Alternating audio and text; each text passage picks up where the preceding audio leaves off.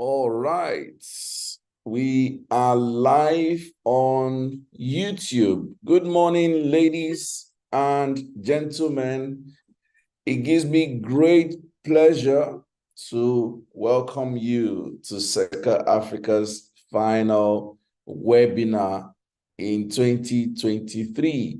My name is Sam Obafemi. I'm called the Octopus. I am very delighted that we can have this session today. Today is such a beautiful day. We have a lot of beautiful conversations from powerful and interesting speakers from all over the world. Such a delightful combination we have. This morning, I also have very beautiful guests, and I see beautiful names on the list. And just before I take your introductions, let me welcome you once again to our webinar. This is SECA Africa. SECA Africa is a company operating from the federal capital of Nigeria. We're all about your mental well-being, your emotional well-being, and your economic well-being. We're very, very, very concerned that everyone can grow, every business can improve and grow, especially when the people in that business are growing. And that's why our topics in every webinar is targeted at individuals, because we believe that all businesses are run by people in those businesses.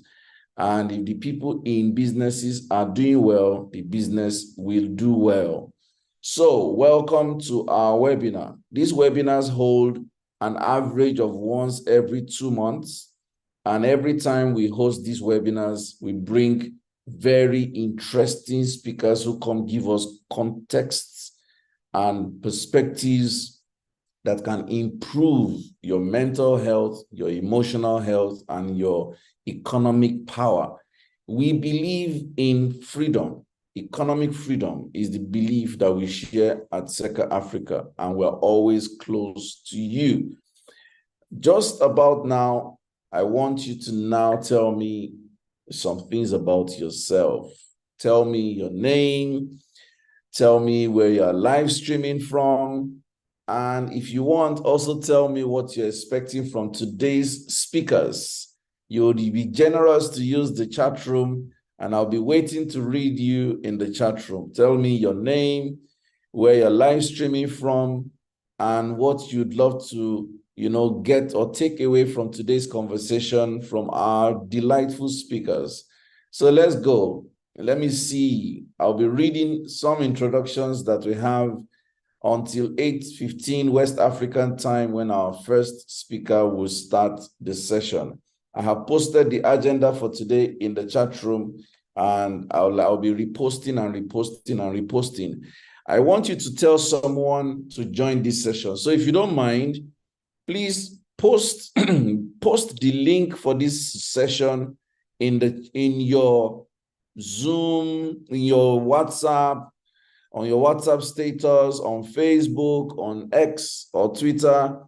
I want you to share the Zoom link everywhere you can and invite somebody to join this session. I want us to fill up this room this morning and throughout today, because today's session is definitely what somebody needs for 2024. I'm also going to post the YouTube link.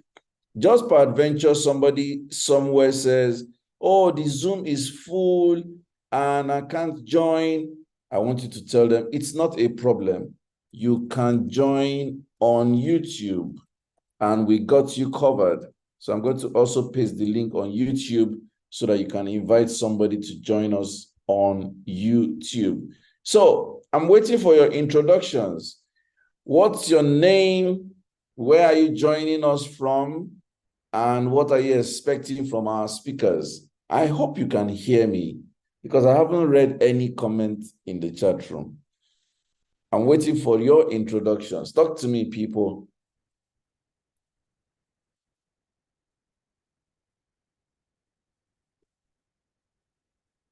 Is anyone on the call? Okay, finally, the words are pouring in. Yeah.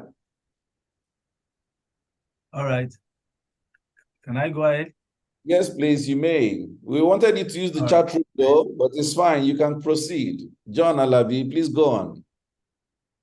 Oh my goodness. Thank you so very much, Coach Sam.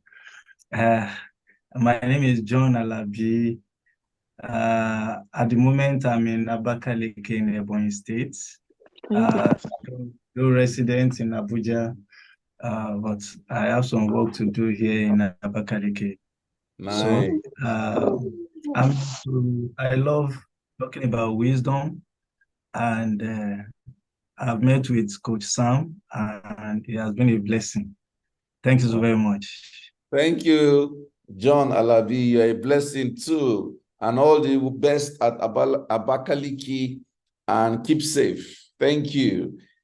In the chat room, I have Mariam Birthday joining from Lagos. Oh, Stella, of course, our Chief Operating Officer is here. Kola Taiwo, a mental health first aider, joining from Lagos. Kezia Garba from Maiduguri. Mommy Ray Davis is joining from the farms at Kefi. Ori, I call her GOC. She's joining from Benue State. Amina Adamu is joining from Abuja. Sally Easterbrook. Yes, Sally deserves a gift. Sally was the first person to join the session this morning. She deserves a gift from Seka Africa. Sally, thank you for joining all the way from London. Jerry Boalami streaming from Qatar. Whoa, I think that's our very first from that zone. Qatar. So good to have you on this call, bro. Dr. Mercy Umeri is joining from the United States, one of our speakers. I'm so happy to have you on this call. Flourishing Bests says, I'm Adelokun Ibironke. I'm a pastry chef. I live in Abuja. I love to get new knowledge. Welcome, Ibironke. Bumi Okonoda is joining from Jos. Bumi Okonoda is a fashion connoisseur. I hope I got that word right. And a professor of French. He's such a delightful person. We have the Oracle, Olusheye Adekbojus from Abuja. Looking forward to insights from this great panel. At some point, I may have to co-opt the Oracle, maybe an impromptu speaker, because he's such a powerhouse. And we need to tap from this man very much. OBK is joining from Abuja. Eno is joining from Akwa Ibom. Dorothy from Abuja. Mrs. O. Sally Grace from Jos. Ovosa Eriwode from Abuja. What I expect to get from this webinar is to have a workable direction and plan for 2024. Jennifer Shum is joining from Jos. Dr. Funke Odunlade is joining from Abuja. You're welcome, madam. Fantastic. Good to have you. Morayo Ebo is joining from Lagos. Ogami, you're in Lagos. All the best to you. So I'm loving this. I'm loving this. Please don't forget to share our link with people on your contacts so that someone can join us on this beautiful call. I have two people currently live streaming on YouTube. If you can hear us, it would be so nice to have your introductions. Let's meet you. Please tell us on YouTube where you live streaming from so we can also welcome you. I have Adegbite Adejoke from Lagos joining us. Let's meet you people. In 4 minutes, our first speaker would resume and we can commence the day officially. Looking forward to her joining the call. Okay, let's keep it coming. Let's keep it coming. So let me ask a question while we wait for our speaker to join. How has this year been for you? I think I should be able to do a poll. How has this year been for you? On a scale of 1 to 10, let me quickly do a poll. It would be nice to have us do a poll. How has 2023 been for you? Powerful, the most productive year.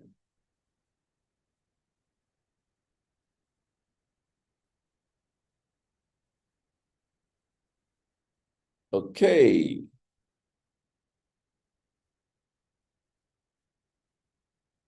So let's answer that in the chat room. How has 2023 been for you so far? I have more people joining. Abel Dawes joining from Abuja. Good to see you, bro. Fantastic. So 2023 for me, let me take the lead, has been a very dynamic year. This year was the year when I tested some things for the first time, especially in the business decisions, in marketing approach. It's been a very interesting year. So 2023 for me, I would say, is a year of, growth. I've tested some new waters this year, and I would, to a large extent, would say they paid off. They paid off. But this year has also been maybe one of the most unsettling years because of too much political drama.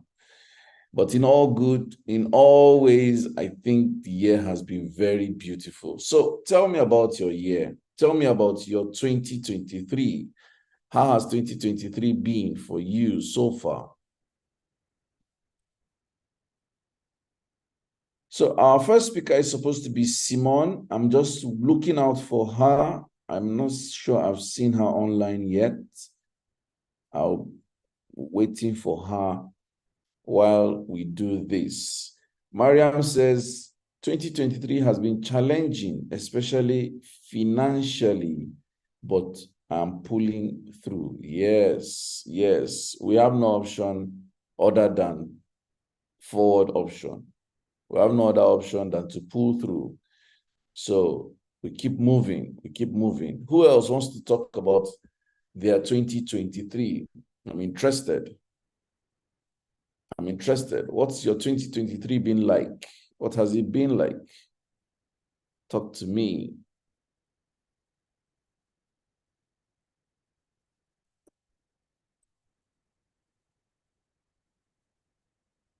Dr. Mary says her 2023 has been that of so many firsts, many challenges, but it was one of my productive years.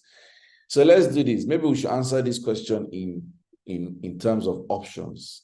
2023 has been 1, productive, 2, so-so, and 3, I can't wait for it to finish. So 1 is productive. 2 is so-so. 3 is can't wait for it to pass. That means it's just been very stressful. Oops, productive. Let me rewrite that. So I want you to answer in terms of 1, 2, or 3. I want you to answer in terms of 1, 2, or 3. Okay, I'm getting more answers. Sally says 2023 has been a year of mixed feelings, some low and highs. Sally Grace says it's been a year of growth. Ayobami Olushola says from 10 New Year resolutions to just 2. I love that. Stay alive and don't be depressed. I like how frank you are there. I like how frank you are there. Keziah says, productive, yet I can't wait for it to pass. I feel you. Palataiwo says, has been a year of not much movement forward, but had a few training sessions to assist my decisions in 2024. So the numbers are pouring in now. I'm seeing a lot of 1s and a few 2s. Nice one, nice one, nice one. So far, nobody has a 3. So in all, we've had a fairly good to excellent year. That's what that means. And that's very, very encouraging. That's very, very encouraging. Okay, so I can't tell why our speaker isn't online yet. Very unusual. So we're just going to do something a bit different. I'm going to have you do promotions for your business. I think that I'm going to convert, pending when she joins, because I do not have any information from her why she hasn't joined. And having been our first speaker, this is very unusual, but that's fine. We're going to take on a creative way of managing that. So this is what we're going to do. I have about, if I exclude my team, I have about 36 or 37 people on this call, and we're going to give you the chance to market your business, and everybody's going to take 2 or 3 minutes each, pending when our speaker joins. So once she shows up, we're going to discontinue that. But this is a good opportunity for us to promote and showcase your business, especially because you joined early. So this is the benefit of joining this call on time. So you have the window now. You're going to raise your hand. When I mention your name, you're going to unmute yourself and tell us about your business. This is an opportunity for you to just freestyle. I know that we have 3 sponsors for this event.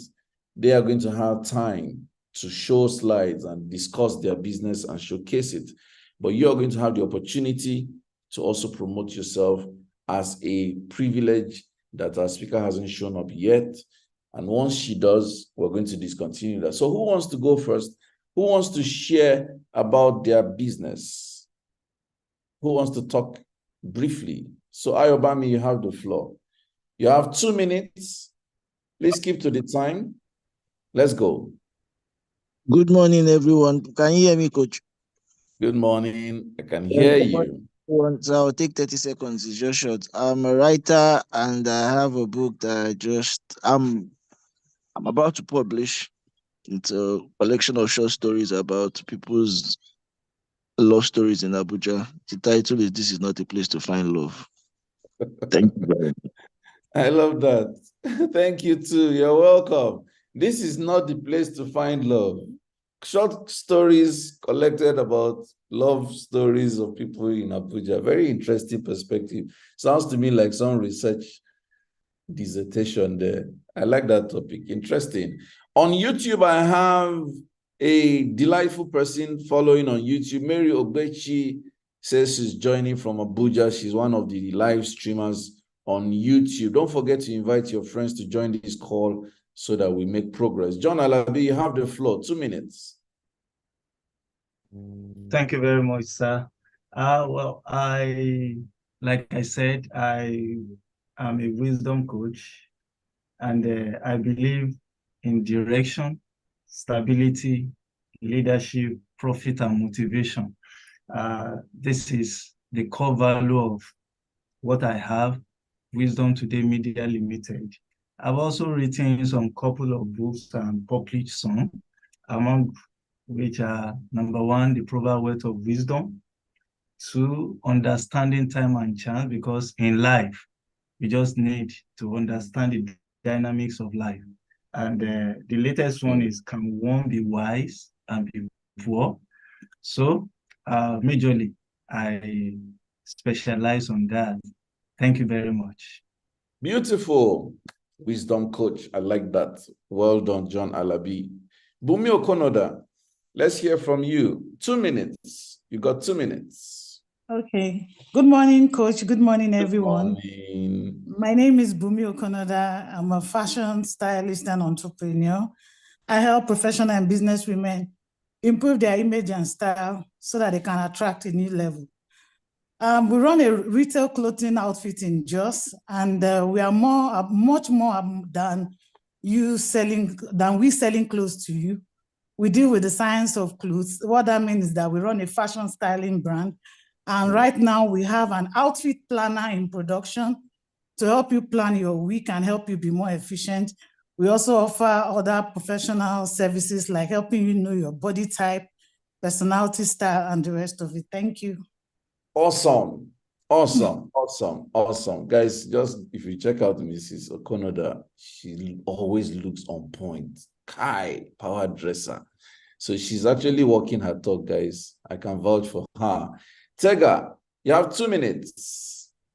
Okay, hello everyone. My name is Tega Omogo and I'm a substance use recovery coach and counselor. A robust aftercare plan is very important, especially in the first 90 days after a patient has gone through inpatient treatment. And the lack of it is why we have many people actually going back into rehabilitation centers, because when they come back, they have to go back into the same society that got them into in-treatment facility, but without the necessary skills to be able to stay afloat and reintegrate into society. So this is where I come in. If you know anyone or have anyone who has gone through inpatients and keeps relapsing, send them to me. My work is to help them, guide them with skills to be able to keep them without the relapse being a problem. Thank you, Fantastic. sir. Thank you, Tega, and well done. I have someone here whose handle is Zoom user, and I want to appeal to you. Please change your handle. Kindly name your handle properly.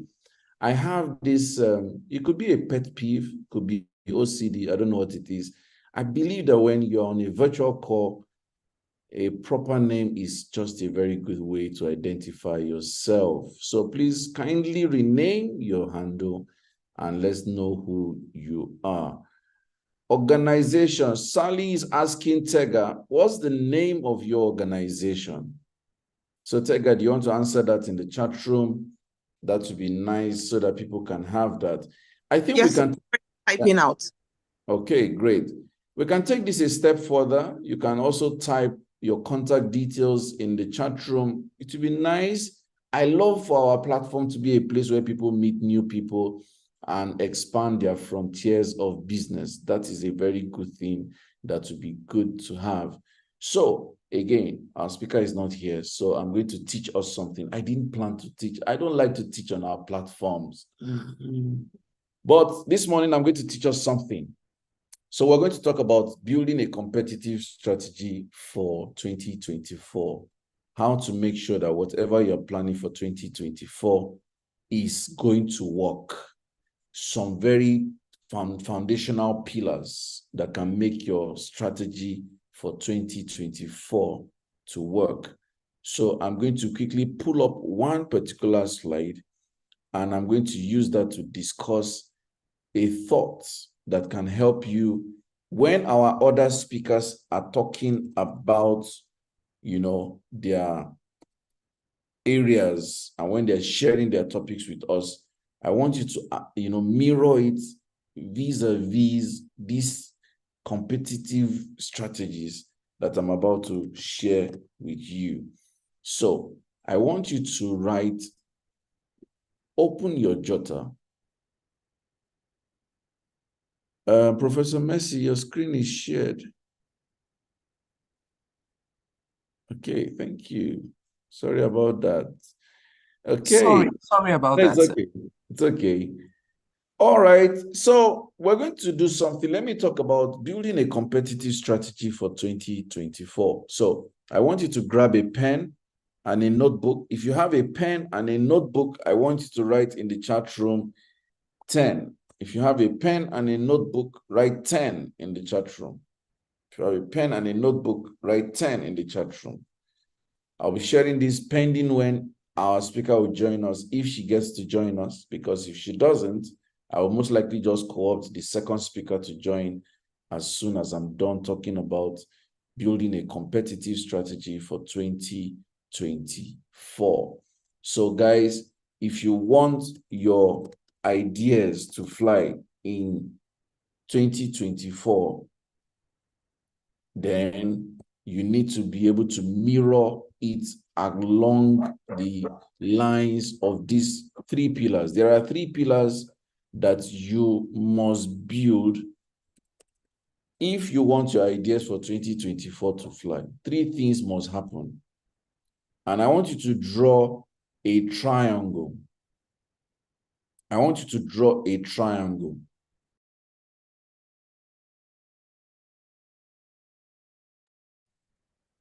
I want you to draw a triangle. When you draw a triangle, on one side of the triangle, so let me also be doing that while we're doing this together. Let me be showing it on the screen. So, follow me. I'm projecting my slides. So just so that we can do this together, I'm going to introduce a triangle in my slide now. So I've introduced a triangle in my slide. I want you to do the same. As I'm drawing it on the screen, I want you to draw it on your end. Now I have a triangle and I'm going to label it accordingly. The first thing that you must define that can shape and guide your 2024 is competencies. Let me put C or competencies. The first thing that will help you succeed in 2024 is the competencies that you have. The competencies that you have for the outcome that you're looking for in 2024. I'm sure many of you by now will be saying in 2024, I want to do this, I want to do this, I want to do this. I'm not talking about New Year resolutions. I'm talking about things that you tell yourself that in 2024, I want to be able to achieve so results. Many of you are already doing that. I'm here to tell you that what will make it happen is that either you have the competencies to achieve it, or you are ready to hire the competencies to achieve it. This year, many businesses asked me, oh, we want to build community. Oh, we want to build community. My screen is saying screen sharing is paused. Can anybody see my slide, my PowerPoint? If you can see my PowerPoint, please let me know. It's saying my screen is paused. I just want to be sure. Okay, sir. It's actually paused, sir. Okay. So let me find out what that means. Let me stop sharing first. Then I will share my screen again. Now, please confirm to me if you can see my screen. Excellent. Yes, you can see it now. Thank you. I appreciate that. So the first thing, you have your goals for 2024. The first thing I want to ask yourself is, do I have the skill for this thing that I want to achieve? Do I have the skill? Let's assume that in 2024, you want to attain fitness, physical fitness. You will now ask yourself, do I have the skill to practice fitness routines, or do I need to hire the skill? If you don't have the competence, you must acquire the competence. You must pay for the competence. You must buy the competence. It's either you have it or you buy it. Many companies this year were asking me, oh, we want you to help us with our community. We need to build a strong community. We need to build a strong community. And I kept sharing resources with them. Try this or try this or try this. And until they build capacity, competence in that area, you will not be able to build communities. So I want to ask you again, that area you want to build or you want to achieve in 2024, where is the competence? Is the competence with you or is the competence external? If the competence is with you, we have a good starting point. If the competence is external, then we will go to the second point of your competitive strategy for 2024. The second point is resources.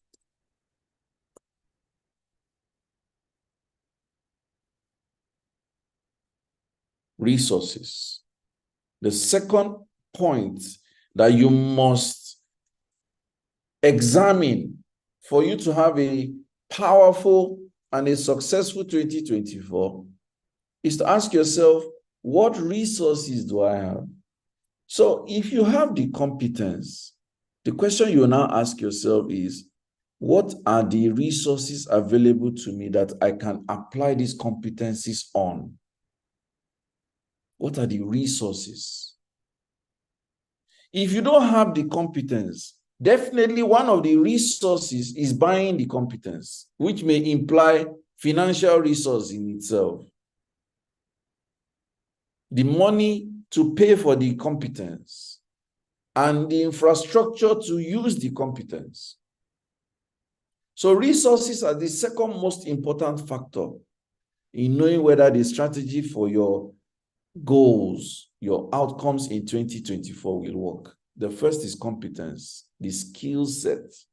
The second are resources. Resources have to do with the infrastructure, the enablement, the attitude, the things that require to be used so that your competence can show up. When you have determined the competence required and you have factored the resources required, then the third thing that we will test you on, which is going to be by the end of 2024, and this is maybe around this time next year, you'll be asking yourself, did I get to achieve the goal? And what we call that is capabilities. Capabilities. Do I have the capabilities? Have I achieved the capabilities of my competencies? It is one thing to be competent. It's a different ball game to demonstrate capability based on the competence. You may know how to talk. That is a competence. You may have the resources, which may be the money to pay for subscription on, say, Rotary, the ability to have a good microphone and camera to be able to, use your competence. But is your talking and speaking manifesting the outcomes you want? Are you getting jobs? Are you getting gigs? Are you being on platforms? Are you getting in the revenue based on that competence? That is capability. Capability is what have I been able to use my competence to achieve? What am I able to achieve with my competence? Now, in 2024, the most important of these three elements, if you ask me, is the resource. Because the resource is the bridge between competencies and capabilities. People become capable when they have the resources to deploy their competence. I'll take that again. People become capable when they have the resources to deploy their competencies. I'll say one last time. People are capable when they have the resources to deploy their competencies. That's why they say the more you practice something, the better you get. That is resources, the ability to practice and use your competence so that you become capable at what you are competent at. Competence is not equal to capability, but it is the use of competence that makes you capable. And in 2024, you must be able to identify what are the environments and the structure that can help me deploy my competence. Let me quickly share with you 5 resources you need in 2024. Thank you, Abraham. Let me share with you 5 resources you need in 2024 that can make your competencies become capabilities. 5 resources. If you can hear me and we're together, type 5 in the chat room. 5 resources you need to be able to move from competence to capability. To be able to move from competence to capability. 5 resources that you need that can take you from competence to capability. 5 resources. 5 resources. Number 1 resource that you need. Number 1 resource that you need is a good attitude. Attitude. Number 1. As I'm saying it, I want somebody to be writing it. Number 1 resource is attitude. Number 1 resource is attitude. As I'm saying it, be writing it in the chat room. A good attitude. That's the first resource you need. The first resource you need, number one resource you need in 2024 is a good attitude. Do not do what you did in 2023, fighting everybody. Because I didn't vote Tinubu, I'm a bastard. Because you didn't vote Obedient. Because you didn't vote Obi, you're a goat. Because you didn't vote Atiku, you're a fool. That's a bad attitude. I know that everybody has their political leanings and their political interests and their wishes and their wishes. But every presidential candidate cannot be president. There has to be just one president. So last, somebody will win. That attitude has to stop. In 2024, you have to have an optimistic approach to where you're going. Keep your eyes on the road. Focus on your focus. A good attitude. You must be resilient in 2024. You must be determined in 2024. You must jack yourself up in 2024. You must practice self-leadership in 2024. That's the attitude. A good attitude. You need it. You need it because as the dollar is going up, you can be broken, you can be discouraged, you can be set back. Like there are so many things. If you are living in Nigeria today, there are so many things that can be a setback. Like everything can look frustrating. Everything can look tiring. Everything can look you're just like, what's going on? That is true. But guys, we need a good attitude. We need a right attitude. So number one resource you need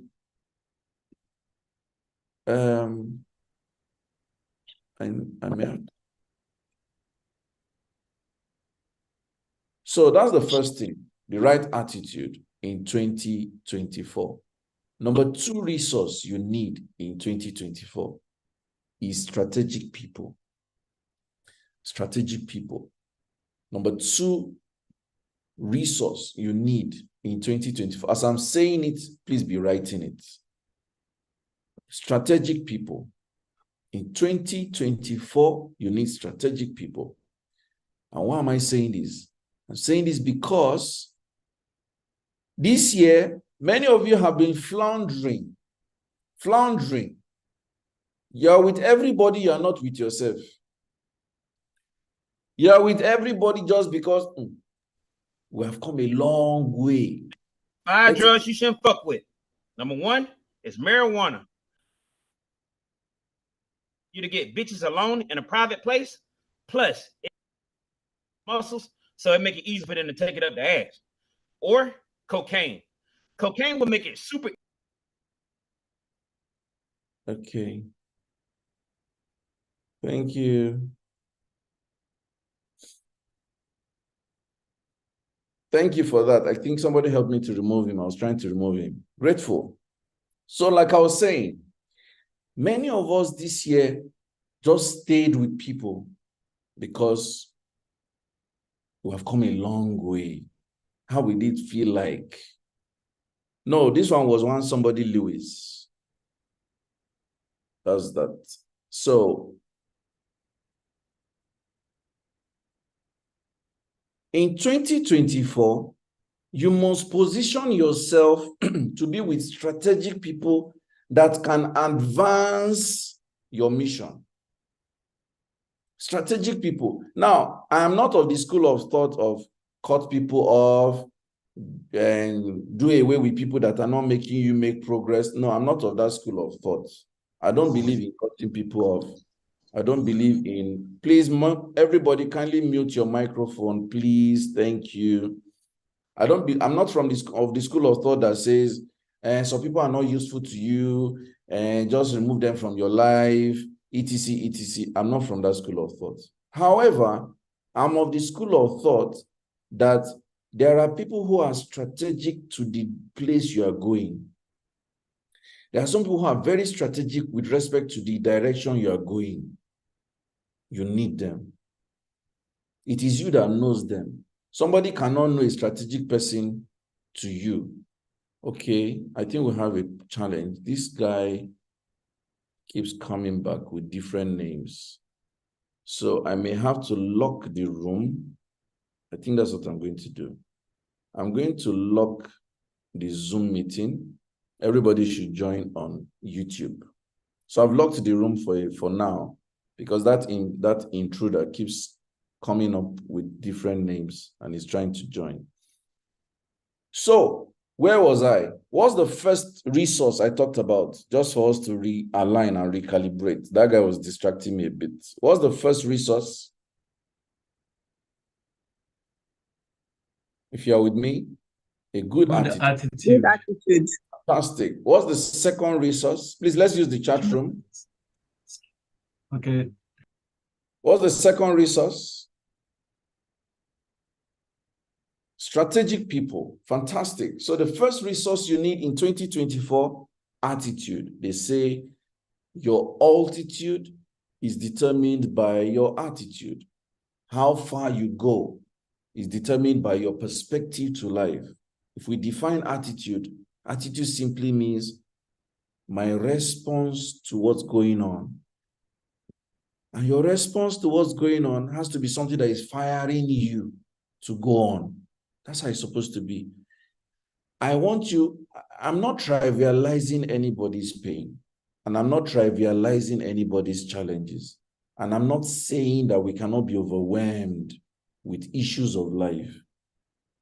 However, I'm a believer in the fact that you have to sit down and ask yourself, what's the next thing? What's the next thing? You should always ask yourself, what's the next thing?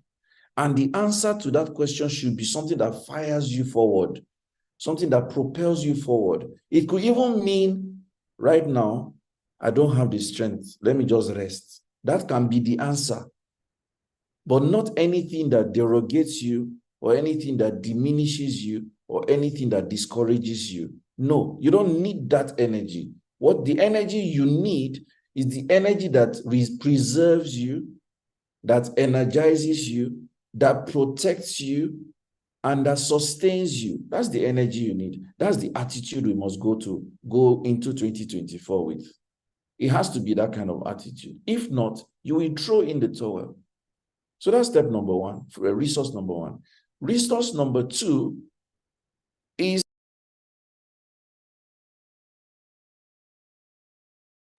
the second is people, strategic people. I didn't just say people. There are some people that you know in your heart that if I'm close to this person, I will make progress in my life. You know them. You know them. Nobody can pick people for you. People can only recommend and advise. But you know, somehow you will feel it in your subconscious that if I'm close to this person, I will make progress in my life. If I follow this person, I will make progress in my life. If I'm reading from this person, I will make progress in my life. If I'm listening to this person's videos, I will make progress in my life.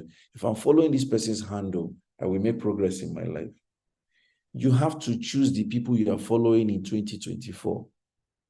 Very, very important. Let me tell you something. Do you know as simple as just one person can be your catalyst? One. You don't need many people. Oh. You don't need many people. You don't. One person can just be the reason why you're saying, Kai, I can't throw in the towel. This person, they give me ginger. Very key. Very key. So that is the second resource. The third resource, yes, so seductress. The third resource you need in 2023 is what we call environment. I want you to write it. Environment. The third resource you need in 2023, environment. Environment. Environment. The third resource we need. And what does this mean? You need to learn to put yourself in spaces that catalyze you.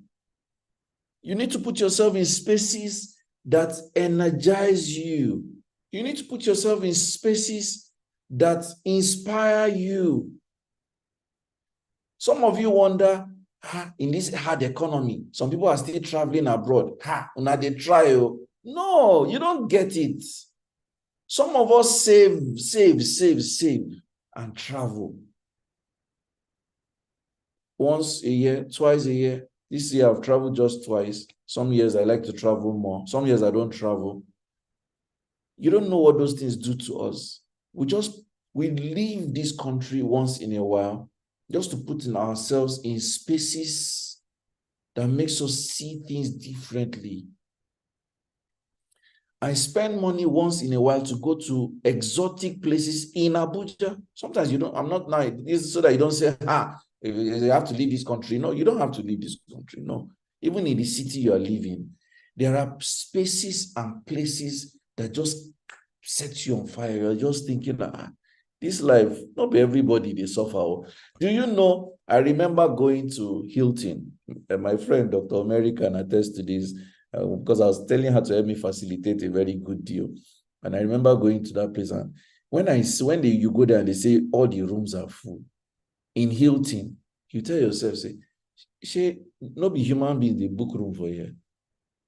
Where Hilton full. You're calling Fraser full, Hilton full, this one full. You're wondering, wow. And then I say people not get money.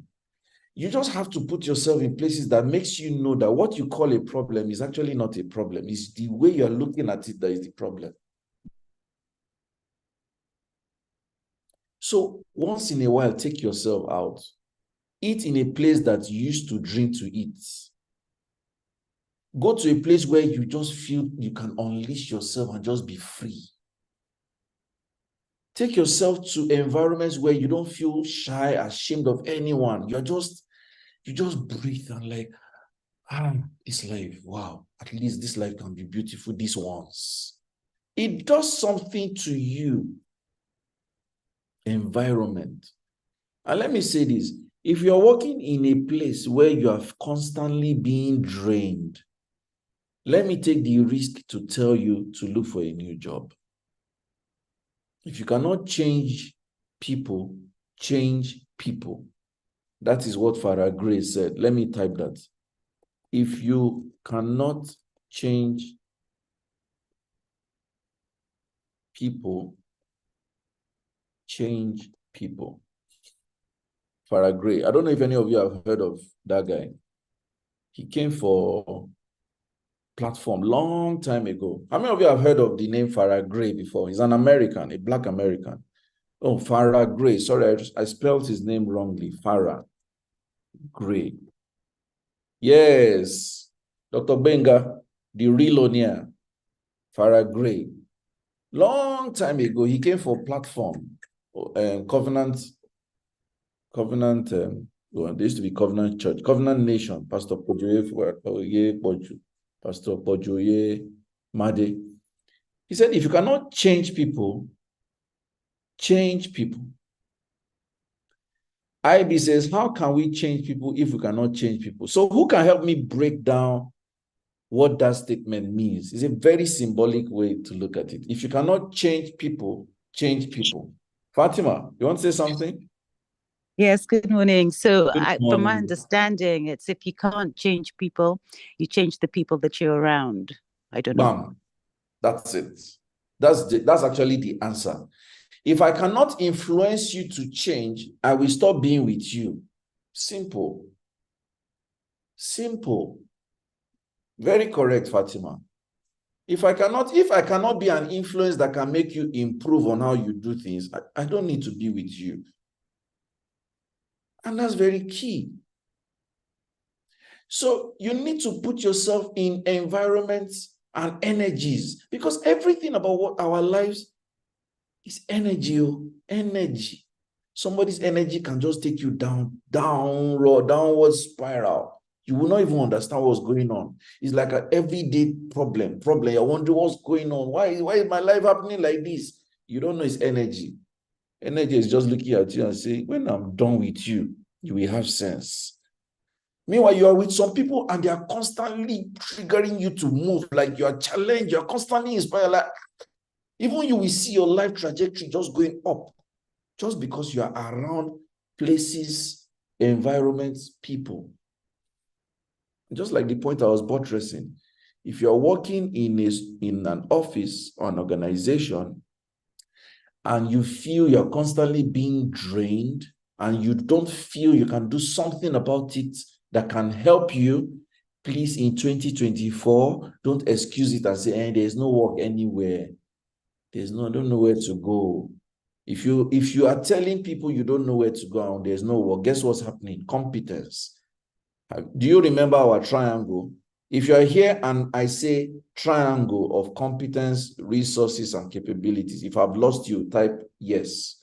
Let me be sure if anybody joined after that slide. Okay. So let me project that slide one last time. This slide. If we were talking about resources and the third resource is environment, and I said, if you find yourself saying you can't help yourself, the problem you are having is competence issue. Many people do not have the competence that makes them walk away from an environment that is not serving them. So they feel stuck.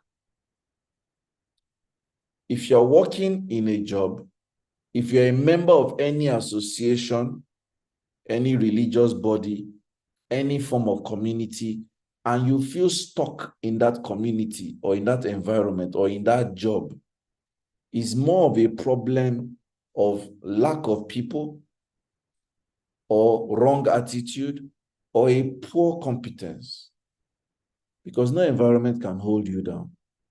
In fact, people outgrow their environment. That is the natural trajectory. The natural trajectory is to outgrow an environment, not be stuck in an environment.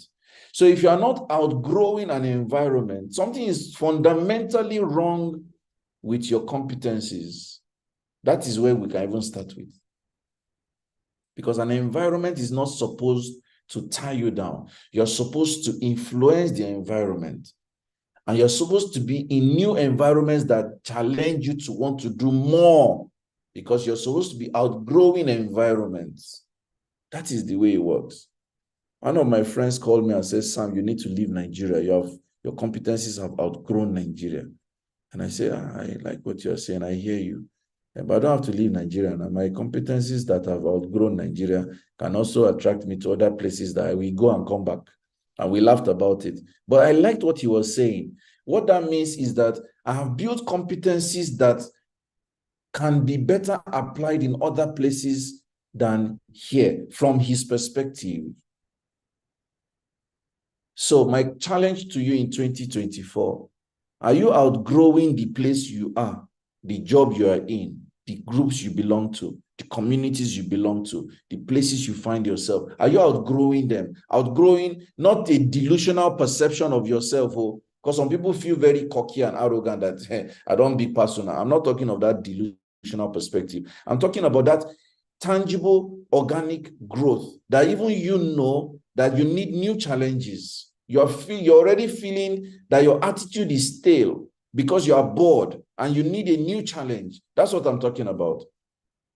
And I need you to understand that 2024, like every other year that we have had so far, by God's grace, it is you are the captain of your ship. You are the one that determines where you're going, and you have to drive it. If you belong to any of my communities and you have outgrown my community, if you cannot influence the communities I own for us to become better, you have my permission. You don't even need my permission. Leave the community, because we're not serving you. If you belong to a community where you feel like everything they're saying there is like, I don't even understand. Are these people are they still at this level? If you cannot influence the things that change in the community, then change the community. It's the same thing. If you cannot change the community you belong to, change the community you belong to. Just move on to other communities.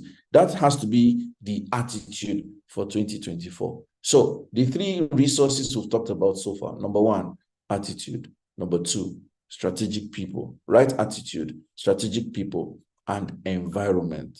Very key. Number four resource that we need for 2024 is called habits. Habits. As I'm saying it, please write it. Habits. Number four is habits. Habits. Habits make the person. Habits make the person. Habits make the person. Habits make the person. Wow, I'm loving the energy on YouTube. Oh, Sonia Dodo, I see you. The guys on YouTube are on fire, posting comments. Thank you. I like that. Guys, don't forget, we have locked the Zoom because of these intruders. You can encourage your people. And if you don't mind, let's take the next few seconds for you to help us do something very symbolic. Kindly help us put on the YouTube link on your status, on your Facebook, on your Zoom, on your Instagram, on your X or Twitter, anywhere you can. Kindly help us. Put this YouTube link. Let's direct traffic to YouTube. And in case your network throws you out, because sometimes network will throw you out, since you cannot join the Zoom again, I don't know if I'm going to open the Zoom. One of our speakers has not joined. But when I get a message from her, we would unlock the Zoom and take her in. But please, let's send traffic to the YouTube for now, and let's have more people join us from there. So maybe when our next speaker is coming on, we'll put on the Zoom again, open the Zoom and see how we can take that forward. So the fourth is habits. Habits make the person. Habits make the person. It is habits that combine to become behaviors. But the SI unit of behavior is habits. That's the basic pattern. What forms patterns of behavior is habits. That habit you do one time, second time, the third time, the fourth time, the fifth time, it becomes a behavior. So habit is the very micro sect of what we do. What people call our patterns, what people call our behavior, what people call our reputation. If you drill it down to the base, is habits. Your habit will determine whether your goals and your outcomes in 2024 will work or not. Simple. It's your habit. Do you eat right? Do you practice self-care? Do you engage with people when you should in the right manner? Do you invest in self-development? Habits, your habits, the things you do, especially where no one is watching, where there is no direct tangible result or reward. That is your habit. That thing that you do, irrespective of anybody's presence, irrespective of the accolade, irrespective of the reward, irrespective of the hype, that is you. And that will determine your outcomes. Many of us are very, very loud with our goals, loud with our ambitions. But when we go back to your habits, even your habits, they look, you say, are you sure this person, they're okay like this? You say you won't do this one, but see, I did here, they use me. Habits. Your sleeping patterns, your eating patterns, your self-grooming patterns, your communication patterns, your reactions and responses, your learning patterns, your thinking processes. These are very, very personal things. Very personal things that show up as results. Incubated where nobody is, but always manifesting where everybody can see it. Habits. So the question is, are my daily habits furthering my goal? Are my daily habits furthering my mission? Are my daily habits furthering my ambition? Are my daily habits furthering my life? Now, when we say habits, I'm not talking about whether your life is being destroyed. No, that is actually not the point. So I'm not talking about good habits, bad habits. I'm talking about functional, progressive habits. I'm talking about habits that make you actually improve. Habits that make you develop discipline, develop attitude, develop growth, develop consistency, develop, evolving positive growth. Habits. It is you that knows your habits. That is resource number 4. Resource number 5. Resource number 5. If you're still with me and you can hear me, please type 5. Resource number 5. Fantastic. I didn't plan to teach you this work way I can't do so. Resource number 5.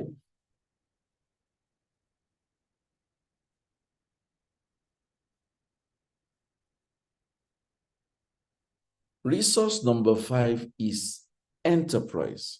We call it enterprise, or we can call it exchange.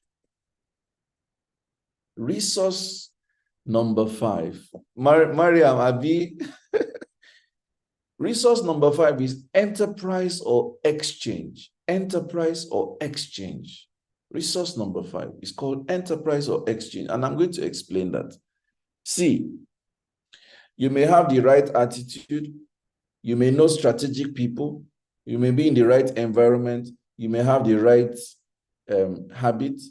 But if you don't have the sense of how to trade it, that exchange, that barter, nothing for you. Nothing. Nothing. This is such a big resource. You see, if you ask me, this number 5 resource is the king of resources. There are so many people that are very intelligent but very broke. They don't know how to enterprise it. That sense of enterprise is absent. There are some people, if you see their contact list there, they know everybody in this life. Like you're wondering, how can somebody like this, so unassuming, they are one call away from anybody? You're wondering, wow. Nothing. You're not using it for anything. It's not adding any value. They're not adding value to anyone. It's not adding value to them. Enterprise, exchange. That sense, let me define enterprise or exchange. It is that uncanny sense of knowing what to trade for what to compromise for what to exchange for what to sell for what. Is that point of exchange value for value. Value for value. Let me explain something to you. I'm the king of communities. One of my biggest assets are people. I know people. People love to join my communities. When they join my communities, guess what I do? I look for opportunities for the people in my community. I want my people to make money. I want people in my community to meet people, to make money, to use their expertise. That is one thing I'm very passionate about. So that is my exchange. I look for platforms and showcase them to my people so that they can leverage those platforms. Do you know what I get in return? They stay with me. When I announce a course, they pay for it. When I announce a book, they buy it. When I announce an opportunity like we're here, they attend. That is what is the exchange. So I may have the right attitude and say, this life, I'm going to succeed, everything, I'm resilient, I'm pushing, and that good attitude. I may have strategic people in my community. People maybe, I could as well not have had a community or communities and just have my strategic people as individuals sprinkled all around the world. I may as well always be in the right environment just to be having fantasies and dreaming big dreams. I may as well have daily habits that are very functional and helping me stay in check and blowing my mind and helping me build my mental strength. I may have all these 4, but if I don't know where does what meet what, that nexus, that meeting place between what I carry and what other people carry, what I have and what other people have. That is why I said resources are the bridge between competencies and capabilities. If you cannot transfer competence to become a capability, there is no need having the competence. But for you to transfer competence into capability, there must be resources. And the resources are your attitude, the strategic people you stay with, the environments you put yourself. I won't say find yourself. It's not, I don't know if I should say people find themselves in environments. But I believe that people put themselves in environments. Because when you, let's even say you find yourself in an environment, if it is serving you, then you assert yourself. So for me, it becomes a put-in. If it is not serving you, you remove yourself. So you need to put yourself where it will work for you. So I will not likely say people find themselves in environment. I will say people put themselves in environments and then habits.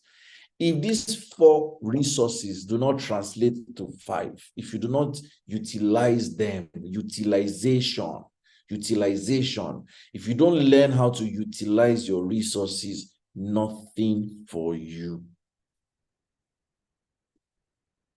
Nothing for you. And this is very key. So, even though I did not plan to talk, I have talked. So let me take 1 or 2 questions, then we will jump straight up. Let me open our Zoom. I think we should. Hopefully that imposter or intruder has looked for another Zoom meeting where he can go and be trying his luck.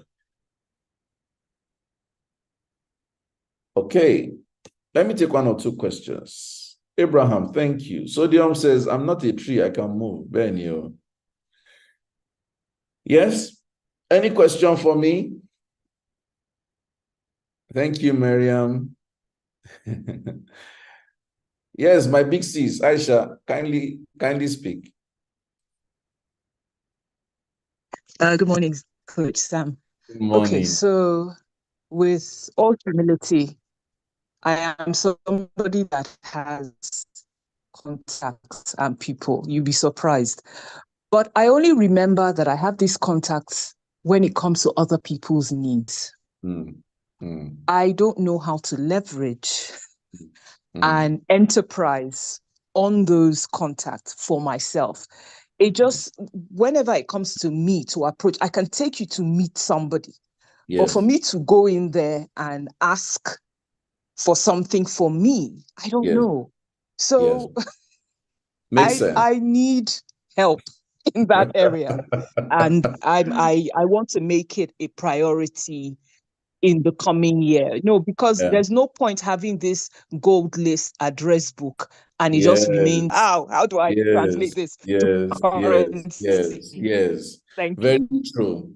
Very true. So most times, I know you personally, you're a Libra, you're very mind your business, just keep to your space, just observe things. So to a large extent, I was speaking from my knowledge of you. And hopefully it can also help other people. I can see Dr. Dosumu is saying she too has that challenge. And coincidentally, Dr. Dosumu is also a Libra. Now, the thing is that many times people are afraid of walking, we call it walking your contact, walking, that's mining it and using it. Many people are afraid of mining and using their contacts because they don't want to come across as being users, as being self-centered, as being parasitic, as being transactional. Please, thank you. Everybody should mute their microphone. What?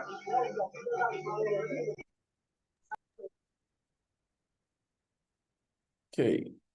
So we're usually challenged when we start thinking, because I know when you speak, I hear my voice in your words too. Sometimes I'm saying, I don't want this person to think that I'm just all about collecting things from them or trying to use them to get things done. I hear that. So how have I used or utilized my contacts? I've just described that from how I use communities. People come to me with valid needs. I project my contacts and use my contacts to solve the needs of the people that come to me, so that the people that come to me stay with me and become my return on investment. So if you just design an impact system where your contacts, just like you have said, you use your contacts for other people, but I'm not sure you have seen it from the angle of, I have a solution, I'm building a service, you can come to me for this service, and while I'm serving you, I'm using my contacts to leverage and build you up. so that your own way of appreciating and returning and rewarding me is doing more of my service. Do you know that this year we had around between 4 or 5 big corporate trainings, and all of them came from members of our communities, all of them. Somebody in the community is the head of HR of somewhere or the head of something, and they give us jobs that are mind-blowing. We're like, wow. So this person who did this community, we don't know. Like, I can tell you one, there was one that blew my mind. I did not know she was an executive director in a government, in one of those government, is it MDAs they call them, or agencies? I was like, what? I didn't know. She was just in the community, just there, just minding her business, doing her easy things. But she said that she noticed that we're always all about people in the system. And so she just felt like, let her help her people. She was trying to help her people, but she blew us up. So if you ask me, create a vehicle of impact. People who need impact from you will come to you. Shine the light of your contact on the people that come to you for impact. And the people that come to you for impact will further your own mission. Zig Ziglar said, if you help people achieve their dreams, they will help you achieve your dreams. Case closed. If you help people achieve their dreams, they will help you achieve your dream. Simple. So create a vehicle of impact. You have to ask yourself, what's my life mission? For example, permit me to go a bit into your story. I know very well that you are concerned about people that go through mental health issues. That I am very sure about. So that can be a vehicle of impact. You can decide that in these areas of mental health, I'm available to support people. You can pay a fee for some level of support, but you may not pay a fee for some level of support. And as they're coming to you, other issues will emanate. Other issues like parenting, like finance, like travel, like economic this, like jobs, like anything can emanate from impacts. That is where your contacts come in. You're now helping them achieve that with your contacts. But you're providing a base service. There's a base of the connect that they are buying from you, they are enjoying from you. That becomes the catalyst for every other engagement. So as you're helping them achieve their dreams, they will come back and help you achieve your dreams. I speak from experience. I speak from experience. This year, BSG Summit, we gave about almost 85 people free tickets because it was a reward year. BSG Summit this year cost us 9 million naira, sum total. We did not spend, that 9 million came from people in our system who facilitated gigs for us that helped us pay BSG Summit. These things are real, and I'm speaking from experience. So somebody in the system just felt, I like what you guys are doing. Come and do this training for us. Come and do this training for us. And from those trainings, money came in, and then boom, we took care of Summit, 9 million naira. So these things play out, and I hope I answered your question, Aisha.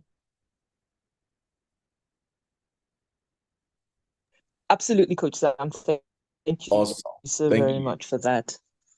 My pleasure. Dr. Dosumi, you had raised your hand. Do you want to still say something? Yes, please go on.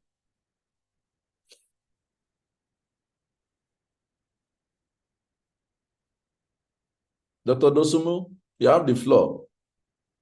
If you are speaking, you are not on mute or muted.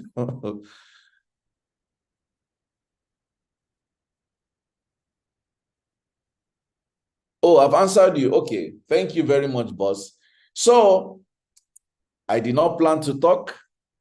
Now I've ended up talking, and I'm thankful to you for listening to my talk. I appreciate you. We're going to switch over right now to our next speaker, who should have come on at 9:30, but I see he has joined the call now, and I would like to confirm if Mamadou is ready to take the floor. So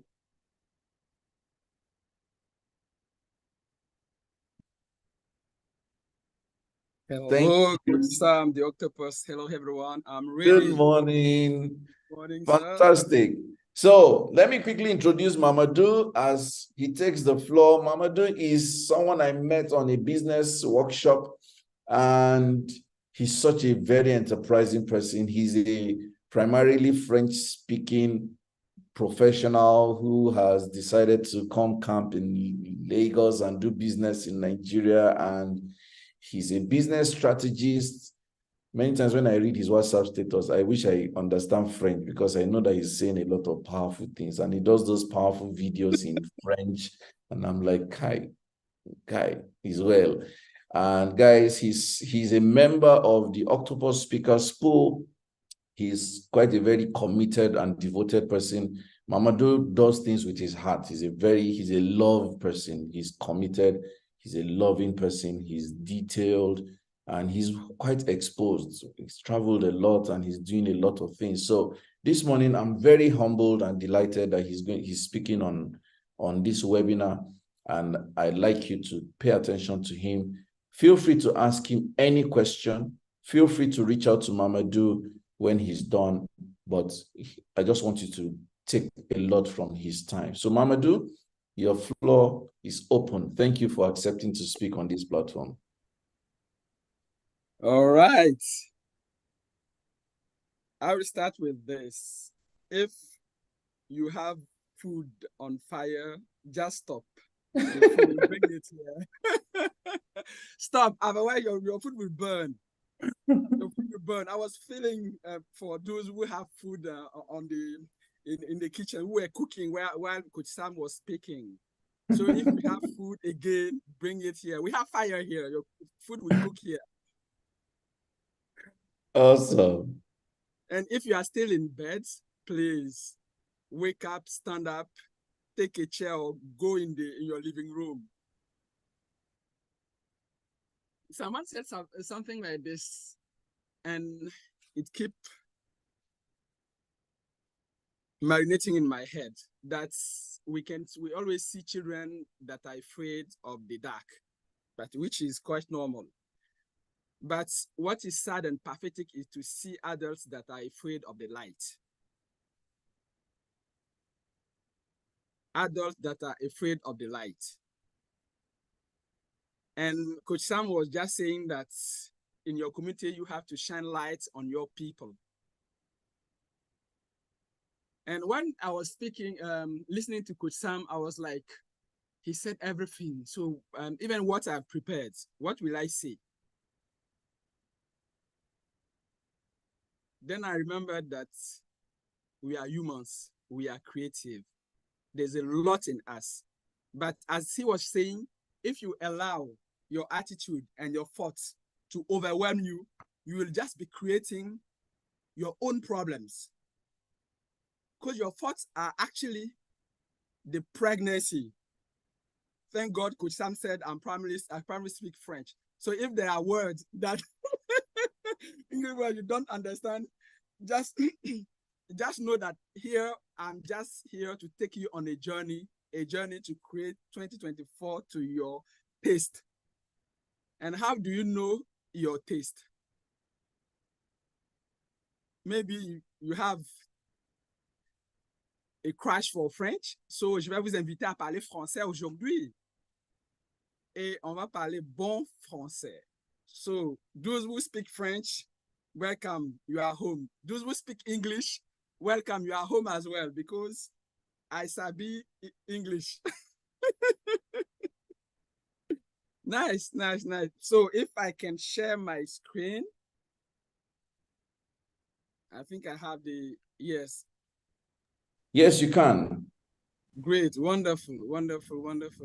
Once I heard, I watched Coach Sam's video on YouTube, and he was saying something like this, that life can be overwhelming, and sometimes you'll be thinking what to do. But whatever the situation, just start, don't stop. Do what you are doing and keep doing it. Don't stop.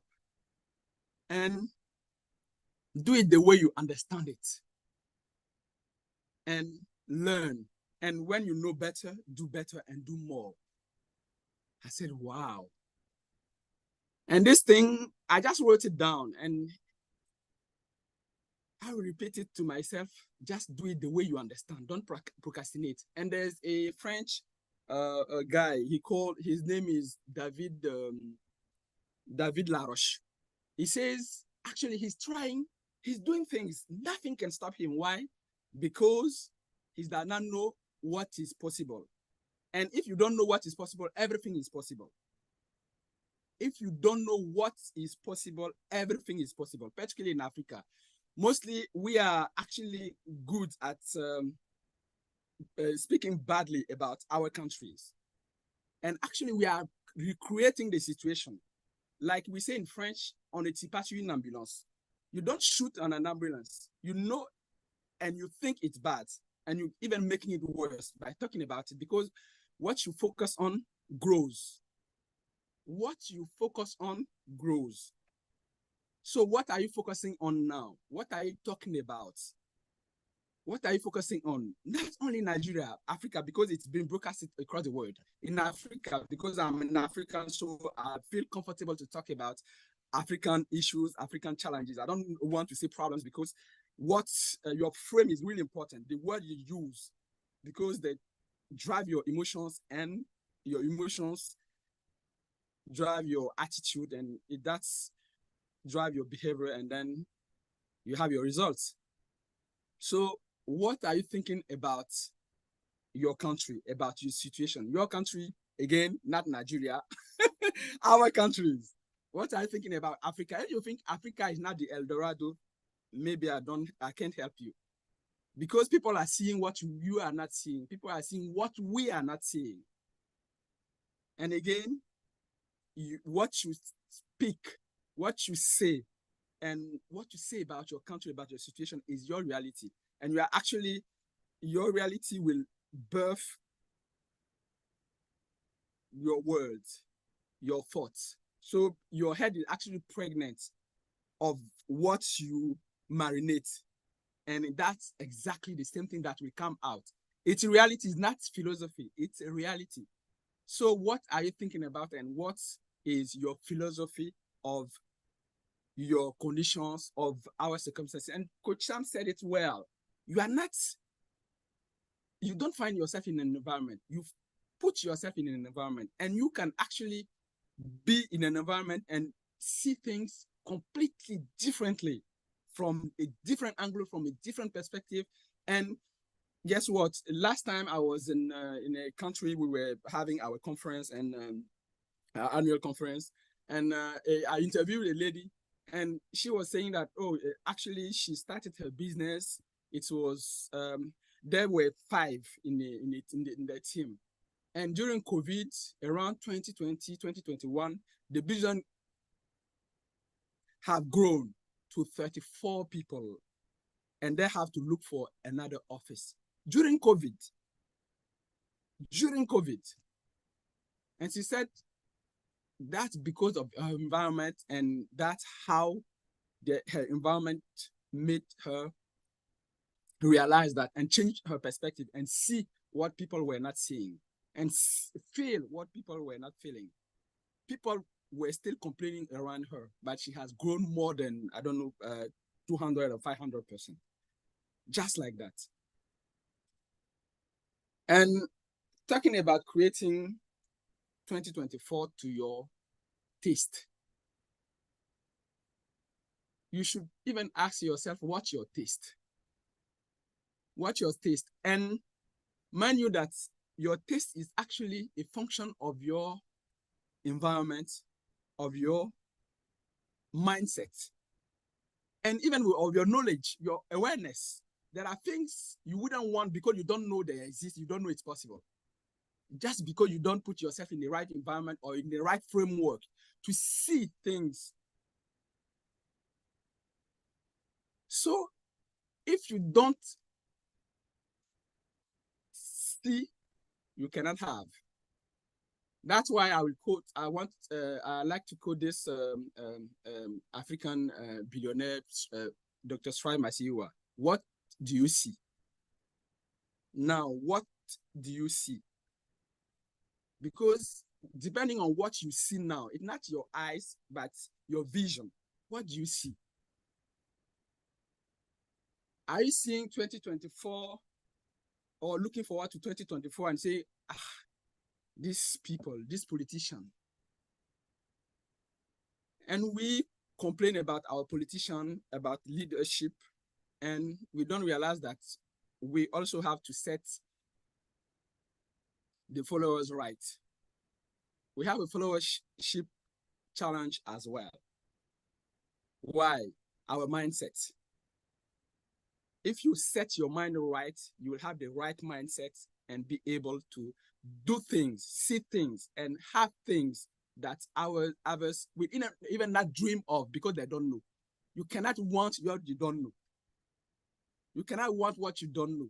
That's why we should actually see first and reframe our mindset and change the narrative and the way we see things, the way we look at things, and force ourselves. Once I was in the university in Cote d'Ivoire, and I used to, I think it was early 2000. Yes, is there a question? I would love to have your question while we're moving forward. Okay, I've heard the sound. I thought it was a question. And I have one of my senior brothers who brought me a book on transactional analysis that you should read this. I read this book and I said, okay, these things, they are really hard to do. I hope they are here. You are hearing me clearly. Yes, I can hear you. All right, great. So I was saying, thank you, the octopus. My senior brother, he said, you should read this. And I read the book. I said, okay, this transactional analysis thing, I don't know how to apply it because there's this and that. He said, you know what? Sometimes we talk about mindset, we talk about attitude. You have to force yourself. You have to force yourself. You don't let all the environment, all you are hearing, all you are listening to, all you are seeing, everything you are, even the way things look, you have to force yourself to see things in another way. I said, forcing myself. That's why people will say, don't actually allow your senses, your five senses, see, smell, taste, and all that affect you. We have intellectual capabilities, intellectual faculties like the will. You have to use your will to force yourself to see things differently, to suspend your judgment, to suspend the criticism, to suspend the way we talk about our politicians, to suspend the way, attention, I'm not saying our politicians are good, but I'm saying actually we are doing ourselves a disservice when we are actually playing the same record again and again and again, and it keeps showing in our life again and again and again, and we are surprised again and again and again. Why? Because actually we are creating the environment. So what I will suggest is for 2024, just preparing for 2024, suspend your judgment. Suspend. If you ever criticize and complain about the situation, force yourself and suspend your judgment. You can just do that, just one thing. If you choose one thing, that will change everything, change your mindset, suspend your judgment, suspend the criticism, suspend the way you talk about your country to other people, suspend the way you talk to your country on social media, suspend your way you think about your country, because what you think about, you will always say it, or mostly. So suspend your judgment, suspend the criticism, suspend and the way we shoot on the ambulance. We should suspend it, have it as a goal to suspend it. And it will change our perspective in a whole lot of things in our life, just by suspending the way we look at things. Just be sending love to those around you, politicians or business people, whoever is in your environment. Just be sending love to them. Suspend the judgment. And then when you have suspended the judgment, now look at your 2024. From now on, we are still in November. what is the one thing you will be doing in 2024 as a whole that will change your life, your business, your marital life, your spiritual life, your social life? What's the one thing? And then break it down in pieces. For Q1 in 2024, what will be the one thing? I think there's even a book on that. The one thing, I don't remember the author, but this is really an amazing book. Because some people think that they are creative. They have a whole lot of ideas about things that they want to do.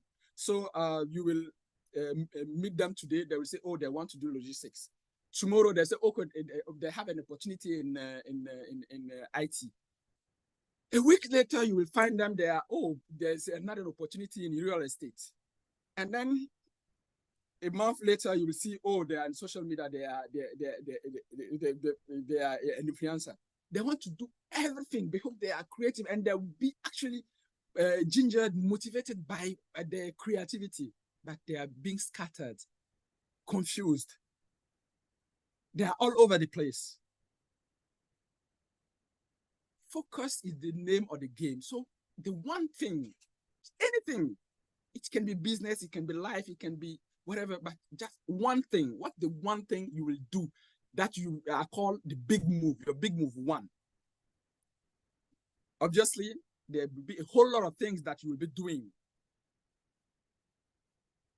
to make it happen. But what the one thing, if you did, you achieve in 2024, Q1 2024, that will change everything. And then you move on to Q2, Q3, Q4. One thing, your big move. At some point in what I was doing, it's the one thing was to have a payment system.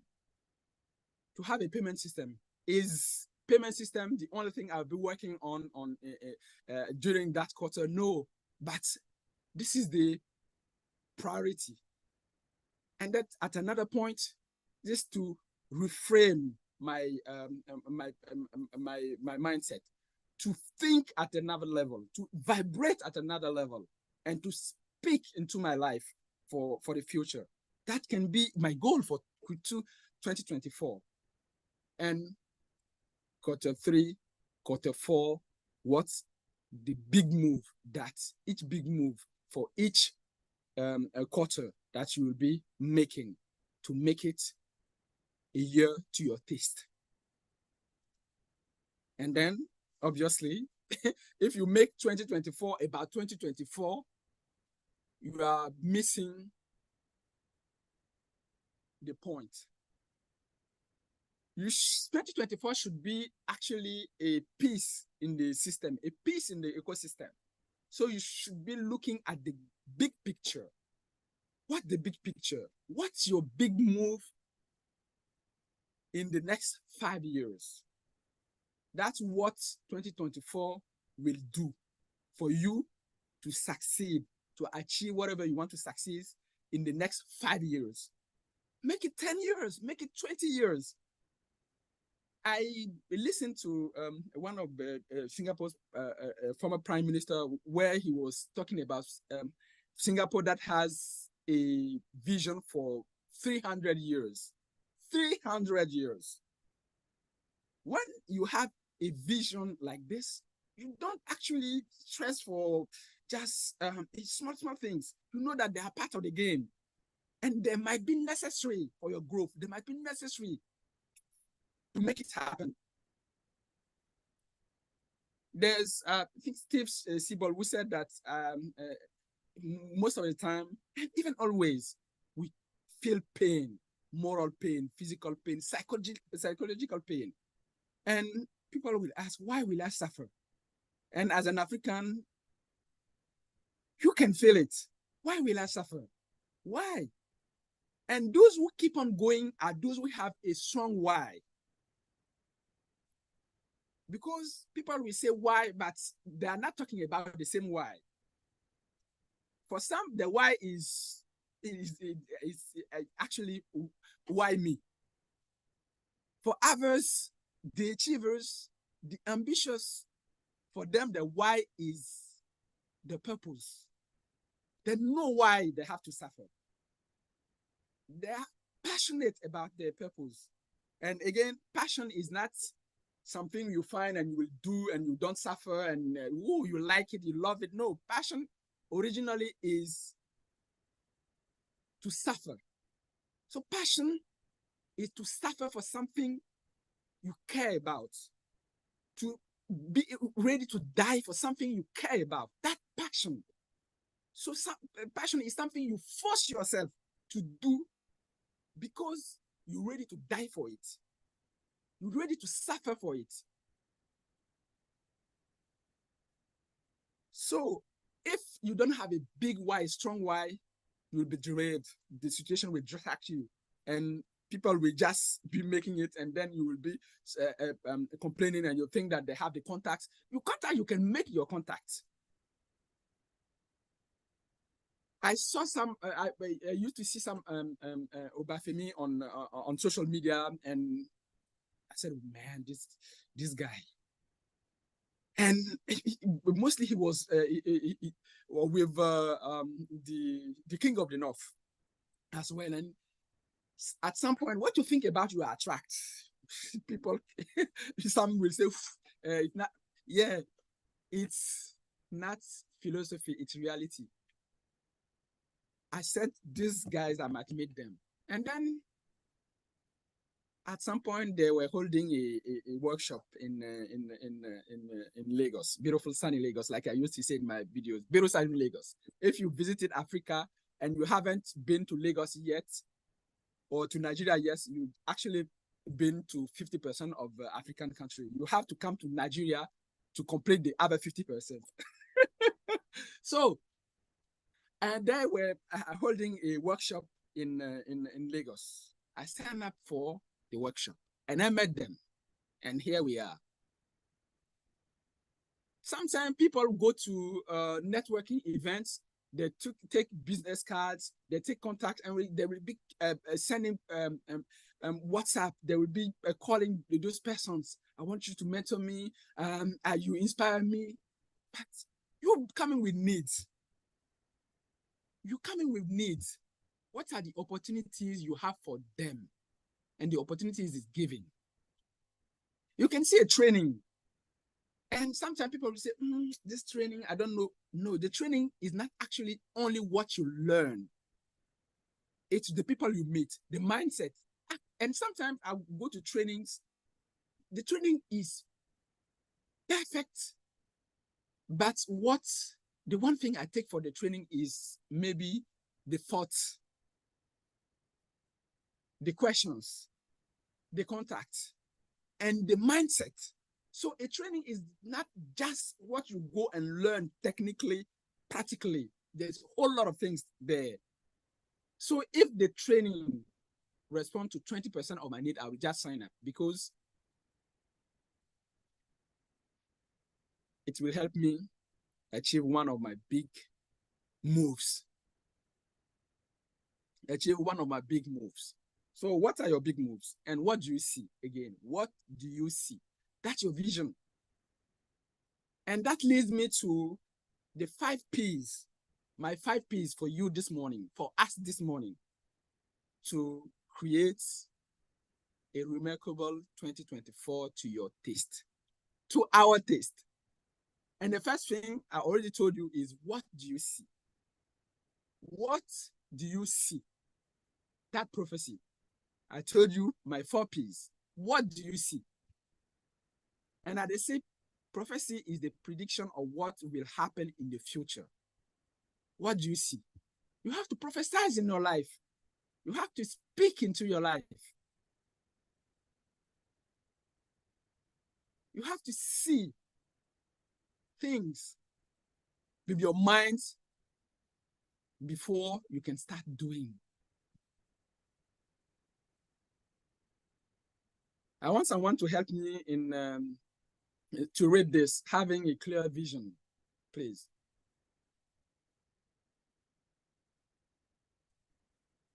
No one. Someone to read it, please. Having a clear vision or foresight regarding the direction and goals of an organization.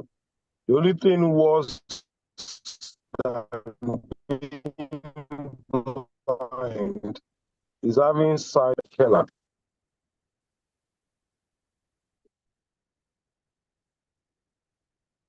Great, thank you very much. The line was breaking at my hand. I don't know if it's my network. Can you still hear me? Yes, I can hear you. The line was breaking on his end. Okay, all right. Thank you very much. Thank you very much. Yeah, thank you. My friend, having as he just read, having a clear vision of foresight regarding the direction and goals of an organization. That's vision. And Helen Keller, she was blind and deaf. But she said, I think it was one journalist we asked him, I know you are blind, you can't see, but what's the worst thing than being blind? Because being blind and you can't see, you can't hear, you can't even, she said, the worst thing than being blind is having sight but no vision. Those who have their eyes open but they have no vision, they are just being occupied by daily trivia. They are just firefighting. They have no vision. They are just firefighting. Life, business, career, they are just firefighting, waiting for tomorrow and the next day and the next day. No, we have to have a prophecy for our life, for our business, for our family. There's a coach in Nigeria here. His name is Collins. Yes, Collins. I love this guy, this man. I never met him, but I love the way his mindset by reading on what he used to post. And he posted one day on about his dad who bought a land in somewhere in one place in Nigeria, and it was in a remote place. And actually, for someone who have, common sense and who is logical, put it this way, logical and rational, he wouldn't have even bother buying the land in that place. When his father will take him to that place, he will say, I don't know why this man is doing this. Fast forward, years later, big houses start actually popping up in this area, and the land has become priceless. The value keeps growing, and he ended up saying, "This is foresight. This is having foresight." He did something that no one will even think of. He did something. He saw something that no one could see it, and it was much cheaper at that time. What are you doing today that no one is doing, that no one is seeing? What can you see? There's a congregation, a religious body in Côte d'Ivoire. I think they might do the same in other places as well. They will buy lands in the remote places where you don't even think the city will just will be there, and they buy it and just put a fence around us and be waiting. People will come there. Houses, big houses will be built there, and it becomes priceless. And even politicians and entrepreneurs are have a high esteem for this congregation. Why? Because they have foresight. They have the lands. And if you have the land, you have the means. What are you doing today for your vision? Not like just, okay, let me I will be the best fashion designer in Nigeria, or the best fashion designer in Africa in 10 years. That's fine, that's good. But make it practical, make it visible. Give your inner child something to dream about. Give signs. And that's what those guys are doing. They are giving signs. They are giving evidence to the inner child. They are giving life to their vision. They are giving things for people to see, for themselves to see that the vision is there. It's not just like daydreaming. They are doing things. Even if you are not buying land, you are not actually investing in stocks, you are not investing in bonds. what are you doing practically to show that you have a vision, so that people, when they hear you and they see what you are doing, there's congruence. There's congruence in what you think, what you say, and what you do. Mind you that I'm not a financial advisor. I'm just telling you what people have done about the prophecy and the vision. I'm not a financial advisor. Let's make it clear. I'm not a financial advisor, but your vision have to be clear. You have to give your vision to give legs to your legacy. Like one of my mentors will say, you want to build a legacy? What are your legs? What are the legs of your legacy that we can see? And if you have a prophecy, you should have a mission that is not changing. That's why we talk about focus. We talk about not being creative, but not actually shooting at everything. Being focused on one thing and work on it to completion. And have strong leadership and a team. There's one of my mentors in Cote d'Ivoire, Eman Kako, who's a great coach, a really great coach, who used to say that if you eat alone, you go die alone. You don't do business alone in your own corner. And that saying that, oh, I just will keep my lane. And again, I watched a video of, by Coach Sam, who was saying that sometimes people are in groups, they are just statistics. You don't hear about them. They don't actually make any noise. They don't say anything. They are just there. Don't just be there. Be visible. Be visible. And the next P for creating a remarkable 2024, my next P is plan. Plan. You have to have a plan. You have to have a strategy. You have to have scorecards. What gets measured gets improved. If you can measure it, it doesn't exist. It has not been done. It's just firefighting. It's just jumping from one thing to the other. Please, who want to read this one for us? Below plan.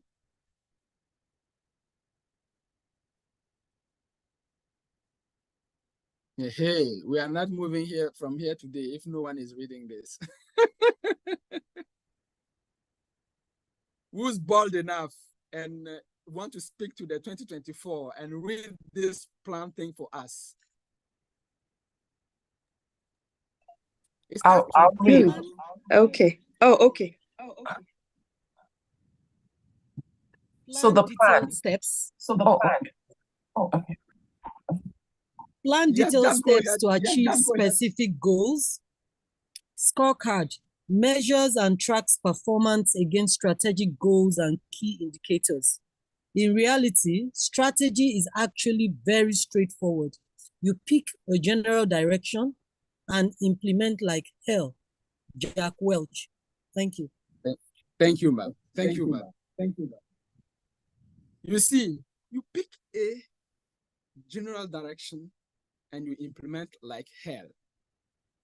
Pick one thing, pick two things, but just don't be doing everything. Actually, if you focus on the one thing, it will affect the other things, all the other things. Just pick one thing. Be good at it. Do it day in and day out. And pursue one goal, one vision. If you don't plan, you plan to fail, like they say. So a vision without a plan is actually nothing. You're fooling yourself. A vision without a plan is daydreaming. So you have to have a plan. You have to have a plan, starting with the big moves, what you want to achieve, and don't limit yourself just because of your environment, because what you think, or because what you have already done. Don't limit yourself. Just dream. Just dream. Muhammad Ali said he was the greatest before he even knew it was possible, and before he even knew he could do it. He was the greatest. He is the greatest. He said that, and then he put in he put in place the plan, the strategy, and he worked like hell to make it happen. And he's the one who also said that He hated every minute of training, but he will do it because he wants to become the Muhammad Ali. He wanted to become the Muhammad Ali we have known. He will do it. I have a philosophy is I will do the thing even if when I don't feel like doing it. I don't say, oh, I'm not motivated. I procrastinate. Even when the procrastination crosses my mind, I say, oh, this man, he needs to go. We have to have a philosophy. We'll do it if we will feel like it or not. John Maxwell will say, those who make it, do it before they are inspired. Those who don't make it, they want to be inspired, they want to be motivated before they can do it. You don't wait for motivation, you don't wait for inspiration. Someone said inspiration exists, but it have to catch you while you are working. And in French, we say l'appétit vient en mangeant. Sometimes you don't feel like eating. It's when you start eating that you know that, oh, wow, you have appetite now. So you have to just be on the treadmill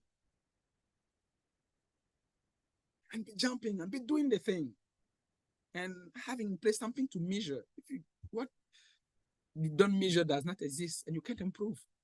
I remember in 2011, when we were in Abidjan, my beautiful wife, she bought a car, a taxi, and so that we can do a business, taxi business.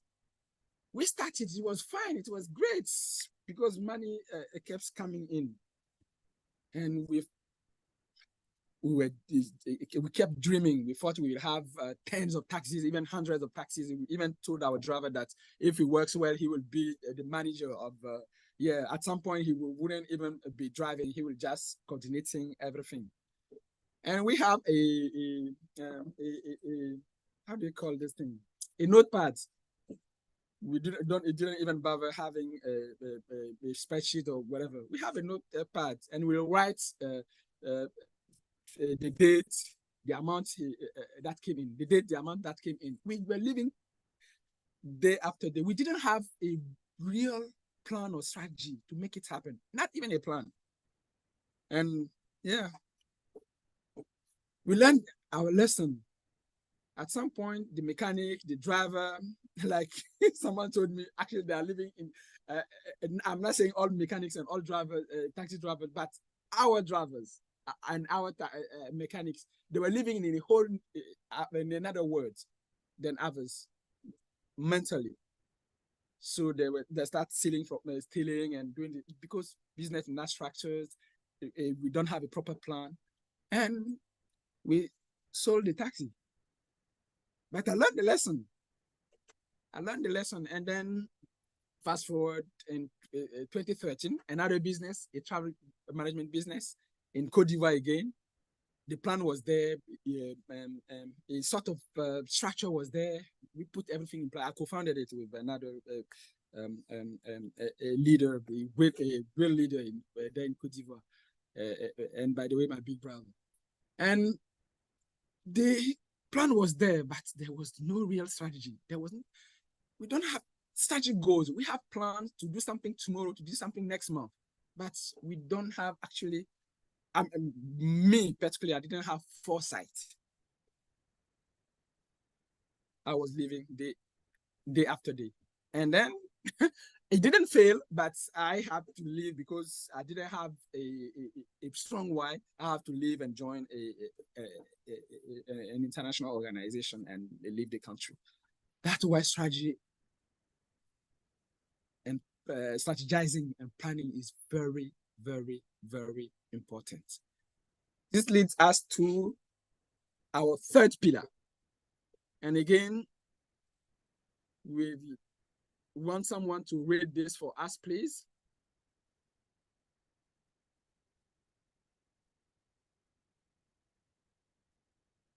Yeah, I know how we do it. We'll wait for some minutes and then someone will be kind enough, generous enough, bold enough to read this for us. So I'll just rest.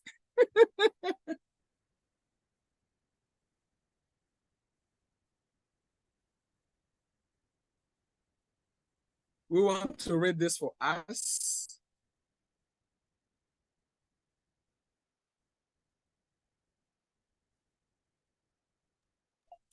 Okay, let me read.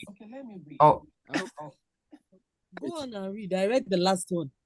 okay. People do business with I think people they know, like and trust. Don't just be a statistic. How do you become visible to attract and engage customers? And how do you build strong and memorable brand identity?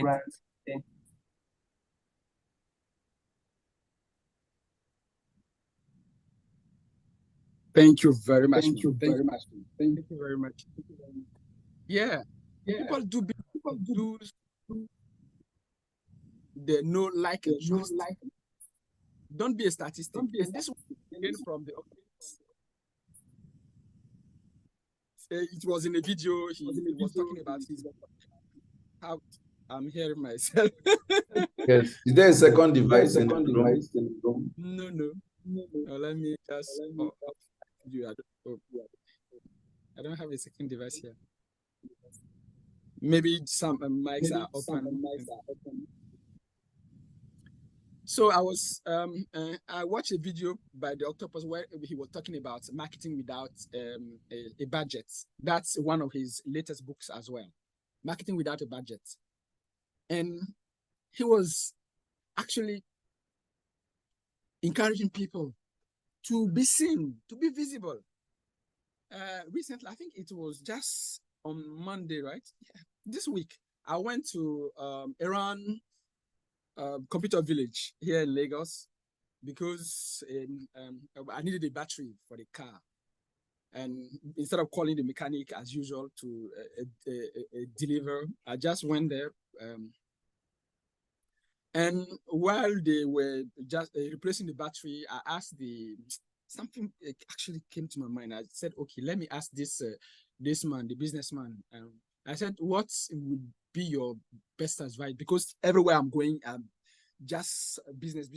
So, and life actually, because everyone should be an entrepreneur or an entrepreneur. If you have the entrepreneurial spirit, you will make it everywhere, even if you are a staff. Because we are staff, I'm a staff as well.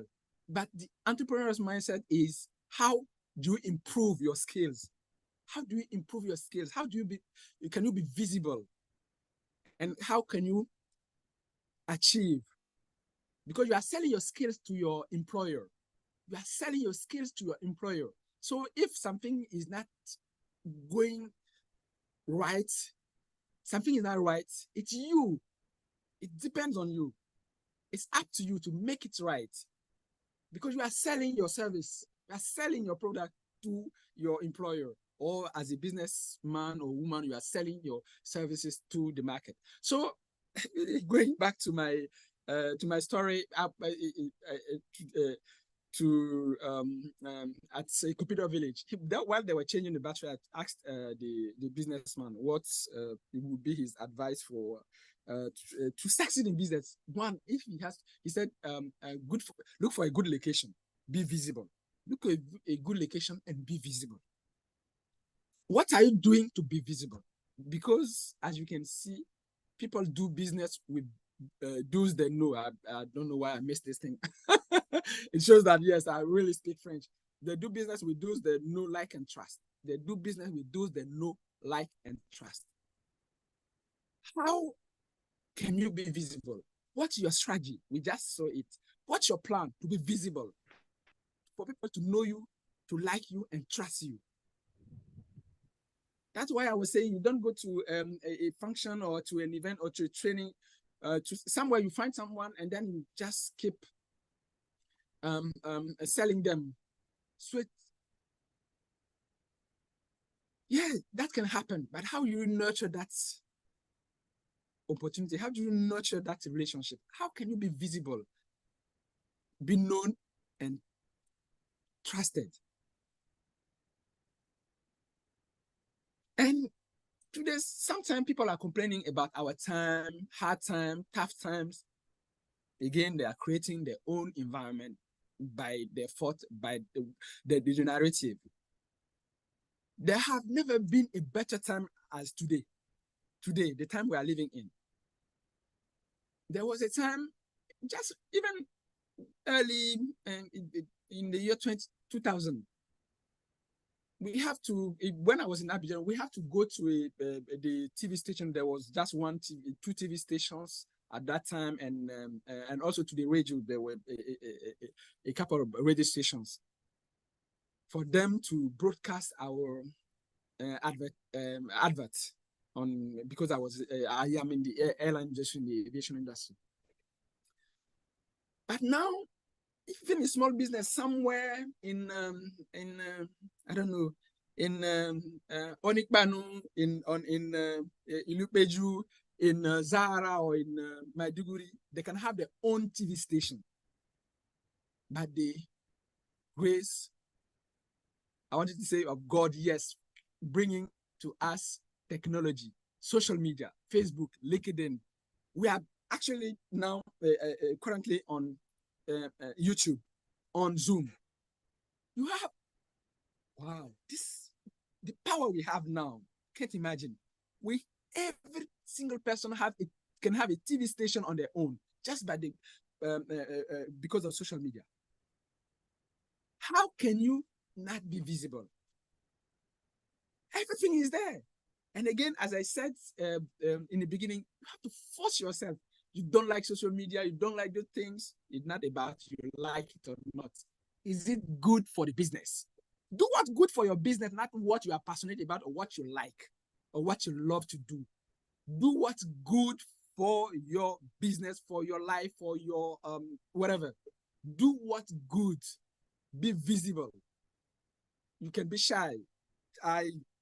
In the disc, I'm a disc specialist as well, personality and analysis, and I'm an introvert. But some people will say, no, how can you be an introvert? I am intentional. I am intentional. I am really intentional about what I'm doing, about being visible,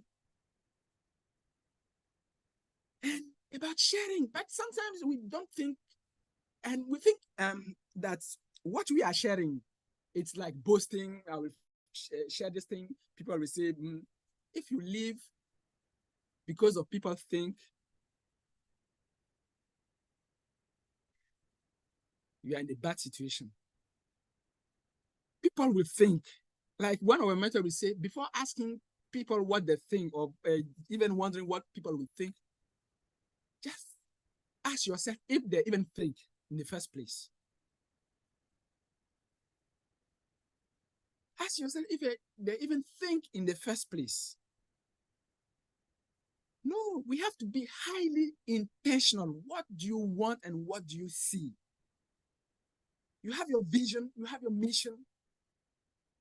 Just be doing what you have to do. If you have your one thing or two things you need to do, just do it and be visible without marketing. And marketing is not only advertising, because there are businesses who cannot do marketing, like lawyers, like other things. But you can be visible.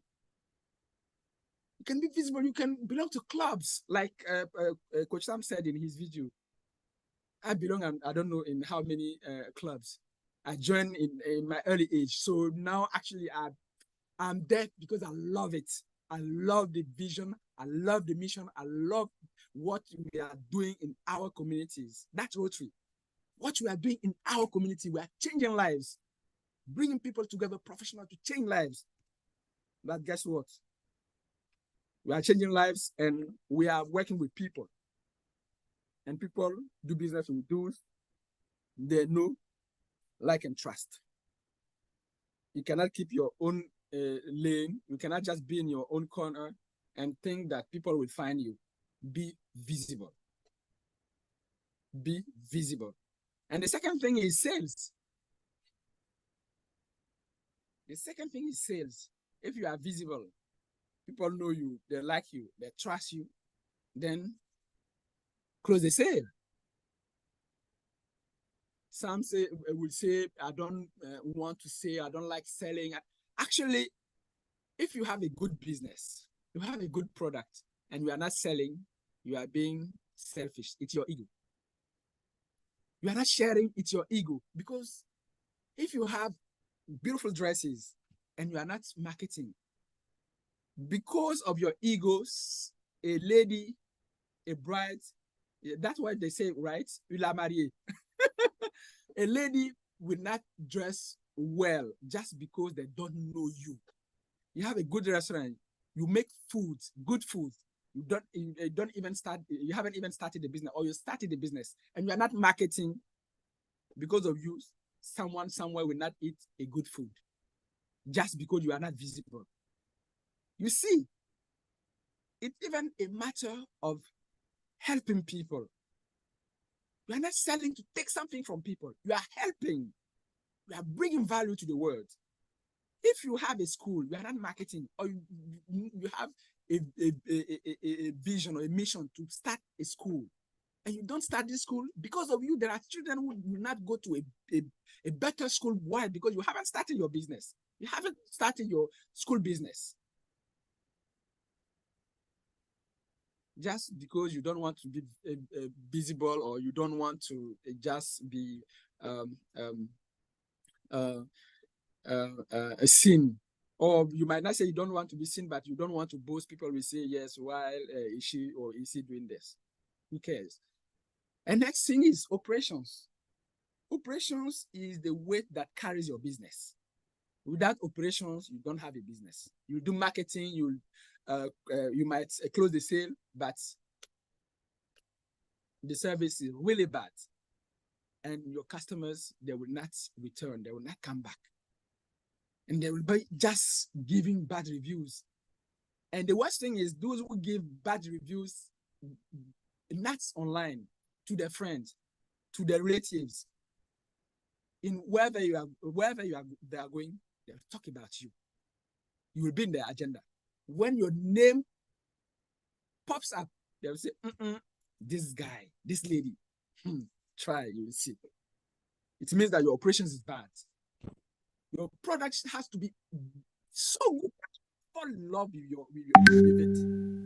Fall in love with your product. Fall in love with your structure, your system, your process. You have to have proper systems, structures, and to make it easy to do business with you, to make it easy to contact you, to make it easy to interact with you, to make it easy to find you, to make it easy to give you money.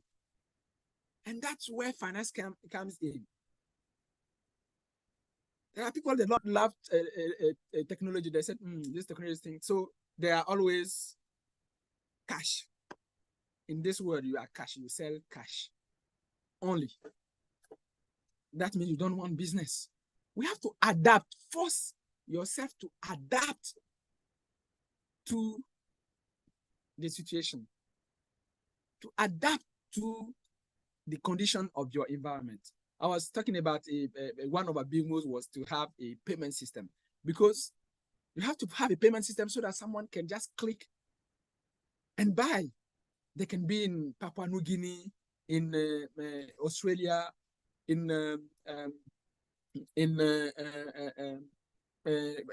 Galapagos Island, or in Greece. They should be able to buy from you. Obviously, if you are you have a restaurant and you are in Nigeria, you're in Cote d'Ivoire, obviously, yeah. I'm not sure if you can sell to them, but you get my point. You have to make it easy to do business with you, and to have processes to protect your finances. Protect your finances. And we are talking about prophecy, and those religious body, or the coaches that who bought lands in remote places, that protect, to have good foundation. When we talk about foundation, we're talking about structure, we're talking about system, talking about strategy, but also we're talking about cash. You have to have cash flow to protect your cash flow and to invest. To invest the cash in something tangible, in something that can protect your business when situation changes, when there's a downturn in the economy, and that's what most businesses do, like banks, like insurance. They will buy land, they will invest in real estate, in bonds, in valuables like gold and all that. Even countries, they will learn when international investors will lend money to France or to Germany or to Cote d'Ivoire, it will not be at the same rate. Or to any other African country, it will not be at the same rate, because the foundation in Europe or other country, they see the foundation is there. Our country, we have those foundations as well, but if they talk about you, I'm moving to French now. If someone tells you what the valuables French have, the gold or Germany, it's mind-blowing. They keep it. It makes them strong. That's the same for individuals. That's the same for businesses. You have to have something somewhere as the foundation of your business. It can be a land, it can be whatever. But when you think finance, manage your finance well, have a structure, have a system to track, so that people will not steal from your business, but also have foresight. Think long-term and invest in things that can give strong foundation to your business, strong foundation to your family, and if there are things that are really expensive, like if I want to buy land here in Lagos, it will not be the same price as if I want to buy a land in Ekpe, for example. But Lagos will be in Ekpe, it's already there. Why will I want to buy here if I can't afford it? I will go and buy it somewhere, and people will go there. A prophecy is not following people. Prophecy is doing things because your mind can see things that people can't see. So you invest there. Again, I'm not a financial advisor, but you see the idea. And then, as you know, around end of 2019, 2020, COVID hits in. And the whole world shut down. And we couldn't even move. We were just locked in. That actually, the time I learned about the word lockdown, I used to see lockdown, but I didn't know what it means. But I had a direct practical experience of lockdown. So now I know what lockdown means. We're locked down. And people were just, life were threatened, and businesses were shutting down. And at some point, the other one is not coming. Yes, you have to pivot. Whatever your strategy, whatever your plans, you have to be able to pivot. That's my 4P to create a remarkable 2024 to your taste. You have to pivot, to be able to pivot, to change, to adapt, to adjust. You don't say, no, this is like some people, they actually have one product or some product, and they fell in love with the product. They don't want to change. They don't want to change their services. No, don't be loyal to your product. Be loyal to your vision. Be loyal to your mission. Be loyal to your team. But the product, be able to shift when reality changes. Who want to read this for us, please, in the above pivot?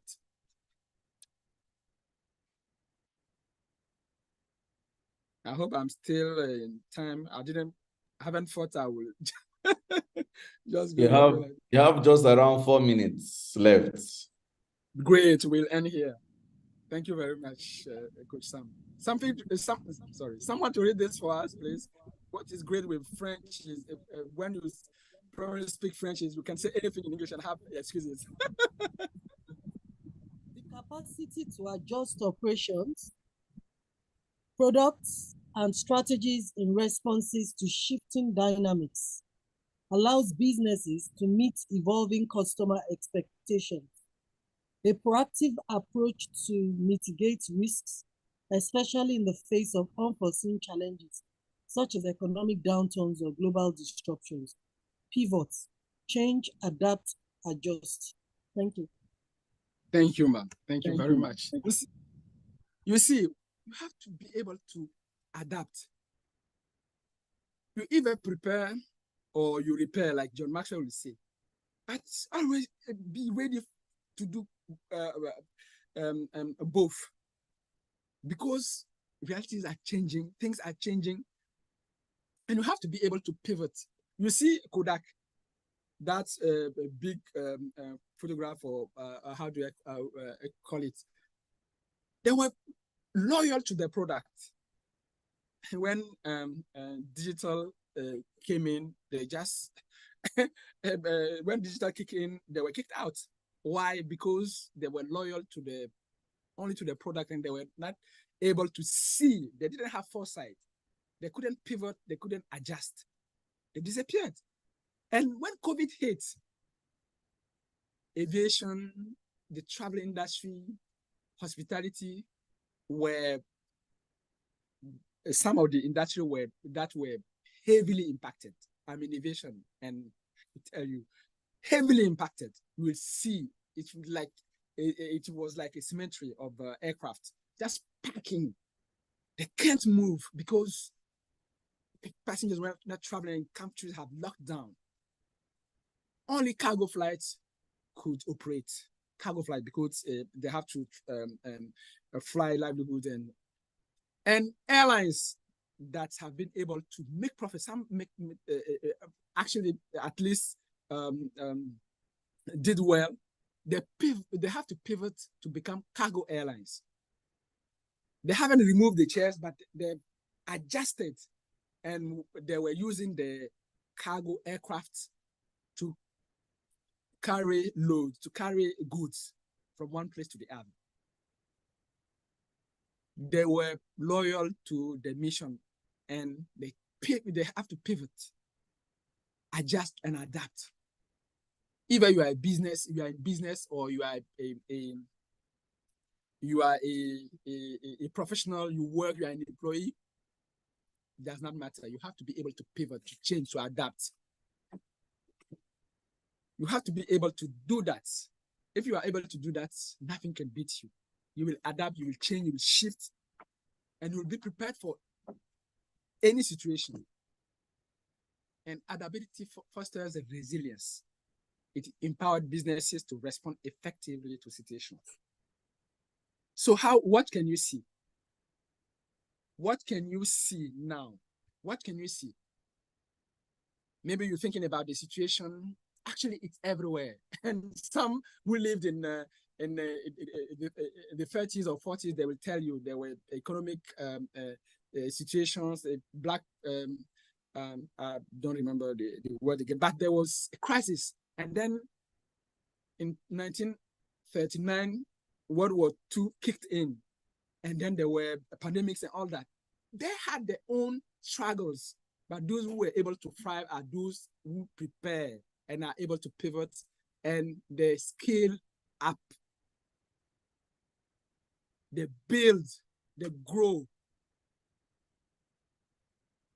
And I will end with this quote by, I don't know if it's Santiago, who says that life isn't about waiting for the storm to pass. It's about learning to dance in the storm. Are you ready to dance in the storm? Those who dance in the storm are those who will make it, and those who will make it and be ready to dance in the storm are those who set their mind right, having the right mindset. The octopus, back to you.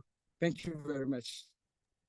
Wow, Mamadou. Please take it back to that slide. Well, no. There was that slide you just showed now that had the five pillars in colors. Yeah. Yes, here. Ladies and gentlemen, if you ask me, I think you should take a screenshot of this particular slide. So I'm going to count down from 5. and you can take a screenshot. Mamadou, if you don't mind, put your video on so that the screenshot can also capture you. So I'm counting down from 5, 4, 3, 2, and 1. Thank you, Mamadou. You can take off your slide now. Thank you. In the WhatsApp group, we'll be saying, Mamadou is so deep. Wow, so deep. Like you're just simple, you're dropping the hints, deep stuff, very deep stuff. Thank you very much. I know that some people may have questions for you, so I'm going to appeal to our next. We are supposed to have, by now, we're supposed to be a sponsored presentation, but I'm going to beg our sponsor to give us 1 or 2 minutes. Let us have 1 or 2 questions for Mamadou. But while you do so, please, Mamadou, if you don't mind, you can share your contact details in the chat room, maybe WhatsApp, maybe, I don't know, anything you want to share. I have shared Mamadou's LinkedIn account in the chat room. I'm going to repost it again. You can follow him on LinkedIn. He does great stuff. I read his content. He's very deep with what he does. So you guys can reach out to Mamadou directly. He has posted his phone number in the chat room. Please copy his phone number and reach out to him. Mamadou, if you don't mind, for a minute or two, tell our audience what you do. What are the areas of service you can offer them if they reach you so that people can know what to come to you for?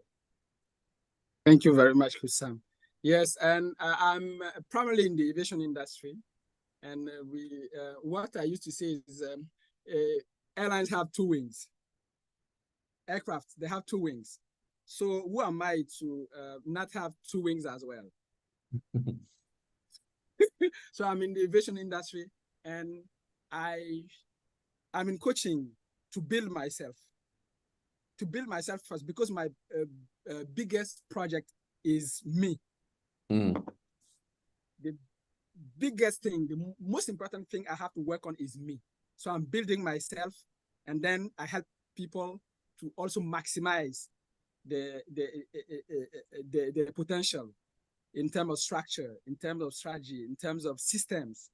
Have to structure and their business, their life, how to actually set their mind right. Because I'm also an NLP neuro-linguistic programmer.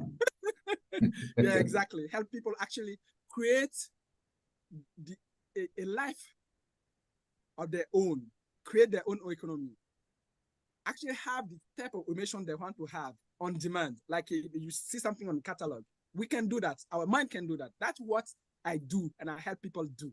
How to succeed by starting with yourself. You cannot build a business.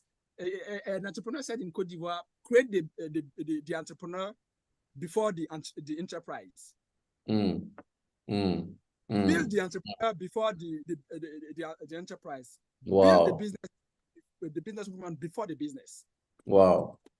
Wow. Thank you. Thank you. Thank you. Wow. I like that line. Build the entrepreneur before you build the enterprise. Wow.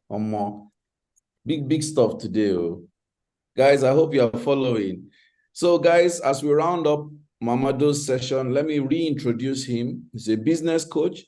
He's an NLP practitioner. NLP means neuro-linguistics programming, the science of resolving your beliefs and changing your patterns so that you can have a more productive life.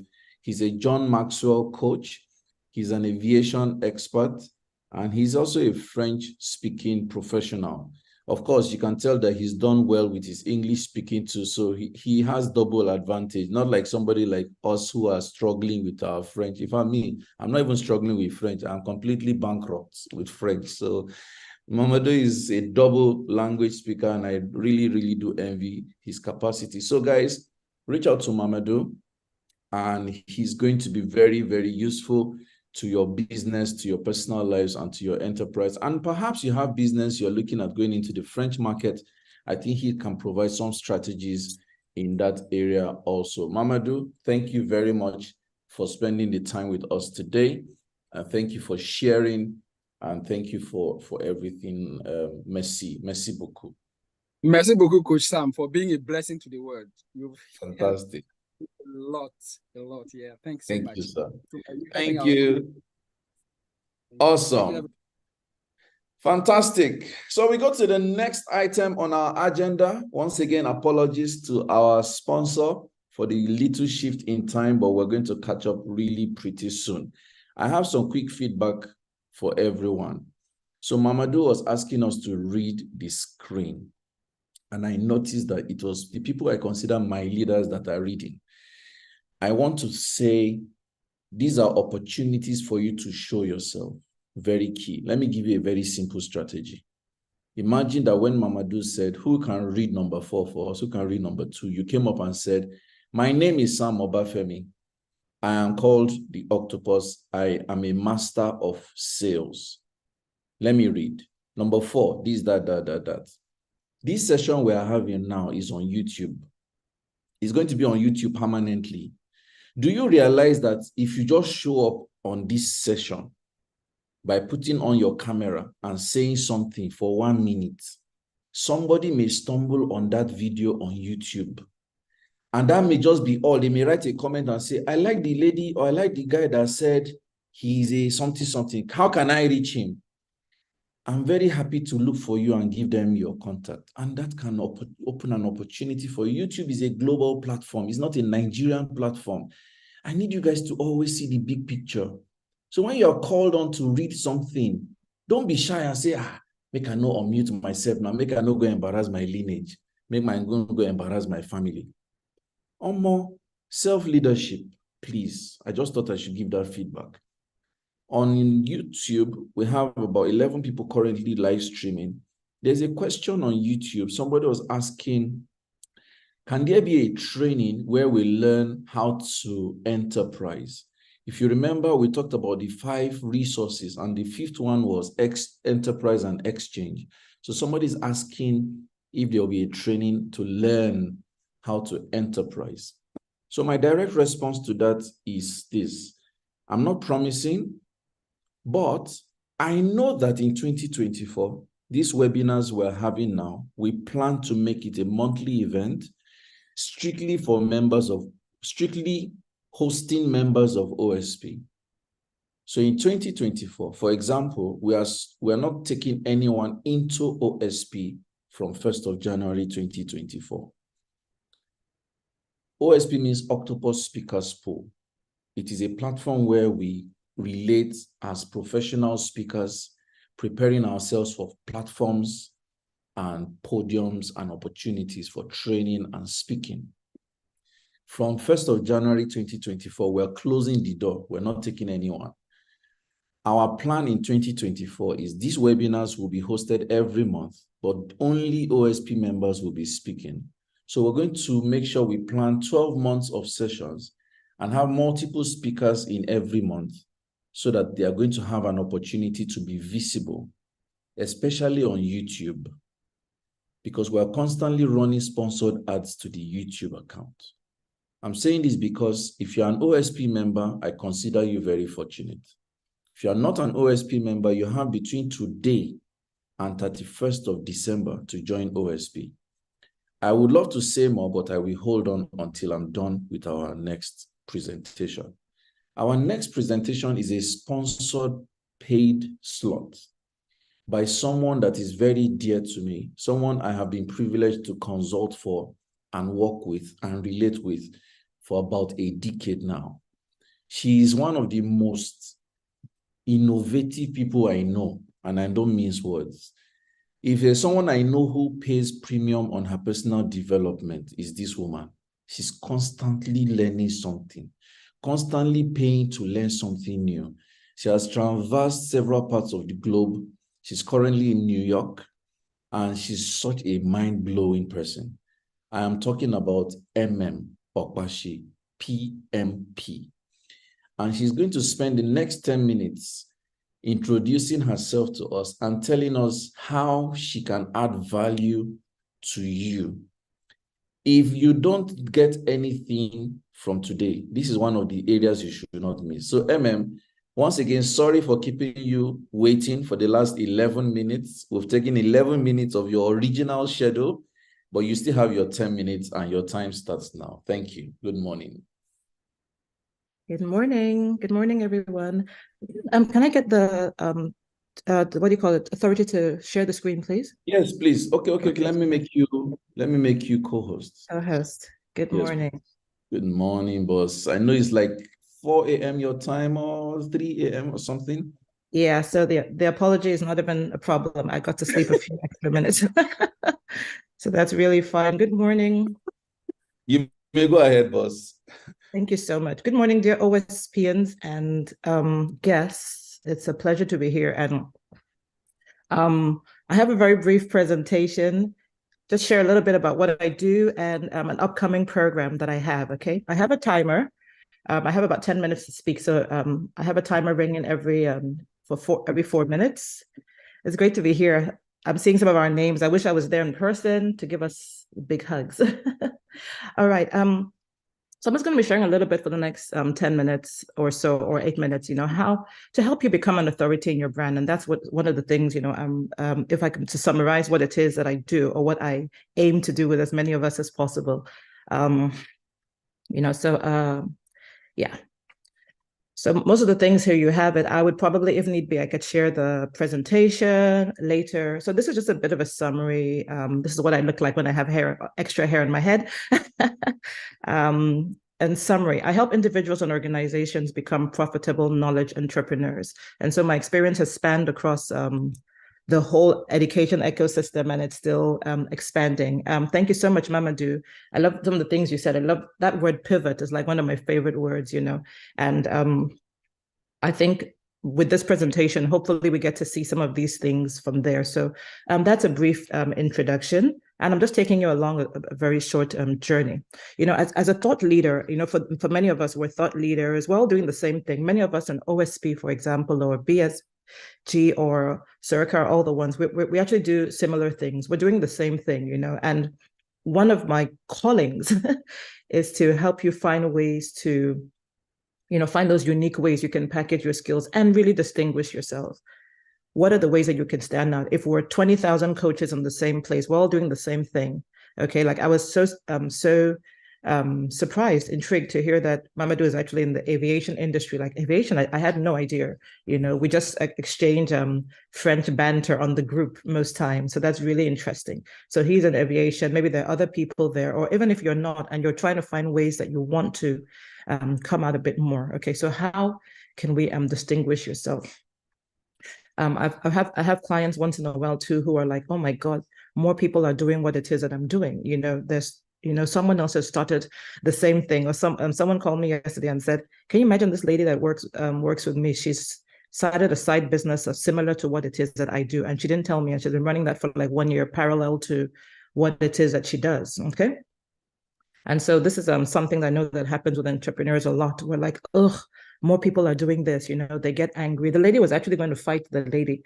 I said, but you don't have, you're not the owner of, you don't own your space until you own your space. You don't own your space. You can own your space in different ways, but you can't go and fight her. It's unfortunate she didn't tell you, but you can tell her to close the business because you're running something similar. Okay, so this is something I find that happens quite often. So what if there are ways that you could stand out, you could increase your influence? What are some things that someone mentioned, how to enterprise? Can you train? So I have an upcoming program, which I'm going to talk about before this ends and all that. So imagine if you found that thing, that one thing, or those two things, or that person that could help you to distinguish yourself, to be different. Okay. So I just have this here. I'm not going to read through. I'm putting most of the slides. You can also read. You can read under your breath. You can read to yourself. You can take a screenshot. Sometimes, really, as business owners, you must do things that are overboard. Okay, you must do things that are a bit different. Sometimes Sam is coming up with stuff, and Sam, he had also given such a lovely introduction. Sam is always up to stuff. Sometimes I send him a message like, "What's wrong with you? Can you slow down? Like you're stressing me out. New product. What is wrong with you? So many times I send him messages like that. But I love that energy. So sometimes we as businesses have to also go overboard. You have to. I will share a little bit more about me also. So what I've done here, just very brief, I have some like little testimonials of real people and we could read through and all that. And so over the years I've worked, sometimes I have like small group coaching programs, you know, I just dedicate like maybe 6 weeks. People are coming with, oh, I have this idea, but I don't know what to do with it. I don't know how to bring it to life, you know. And so I've enjoyed that privilege to work with people not just in the education sphere, but also in, you know, their businesses, whether they're starting up or whether they are, you know, been running for some time, whether they're new, they're startups, they're pivoting. That's the word. Some people are like, I'm tired of doing what it is that I do. I want to try something else. Okay. So there's some testimonials so that you know that at least we do work with real people. Okay, that's my first timer. So let me just reintroduce myself. So this is a bit more about me in summary. I know there's a whole bunch more. I'm the CEO of an organization called the School Resource Center and the co-founder of the annual School Needs Expo. And so these are like platforms where we bring together thought leaders, you know, business. We've been doing this for quite a number of years. We're now at like 13th year of doing this annual events, and we normally host them in Nigeria. So this is like a summary. I am really big on certifications this year, or particular certifications this year. And these are some of the things that are in summary. And yeah, so you can also have that. So I now, the new catchphrase, I'm really about raising people to that level where they take their knowledge and they really make something out of it. They make impact, they make influence there, they make income out of it, all right? And that's for that. So I'm gonna share a little bit, you know. So what if, you know, there's some little things that we could do to take you a little bit closer to being in the top 5% of your industry? What if, you know, there's those little things, okay? I would share a bit of how we could, you know, ways that we can work together, how it could be of help to you. So today I'm coming to you as the totality of my brand.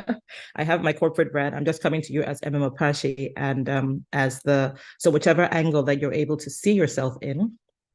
I haven't checked the chat area yet, so in case you're hailing me and everything, I'm blowing kisses back. I'm just trying to finish this, and then I would go back to that. So here are some ways that I could be of help to you as MM Opashi, the people educator. So one thing I know that comes quite easily for me, and from feedback and testimonials from clients and people, is the ability to help you solidify your ideas a bit better. And many people that are runners, so I'm an ideas person, and I have people who are runners. They just get those ideas, they run, and they call me back and say, man, I made some money. I'm like, what? You know, I should have charged you like a royalty also, you know? So ideas, and sometimes those clarity calls, pick my brain calls, they're paid calls also. And then I have creative breakthrough coaching. So some people just want to work in small groups and say, you know what, let's take it through a process. And then I have a program coming up next week, which I'm going to talk about, which I'm going to be talking about today. It's a 5-day virtual event mastery boot camp. Okay, so I have the virtual event mastery boot camp, and it's 5 days, and I'm actually have the pleasure of one of us, and who I think is going to be doing a presentation to an advert. We're trying to see how to bring him on board to take one of the sessions. So there is a method to the madness. Some of you have spoken about, how do I enterprise? How do I pivot? How do I become more of an authority? One simple way, before we even get to the coaching, before you get to the part where, hey, let's work together, is being able to master this simple skill. I am currently in New York. I still have a speech, or a what do you call it, at 12:40. That's Nigerian time. At 12:40, which is 6:40 a.m. for me. That's today. I still have something at 1 p.m. Okay, so there is something. There's a method to this whole thing. At the stages that we are, many of us just show up for virtual events. Some people didn't say, you know, I was on an event the other time, and the lady was just there, like, you know, chewing, tossing groundnuts into her mouth for the first like 7 to 9 minutes. And it's a huge event. They had guests from everywhere, and I was horrified. And I'm like, there's a method to this madness, okay? So even if that's the little one that we can do now, this is something I've been very passionate about. I come on a lot of virtual programs. During COVID, you know, like Mamadou mentioned COVID. Now, during COVID, we were scheduled to host a 6 full-day event in Abuja, And then when COVID happened, we couldn't fly. At that time, I was in the UK. We couldn't host it again. Last minute, I said, you know what, we're going to make it a virtual thing. It was a huge success. That's when we realized the power of, I was able to have guests from Ukraine. I had someone join from, speakers from Texas. So it turned into something else. All right. And so there is a method to this. There are tricks to the trade and so on. So if, the virtual event mastery bootcamp starts on the 26th, which is Sunday, and it's not taking your time, like we're not overloading you, because we also know how busy you are, but you're going to be developing these skills. So some of the things that you would gain, the connections, people you're going to meet, we're taking on the road to mastering online tools. There's so much in this Zoom. I know many of us is like probably 7% or whatever we even use. And we're going to be using Zoom as our main tool because there's so many features which you can take to any other platform you want. Exceptional impact with different types of virtual events. So we can think of over 50 things that you can do in terms of hosting virtual events. So it's not just about trainings. And then designing engaging virtual environments, making it look good and all that. So you're not spend half your time going, help me, this person, help me change slide. You want to get to that point where you are becoming a bit more of an authority. So someone like Mamadou, for example, he's in the aviation business. I think that's one of the most fascinating things for me. I would love to know everything. I would even want to know how do planes fly. I want to know, everything. If someone like was doing more stuff, maybe every month he had programs, and stuff. And then we also have the opportunity for participants to do demonstrations on this program. So with all the things that I do, with the coaching, with everything that I do, one of the things that I have coming up more recently, which is next week, starting next week on Sunday, is a 5-day virtual event mastery bootcamp. And once people click on this link and they make the payment and they register, you are immediately added to the intro group, the virtual event mastery group, and then we take it from there. I'm just dedicating those 5 days. I've been happily busy over the past few weeks, and I decided, okay, you know what, I want to do something before the year runs out to help people. So if you're a thought leader, you're a coach, you're a consultant, you run a business, you want to start an enterprise, you want to even get a feel, let me even know, how do I even get people to know more about what it is that I do? You want to do something else, you want to launch a product, you want to become more global. This bootcamp is for you. I would prefer if you're going to register, you click on the seller link because it takes you straight into the group. But for today only, and really that's just before midnight, there's a token discount. And if you're going to make that payment, these are the Access Bank details. It's very, very small group. And once it hits a particular number, we may actually be refunding money because we don't want to exceed, because we want to make sure we're able to give you a bit of attention. So it's a small group of people that we are going to be working with. So I would love to invite you to take advantage of the virtual event mastery bootcamp, the VEM, just calling it the VEM. This is the seller link. So please take a screenshot. If you're going to make the payment today, you can do the payment directly to the Access Bank account. But after that, you're going back to the seller. So seller takes you straight in. And if you use a seller link, actually, you also do get an extra bonus. But if you're particular about this 3,000 Naira discount, and you're really particular about that, then you can use my Access Bank account. If you want to get the special extra, I have a checklist for virtual events for you, which you also get once you pay with the seller link. You're added to the group. So I want to invite you to take your brand to the next level. All right. And also, if you wanted I still want to book, I really want to spend time with this lady, I want to learn more about what it is. I want to just talk through things. I have too many things jumbled in my head. You could send me a WhatsApp message, and then I could send you my booking link. I didn't put it here because I keep changing the times, and next week is going to be a bit, busier. So you could also go on my website and you can fill the contact form. I will get an email, and then I can also send you the booking link and we can take it from there. All right. So I'm looking forward to working with as many of you as possible. I'm going to go back to that page because I don't want you to make sure you've taken a screenshot of this page, the virtual event mastery. I also have it on my social media platforms. I have the flyers.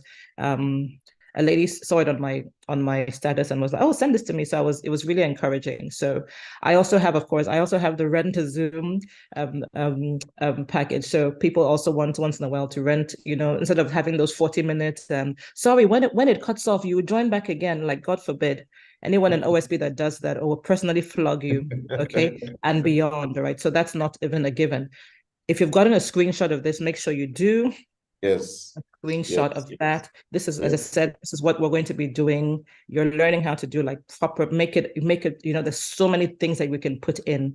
And I'm looking forward to starting to see, not about the alert. The alerts are good, but I'm looking forward to starting to see people who are serious about really becoming authorities, taking those steps. Yes, you don't just become an authority just like that. Okay, you have to take those steps. You have to learn the tricks. So I'll go back to my contact page. Thank you so much. Thank you for waking me up this early, Sam, and OSP. Thank you very much. Fantastic. Thank you so much, MM. That was a brilliant presentation. Ladies and gentlemen, MM has been many things to our business. She's been faculty director of our faculty at then SOPCA, now SECA Africa. She was president of OSP from the inception till earlier this year, president of Octopus Speakers Pool. She's a member of so many parts of our systems, and she's definitely a major influence in our communities. I can vouch for MM to every extent. So if you are not brainstorming with her, you can rent her Zoom or you can join the VEM all the way, guys. You want to take advantage of the discount she's offered today. And MM just has a very solid creative knack. She can just wing things out of nothing. So you want to bounce ideas off her for a token and it can go all the way. So MM, once again, thank you very much for always supporting our work, and thank you for your presentation. It's a beautiful day. Guys, you need to take a screenshot of this. I hope you have. If you haven't, I'm going to count down from 5 so you can take the screenshot. So it's 5, 4, 3, 2, and 1. Thank you, ladies and gentlemen, and thank you, MM. Have a beautiful rest of your day at the other events. Fantastic. Thank you very much. All right. Bye, everyone. Awesome. Bye. So we are going straight into the next item of our schedule, and I'm happy to bring on someone I love so much, someone who's been very supportive of our work. I'm just privileged, guys. I have so many people who support my work. You see this man that is about to speak? We were in the university together. He's been a big bro, always watching my back, always watching my back, even when I didn't know. And we've grown closer. He's constantly giving me counsel. He's such a brainy guy. You know, they say he get brain. Such a solid guy. He's an NLP practitioner too. In fact, he was one of the early people that pointed my attention to NLP, and I was wondering, oh, really? And then I didn't understand what he was trying to say until I now evolved. I was like, this is what this man has been saying. He's a man of many parts. I wouldn't want to take longer. I want you guys to welcome with me Mr. Ricky Sambo Macham, all the way from the abroad. He's one of those bosses that have moved. So guys, please welcome Mr. Ricky. For me, you're welcome, sir. You have the floor. Thank you so much for accepting to speak on our platform. Can you all hear me? I hope I'm clear. Yes, loud and clear. All right. Coach Sam, my coach, my everlasting coach. You call me big bro. Yeah, that's just age and numbers, but you are my mentor. You have to know that. Always remember, what I'm going to share here is maybe I should share my screen now. Can we all see?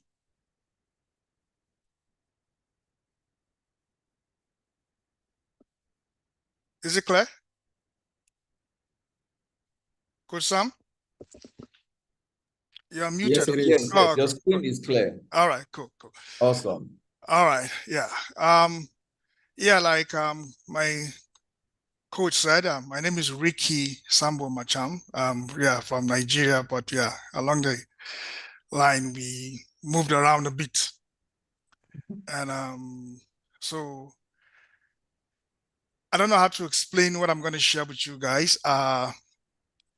It's just that I've learned to observe people irrespective of age. Some are older, some are much younger.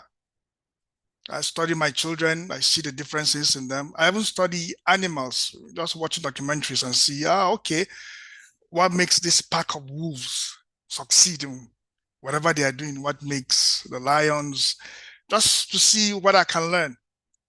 And I'll just give you a bit of what I've learned so far in my short presentation, and we'll take it from there.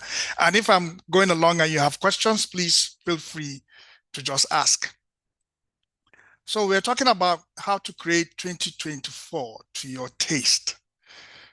And I'm going to introduce you to something I've been working on for many years, but I've been building it slowly because I have to test it in my life and see where, if I can't live it, then I can't share it. That's just what I believe.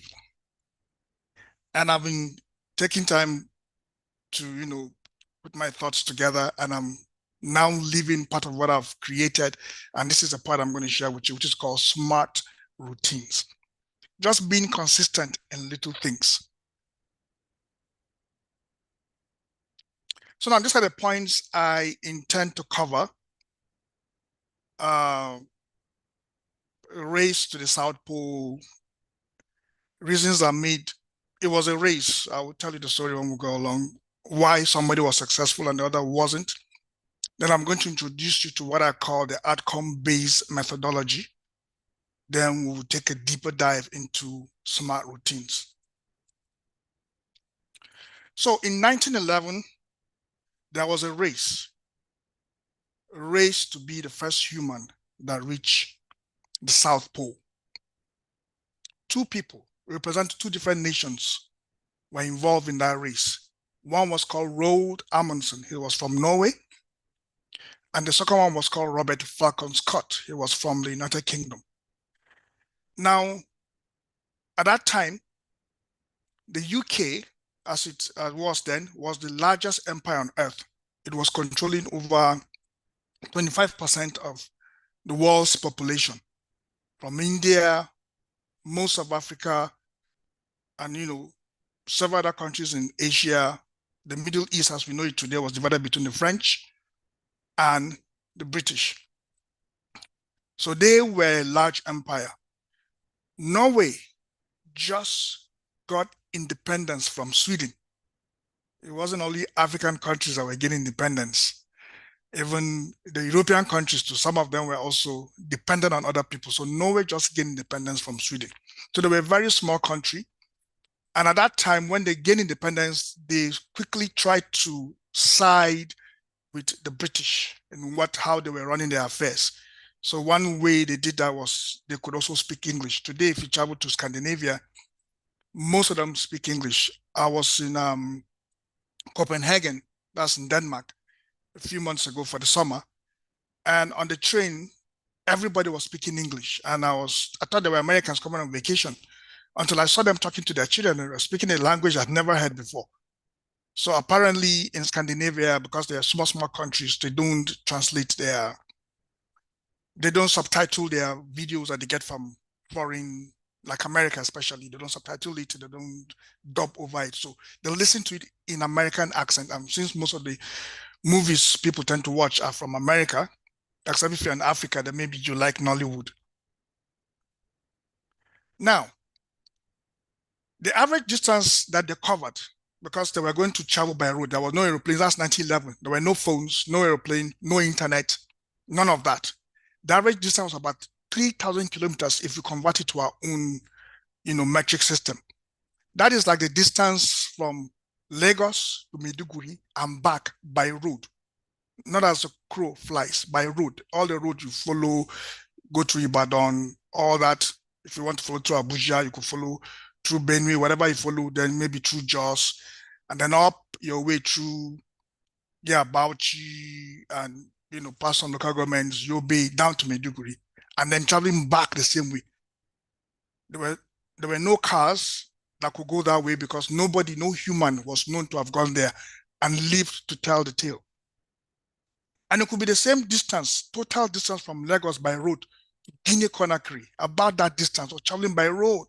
If you have traveled to Ghana, maybe some of you fly now, but back in the day when we used to go to Ghana, we used to go by road. I used to work in Maiduguri actually, so maybe that's why I'm using those distances, because I'm familiar with them. Never been to Guinea-Conakry, but at least I've been to Accra, Ghana. So that was the average distance they were meant to cover. I remember nobody had ever been there. If anything happens to you, you couldn't call anybody. There were no cell phones. You know, sometimes we take it for granted some of the things we have today, the internet, modes of transportation, you know, back then they didn't have any of those. Somebody won. Amundsen, the Norwegian, he was able to take his men there safely and return them back to base safely, being the first humans known to have gone to the South Pole and returned alive. One of the things they did was they put the flag of the King of Norway, just so that if anybody should come back, they will see the flag. Scott got there over a month later and saw the flag of the Norwegian flag flapping in the wind. He knew he had come second. On his return leg, he and all his men who took the trek died. Now, why are we talking about South Pole and all that? What has that got to do with our lives in 2024? For me, I think business is very hostile. Some businesses survive and some don't make it. I first came across this story when I was in my preteens. I couldn't pronounce some of the names back then. I was young. I just started learning how to read.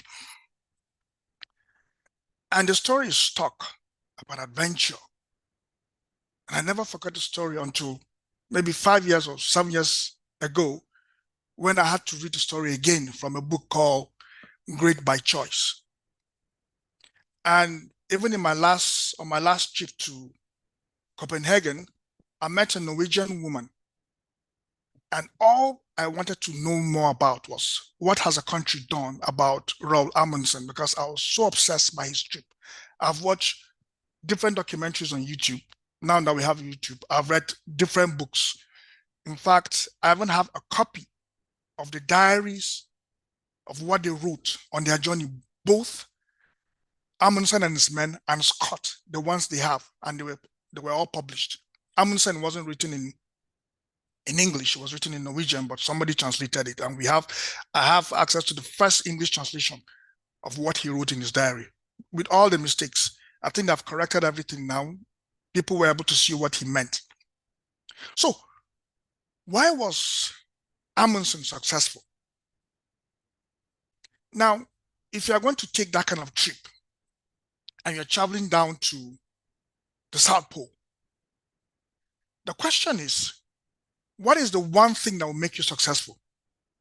Both Amundsen and Scott discovered that the key to their success will be their mode of transportation.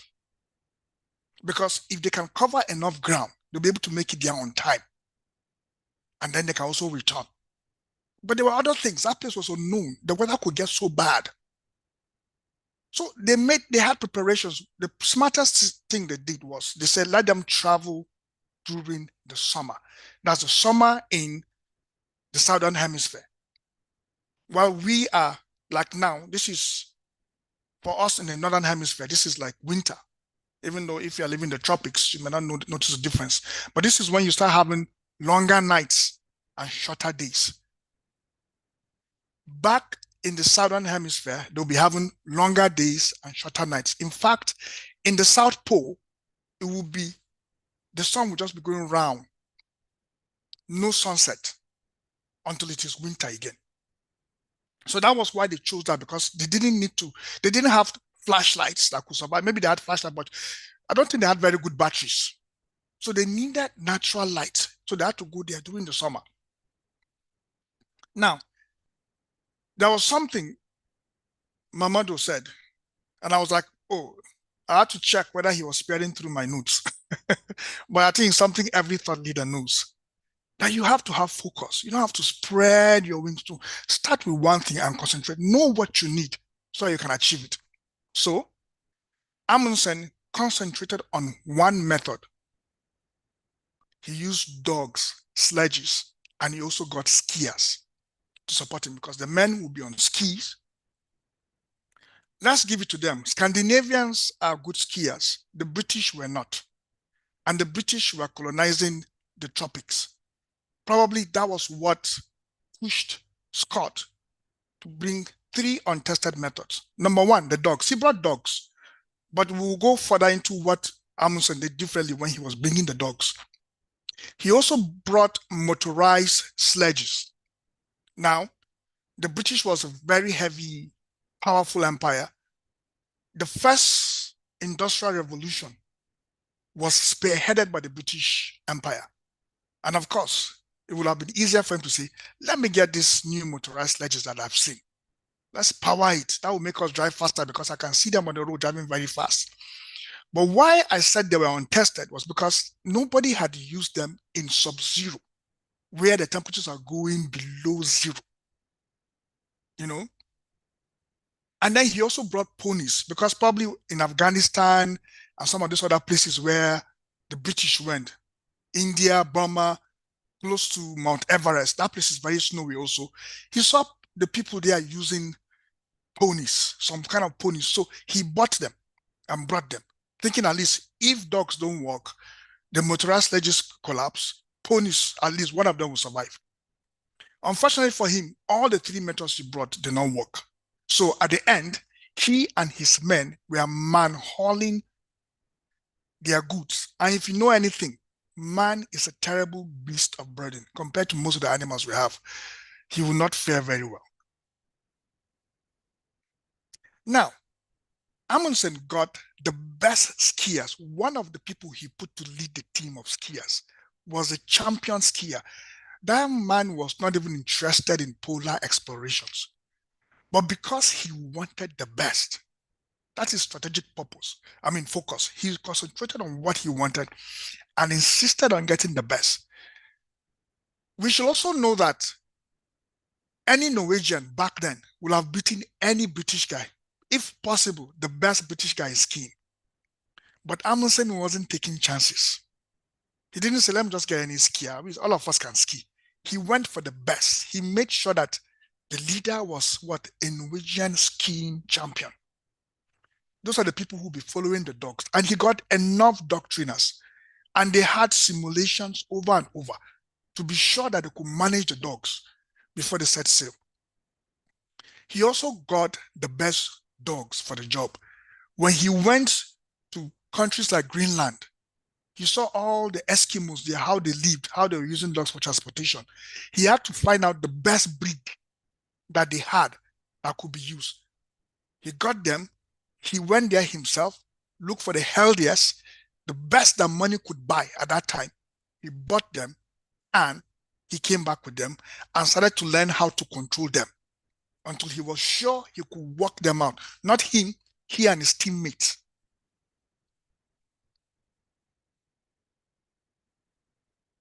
Now, there was something else. There was a bit of detailed planning and implementation. Amundsen planned the pacing of the trip so they could cover a distance of about 15 miles to 20 miles every day. So that why he did that was if they were consistent in doing that, they could cover more ground and then they will have time to rest.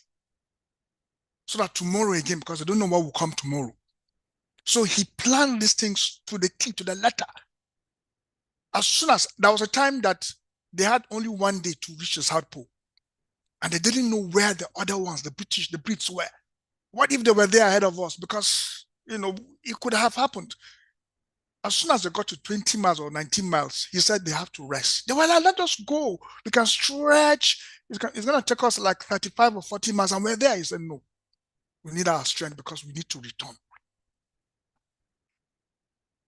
Now, another thing they planned to do was they planned to eat some of the weaker dogs. Because Fresh meat was a good source of vitamin D, which was a solution to something that used to disturb explorers back then, called scurvy. Because when you're traveling, explorer, going to different, when you're on your boat, traveling for long distances, many days, you don't eat enough. You don't have so many things. It's not like now you can just go out on the street, see mango, and plug and eat. That would give you vitamin C. Many years ago, people were sailing and people were dying. They didn't know. But later on, people have started experimenting. They discovered that putting oranges and apples on board the ships would help them to prevent scurvy, because many people had died from it. So going on the South Pole, it was the same problem. So the plan was, we have dogs already. It is for the sake of science, and we want to get there ahead of everybody. So we are going to eat some of the dogs. Any dog that's looking weak, we'll take it aside, shoot it, cook it, and even feed the other dogs with it. Thereby, we don't have to carry too much load. He also kept enough food placed for their return journey, because going there, they had dogs to eat and other food they had, but returning, they won't have anything, they'll be emptier. So they kept burying food at every interval, several intervals that they calculated. And they put 20 pennants to the left and to the right. Pennants have small flags, and they were black in color. Remember, it was summer. That place is all snow, so it's white. So if they put a black pennant, they will know that, yes, that is where our next food depot is. And then the pennants were always facing where the food was, so that if they meet a pennant far on the left, it will start pointing them. They'll be seeing all the pennants until they get to where the food depot was. That way, they will not miss any food because they will need it. We didn't see that in the diaries of Scott, the British man. Now, of course, on several other trips, they have had several problems, and one of them was scurvy. The other one was, no matter how cold it is, you need to drink water. So they couldn't carry water, but what they banked on was to have fuel, paraffin, which was more like kerosene, stored, so that when they come, they could light the paraffin, they could light their lantern, light the paraffin, then fetch some of the ice or the snow around there, then melt it, then drink it. But on previous trips, because they were both experienced men, they discovered that sometimes the way they were tying the paraffin, because of the summer, paraffin can evaporate at very low temperatures. They discovered the paraffin was evaporating.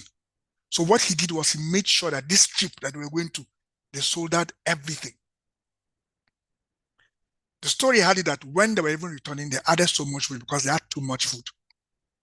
The British guy on the other side did not correct that mistake. He had also experienced it previously, and he wrote it in his journal. So when they were returning back, one of their food depots they went to, when they dug it out, all the paraffin had escaped. So they couldn't melt it and they couldn't eat.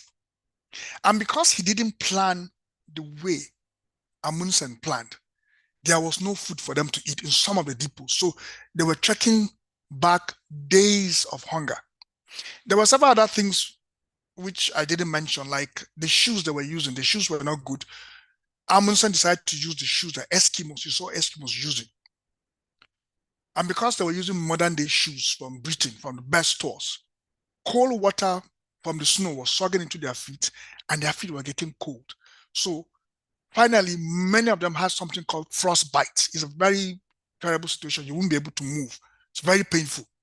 I've never really experienced it, but from people who said they have experienced it, it's a very painful experience. Then now you're in a place like a wilderness. There's nobody, nothing, no medical help, no phone call, no helicopter to come and pick you, nothing.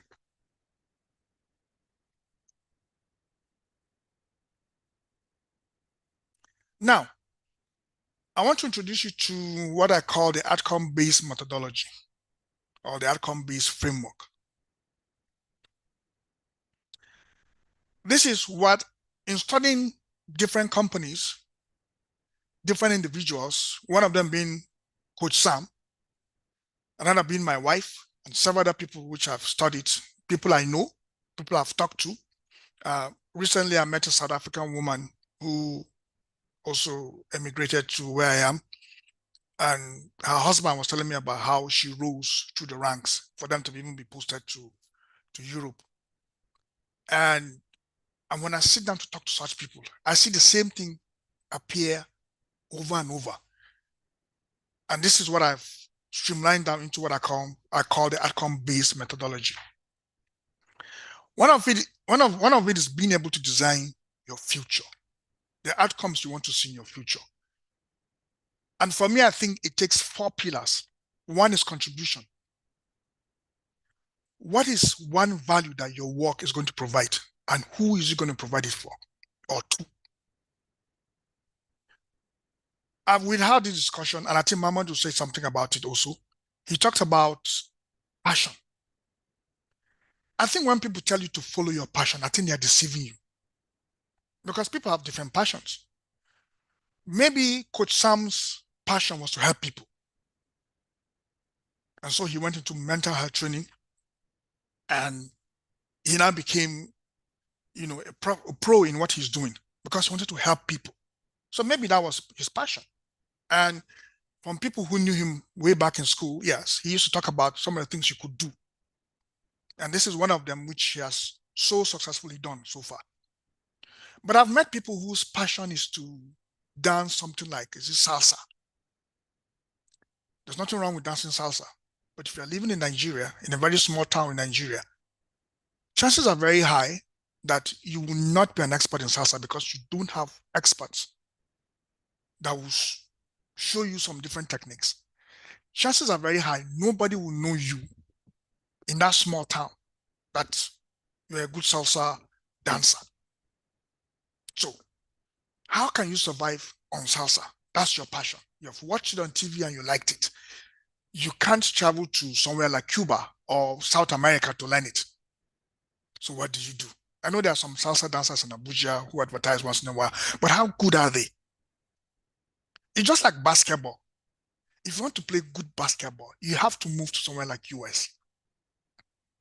So some people get the advantage because they are tall, they pick them. But what I tell people is look for value. If you are playing basketball in Nigeria, nobody really cares about basketball players. That might not be what will sustain you. You have to be smart enough to look for something else that you may not have that much of a passion for, but can create value for people around your vicinity. Then you can use that. If you insist on salsa or basketball or whatever is not very common where you are, like in Africa, for instance, you can now mix them together. So looking for how to create value in others, irrespective of whether you have passion for it or not, for me is key. That's one. Number two, I don't think any one of you here, not even me, you have just one thing you're passionate about. I love reading. I'm passionate about reading, but that's not all I love. I love giving talks like this, but that's not all I love. I love solving problems using data science. That is what I'm doing right now. And there's value for it because people and companies are looking for my expertise. And right now I have a couple that I'm working for. So they give me this, I solve it, and I get paid. I also have passion for that. I mean, I'm sure most of you have passion for reading, but how many of you can get paid for reading? Except you can condense it and present it. Then people must say, yeah, the topics you're talking about creates value for us. So the key thing about designing your future is what you're going to be contributing. Number two, who are you going to be working with? Collaboration. Who are the people in your network? Right? Who are you even going to be delivering that value to? All right. Then capabilities. What capabilities do you need for you to be able to achieve that, to contribute, to give that value to the individuals who need them? Then, of course, you have to also think of how you want to be compensated. How do you want to be compensated? Now, the next thing in line after you've designed your future outcome, you can write it in the statement. Some people call it mission statement. I just call it future outcome, what you want to see in your life based on the 4 pillars: contribution, collaboration, capability, and compensation. So that will define what you say.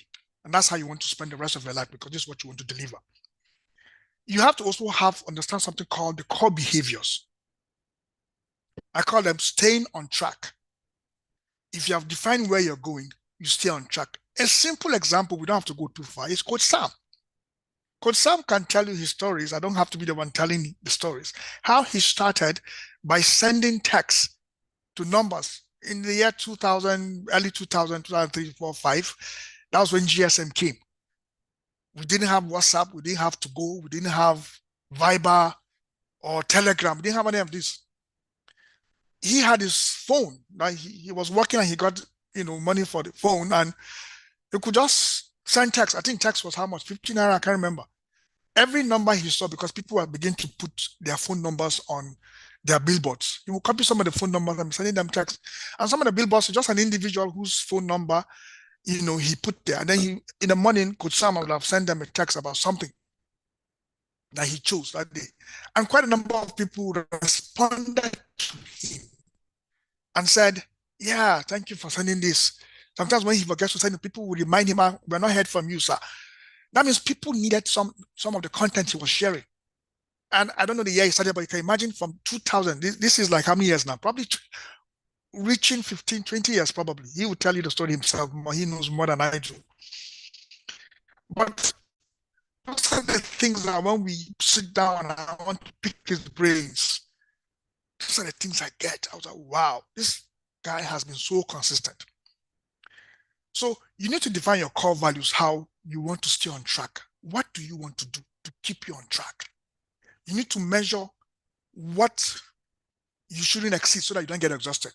Sorry, can everybody hear me? I'm seeing that my internet is unstable. Is it okay? No, I can hear you. Loud and clear. Loud and clear. Number 2, staying alive. So when I'm thinking of all these things, I think about the people going to the South Pole. They were going to die if they made one mistake. One of it was they needed to have enough food. Another thing was they needed to have vitamin C to prevent them from having scurvy. They needed the right clothing. In your business, what are the things that you need? One thing in any business, if it's business you're thinking of, you need money. You have to have source of money somewhere. So are you saving it for that business? As it's bringing some returns for you, how much are you keeping? So your situation and mine are different. I know what mine are. I've written them. I didn't bring them. I'll have shared them with all of us. But my profession is different from what most people will be doing. But that's how it is. How do you stay alive? What keeps you going so that you don't fall out? Then the ability to stay relevant, because things change. People have different passions. People begin to change. This is what they want. Now, the key to outcome-based methodology is 2 things. People who will pay you for anything, they are paying you because they want to gain an outcome. So you have to think in terms of the people you're dealing with. What outcomes are they willing to pay for? 2 people driving 2 cars have different outcomes while they're driving the car. For somebody like me, when I'm driving my car, I'm worried about performance at the lowest price, but the best performance as much as possible. I don't want anything to exceed. So I'm good with the Toyota or a Honda. I have owned the 2 cars before. Some people, if it's not Benz or BMW, they will not drive the car, except they are desperate. But if they have to put their money in their pocket to buy a car, it has to be Benz or BMW. Why? Because the outcomes that made them to buy a car in the first place is different from mine. They are looking at maybe who they are, how it presents them. Some people talk about some kind of performance that those cars give to you, which it doesn't make sense to me. Because back then in Nigeria, I was worried about guzzling. They were guzzlers. So why am I buying them? Some people want you to look at them somehow. That's why some people, if it's not an Apple phone, they won't use a phone. I use a phone that gives me what I want to do. Clear camera. It will surprise you to know that the best cameras are not made by Apple. They're actually made by Google Pixel. But most of us don't know. However, the ecosystem of Apple, I remember it was back then, it was BlackBerry. Once you have BBM, it was like you were something else. Sorry, don't be too religious when you're dealing with people. If you can provide the person with the outcome that he's willing to pay for, you are in business. You have to think in terms of outcomes. So when you are getting relevant, you have to adjust yourself. You have to adjust your strategy based on the outcomes you see people are desiring. So the next stage is to have something called a thematic objective. Something you want to achieve in the next 3 or 4 months that will take you close to your ideal. Remember, your ideal is not something you necessarily have to reach. If you say you want to be a guru in the self-help industry, you never reach there because there'll be other things to do, and you keep pursuing it. We know somebody, I used to follow Tony Robbins many years ago. I discovered him, I don't know, maybe 20 years ago when I bought one of his books a long time ago. And he's still pushing. He's still getting relevant. He has even moved into finance, not just NLP, neuro-linguistic programming. He has moved into even finance, investments. He's trying to stay relevant, and he knows that things are happening. People are not making financial decisions very well, and he has had the privilege of doing it. So he started inviting people who are gurus in that field and then presenting that to his audience, and people paid him premium. Back in the day, that to have how many hours with him was over $10,000 he used to charge people. And he still has a large crowd. So after you have set that goal or your mission, you have to start setting what I call thematic objectives. One thing. Remember what Mamadou told us about focusing on one thing at a time. It was the same thing. Amundsen, he focused on one thing, transportation, and he did everything to make sure that that was well taken care of. He got the best dogs, he got the best Kias in the world at that time. Everything was top-notch, but just streamlined to one direction. And that was why he was pacing his journey. His counterpart wasn't. Today he would travel 2 miles. The next day he would stretch them. I remember they were man-hauling their cargo. So you have to set like some thematic objectives and how you want to pursue them. This is a bit much, but under thematic objectives, you have to have something called key results. And okay, I understand what's going on here now. You have to have what's called key results, right? The key results are the things you want to achieve under the objectives. So you should have about 7 of them. Some people can manage up to 12, but I prefer 3 or 7, between 3 to 7. Then you should develop something called SMART routines. Now, these are the way the tasks to be carried out will help you to achieve the key results. So what is SMART? We all know what SMART are. You have to have specific tasks. This is what I'm going to do to accomplish this key result. There could be several tasks there for every key result, but just achieve them one after the other. You do one, finish it, then move to the next one based on each key result. Just a one-liner, because you don't want to be ambiguous. You want to be sure this is what you want to do. You have to have a metric that tells you this is what will mean you have completed the task. So SMART, SMART, a one-liner, a metric. The distance to travel to the South Pole and back was about 3,000 kilometers. It was in miles I measured it, but I just approximated it to 3,000. So they had to know that when they get there and how they will come back, they know that they have completed it. This is a total number. So when we say achievable chunks now, which is the A in my SMART, what are the things that you know you can achieve consistently to take you to cover the overall goal?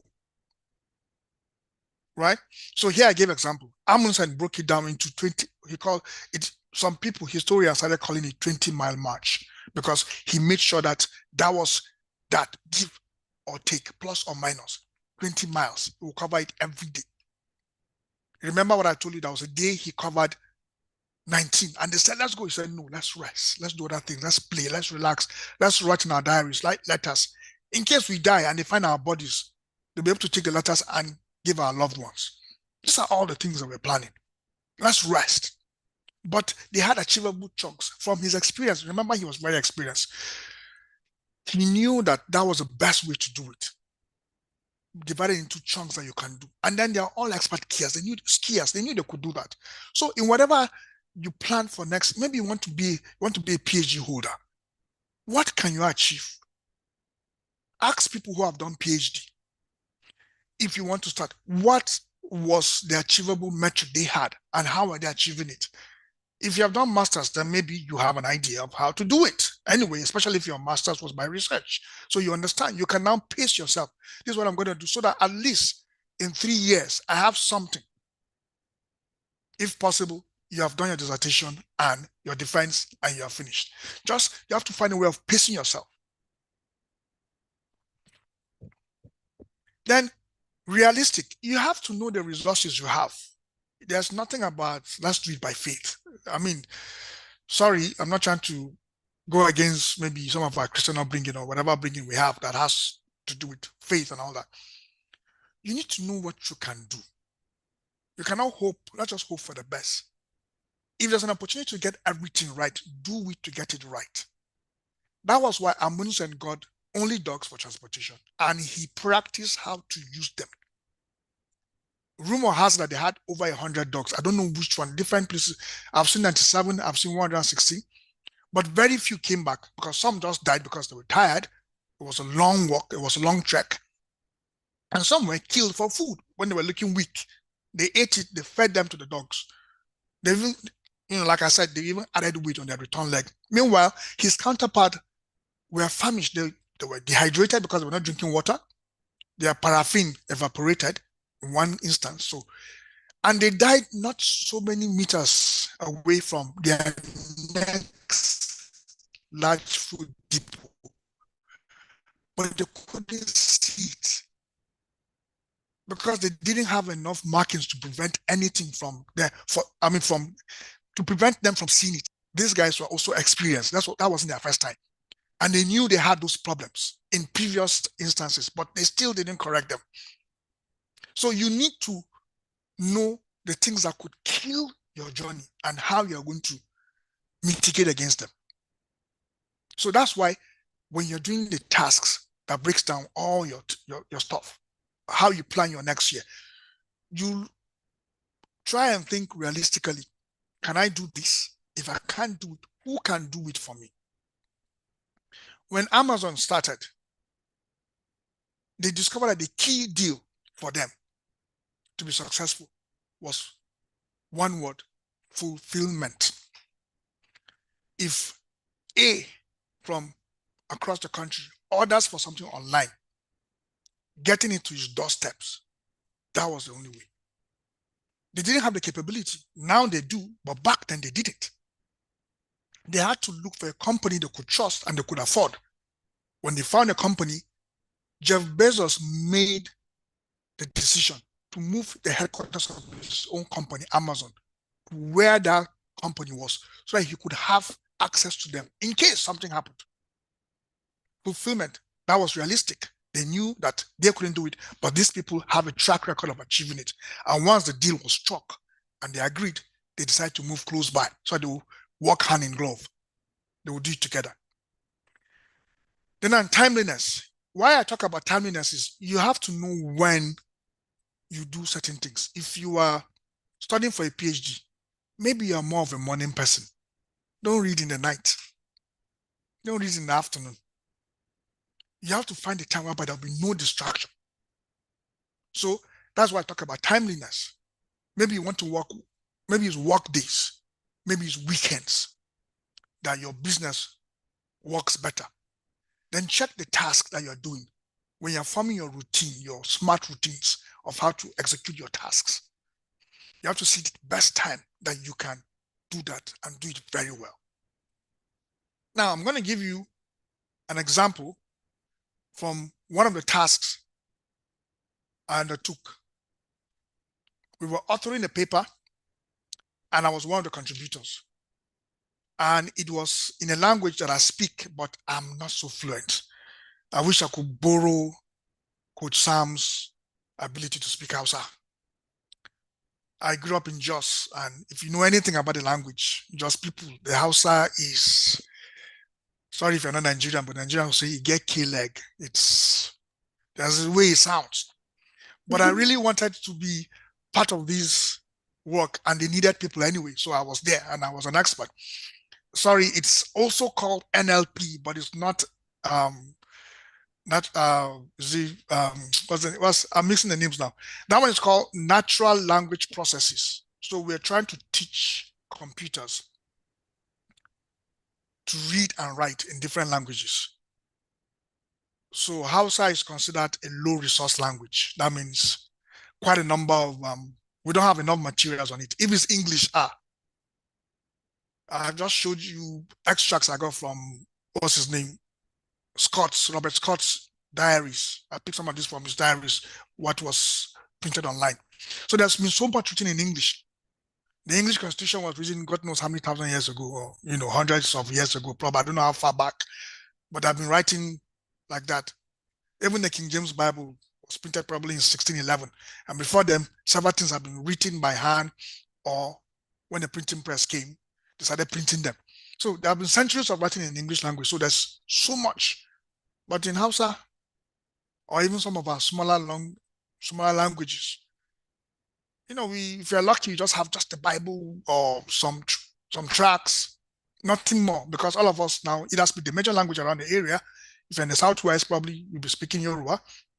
In the North, most of us speak Hausa. Different levels of expertise. So this is us. We wanted to annotate that. And the idea was to read the sentence, see how it relates to the English, whether it's correct or not, and, then give it a score. And so I had to now look at it. I had to break it down to my smart routine, how I'm going to approach it. So I'll finish it within a certain time because I have so much work I had to put off to do this. So this was my goal. I said to, let me see if I can do, okay, sorry. I can do that. I said to complete, I'm making mistakes, sorry.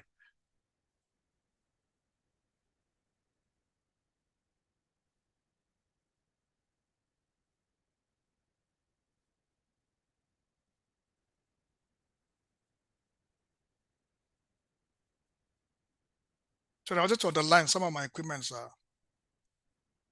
This was my key result, to complete Hausa annotation. Actually, I need to even start from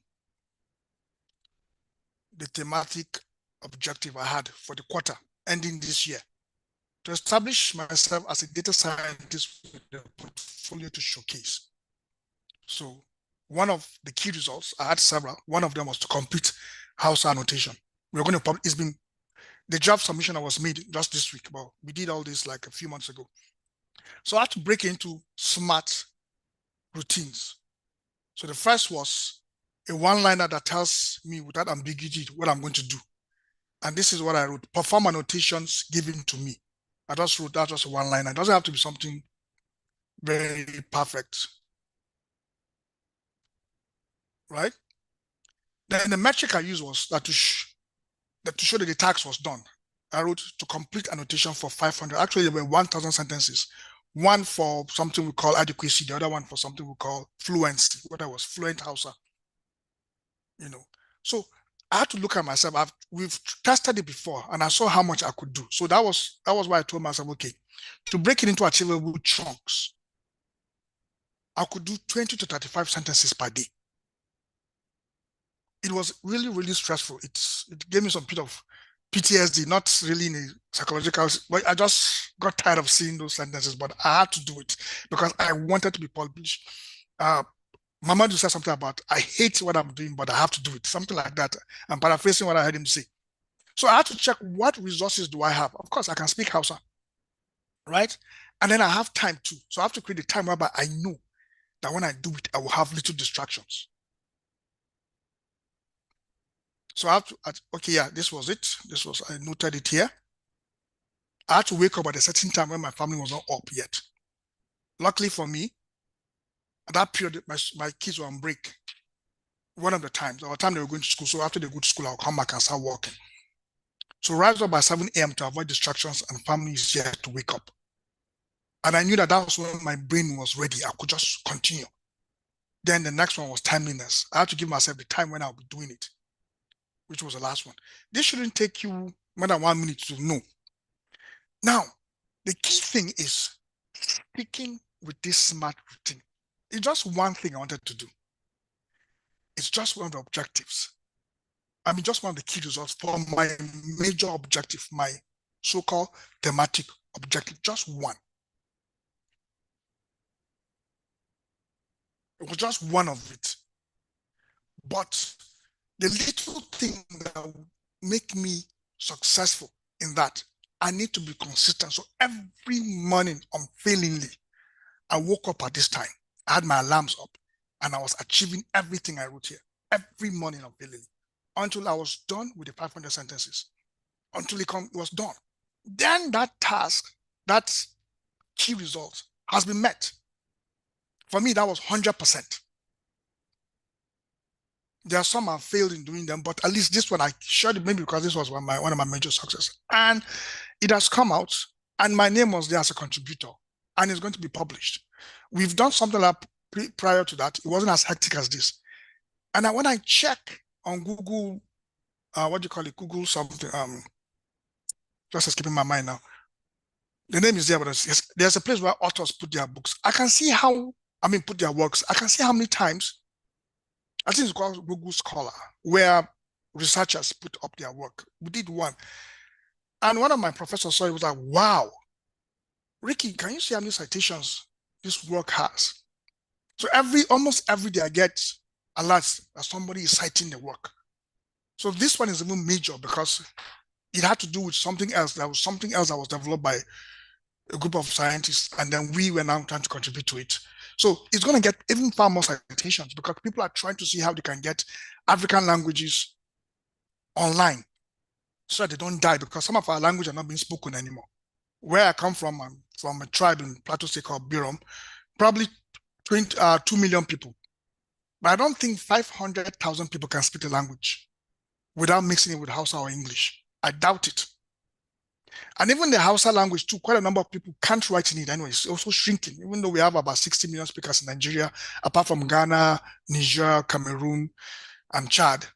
I think even Sudan, I hear there's a large Hausa community there, But with that, because of French in Niger and Benin, English in Nigeria and all that, people who really are articulate in the language are reducing. So we need to save the language. So that's why quite a number of people are rushing to do this. Now, what have I tried to give you now? In one of my thematic objectives, right? I'm doing something that has value for some people. Apart from the fact that I'm also a data scientist, whereby I can teach people how to manipulate data. I also help companies to manipulate their data. There is value in it. People like it. Like I said, I have passion for it. But the first instance is to see what others need. And I've been able to find out what others need. It's there. It's not hidden. You always know what people need. And I'm trying to now key into various areas where there's a need whereby I can even begin to charge premium prices for my services. So that's a work in progress. Like I said, I have several thematic objectives which I hope to complete this year. And by next year, the next quarter, I will have another set. If I have a carryover this semester, that's for me, my life now. 2024, this is what I'm going to do in 2024. I'm going to make sure that everything I do is aligned, because I'll be following my SMART routines. That is what I'm sharing with you here. This is what I want to do in 2024. I hope that what I've shared here is going to be useful for someone. Thank you very much for your time. I don't know if I kept to time. Wow. Yes, you did keep to time. I've been getting WhatsApp messages, how this guy is the bomb, how this guy is, I say, and I never said Wow, Ricky, thank you so much. Guys, I think you should ask Ricky 1 or 2 questions. I have shared his LinkedIn account so you guys can follow him on LinkedIn. Ricky, I don't know if you want to share any contacts that people can reach you with. And I don't know if you're open to being, what is the word now? Being contacted for services that people can pay you for. I don't know your availability for that kind of work, but let us know what people can reach out to you for, and let's have the contacts that you think they can use, because you are very deep. Guys, I've known Ricky, so I've been out of the university now for how many years? You don't do. 20 years now, 20 years. So I've known Ricky for at least 20 years, if I even count from when we left. Yes. Yeah, so if we're counting from when I left ATB, I've known him for 20, which means 20 plus. It can be 22, 23. Yes. And I can tell you for real that Ricky has always been, when you have that reserved, keeping to himself guru, Ricky is a real genius. A real genius. And I'm not even saying this to flatter him, because he has a way with his approach, research, rigor of thoughts, futuristic. Someone was asking me on WhatsApp, and I said, Ricky is one of the people that is always studying new things and tasking me to check it out. Sometimes I'm wondering, what has this man come with again? Check this one, read this one, look at this one. I'm like, hi, this man, no, they tire. So I really do, appreciate, and I really admire you with every sense of respect. I see one lady here, Anna Bolami, says, "Up Bali White." Is that a wife? No. Okay. My wife didn't go to ATB. She attended University of Jos. Okay. Great, Bali White. Good to have you, Anna. That's a good one. Nice one. Nice one. So, guys, Ricky is still here for a few minutes to take 1 or 2 questions. He's been very pragmatic, And one thing that he did, if you followed his story of that effort with those guys that climbed the mountain, I think that was a very, very strategic way of public speaking. And for those of us who are public speakers, or those who like to speak to people, even if you're not a public speaker, because in your area of work, you have built competence, you must learn to speak, because your work will bring you out and people will need to hear from you. Because sometimes people say, I don't want to be a public speaker. I don't want to be a public speaker. I don't see public speaking as a job or a career. It's just like writing. I don't see people say I'm an author. Yeah, you're an author of books, but I don't see being an author as a career. I see it as an expression of competence. So if you have built competence in anything, even if you have been a housewife alone or a house husband, if you do it so well that your family is turning out right, people ask you, how did you do it? You will still speak. So for me, speaking in public is a function of expression of a competence that you have done so well, of a capability. Let's look at it that way. So is there a question for Ricky? It doesn't look like there is. And I would just want to once again thank Ricky for sparing the time. I do not regret inviting you to speak, and I really am happy that you did. Guys, I hope you've taken a screenshot of his number. I would like to remind us to engage responsibly. I think it would be immodest to just start bombarding our speakers with irrelevancies. So let's engage responsibly, because these guys are value packed. So once again, Ricky, thank you, sir. Thank you very much for spending the time with us. It's just a brilliant thing. God bless you, bro. God bless you. Fantastic. Awesome. So, guys, it's been a beautiful day so far. I told you at the beginning that this is just a lovely, lovely day. And I'm loving how we're going. So we're just a little readjustment of time here and there because of the gaps, but you would agree with me that it's been very rewarding so far. If it has, so let's gauge the sessions so far from the beginning of today till now. If you were to rate this session so far on a scale of 1 to 10, I want you to tell me what is your perception of what we have done so far on a scale of 1 to 10. If you were to rate our sessions so far.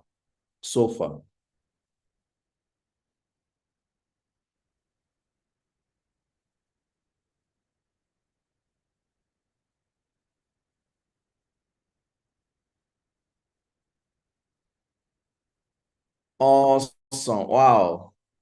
There are some people that when they rate it so high like this, you just know you have made your day is done. Like, wow. Wow. More. Guys, God bless you. I'm so happy to see this.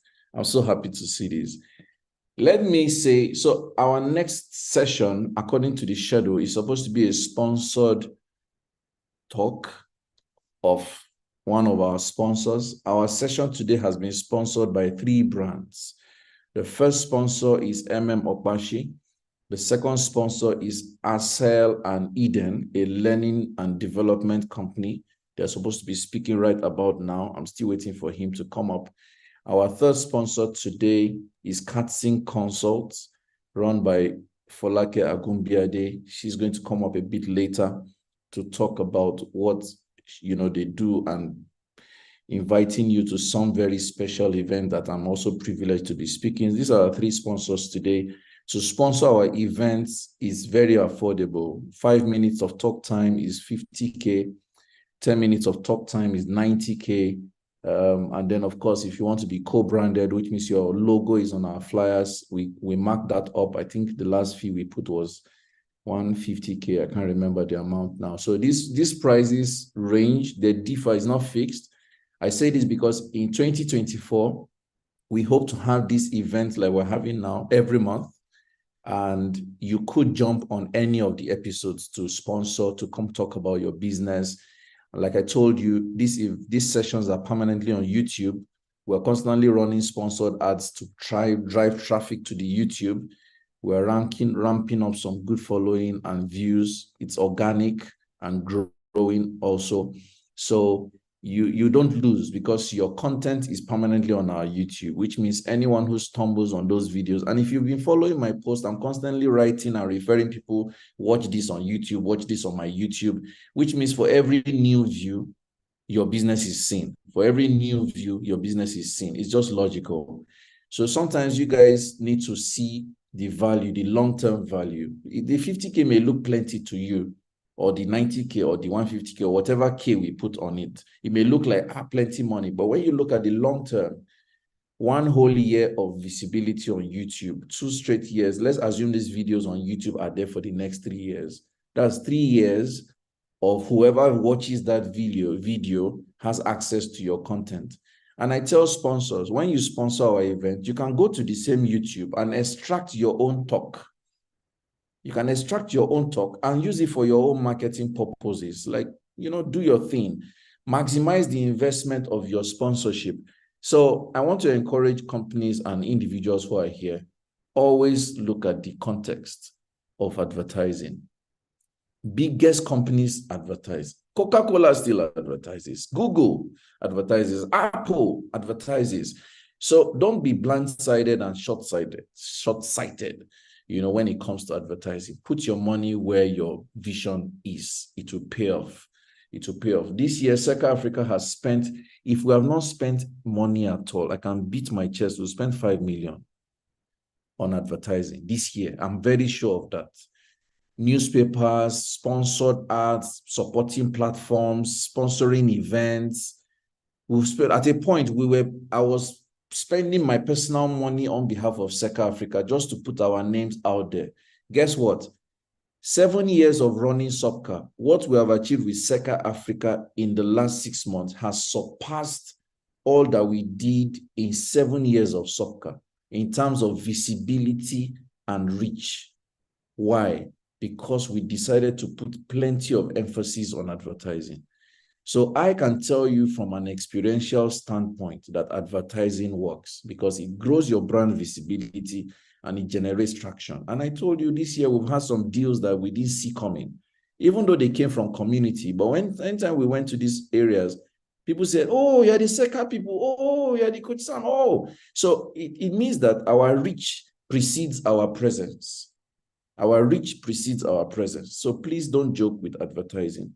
In 2024, all our webinars will be only OSP speakers. Only 2024. If you are not in OSP, you will not speak on this platform. But it's going to be power-packed every single month. That is the plan. So I see that our sponsor has joined. Gabriel, please confirm that you are online now, so we may roll. I am. Okay, so Gabriel. Sorry? Said I was on YouTube all through. Oh, I see. Okay, nice. So, guys, Gabriel is the founder of Acel and Eden, a learning design and development company based in Lagos, serving the world. I have been privileged to host Gabriel twice, one in person in Abuja, one virtually on Zoom. And I can tell you, he knows his onions when it comes to learning, design, and development. So Gabriel, on behalf of his company, is going to spend the next 5 minutes talking to us about what they do. So Gabriel, over to you, sir. Awesome. Amazing. Thank Let me you. make co-hosts for him. Yes, now you're a co-host. Okay, so now I can share. Yes. Awesome. Thank you for that, Coach. Good afternoon, everyone. It's a pleasure to be here. Thank you, Coach, for this opportunity to pitch. My name is Gabriel Balogun, and popularly everybody calls me GB. Coach, I still can't share for some reason. Okay. You're a co-host on from here though. So a co-host, you should be able to do anything actually. Yeah. Which is okay. Yes, nice. Oh, it's loading.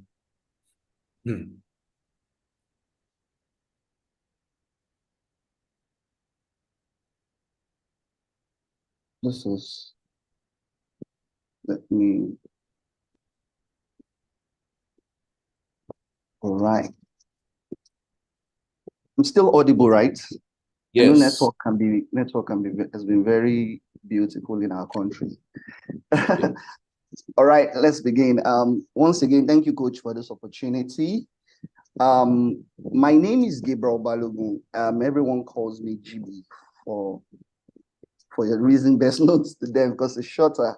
And as we go on, I want us to sort of just follow my slide. So today I want to introduce to us one of our premium services called Performance Management as a Service. Now, take a look at the lady on the screen, right? Some business owners are actually in the States. And let me explain.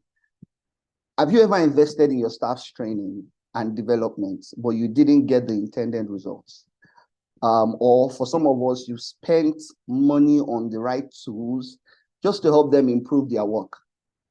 Yet, you didn't get the results you wanted. Or have you taken them on retreats to plan for the year, and at the end of the year, there's nothing to show for it? For some others, it might even be that you've increased their salaries, given them bonuses, and you have little to show for it. I mean, do you still feel like I have to do this work myself just for it to make sense? And you always find yourself tired, you find yourself stressed out. I'm here to say that I get it. And I absolutely believe that it is not fair for that to be happening. So this is why my team and I have worked together to develop this specific service called Performance Management as a Service. Who are we shortly? Acel and Eden is an organization, and we help individual and corporate bodies groom their staff into high-performing team members or teams, ensuring that they can deliver the desired results that is set out to achieve. And the beauty with this is we have made this solution into packages that literally every business owner out there can afford, right? And so we have like 4 options that I am willing to share. I have permission from the team to share with us today. The first one is what we call the 1 month boost. And in this session, or in this service, this specific service, what we do is a rapid performance assessment of your organization to help us understand the skill gap. And then we build targeted training to plug that skill gap. So it's one training for that information we discover. The second package is a 3-month transformation. And this time we do a comprehensive performance analysis. So it goes beyond assessments. This is an analysis. Then we design a training that is customized for your team's development. And then we introduce what is called a mentorship plan for continuous improvements. And then we go to the next option is what we call the 6-month mastery plan. And this is like our customers' favorite. Why? Because we do what is called in-depth organizational assessment. So we move beyond performance and we sort of figure out what are your policies, where are you missing certain structures and procedures that are influencing and encouraging low performance, right? Once we discover that, we create what is called outcome-based performance objectives. And I really love what Mr. Ricky shared, because that's what we do for organizations. We sort of create OKRs and ensure that they flow into a performance management system that you can monitor.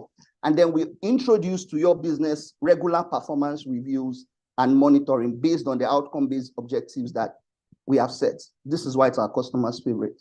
And then the final one is the 12-month Elite performance. Now, this is a 1-year plan. And so it's inclusive of all that is in option C with 2 extra things. One, we remain with you after the 6 months for the next 6 months to monitor and adjust according to how your business scales, right?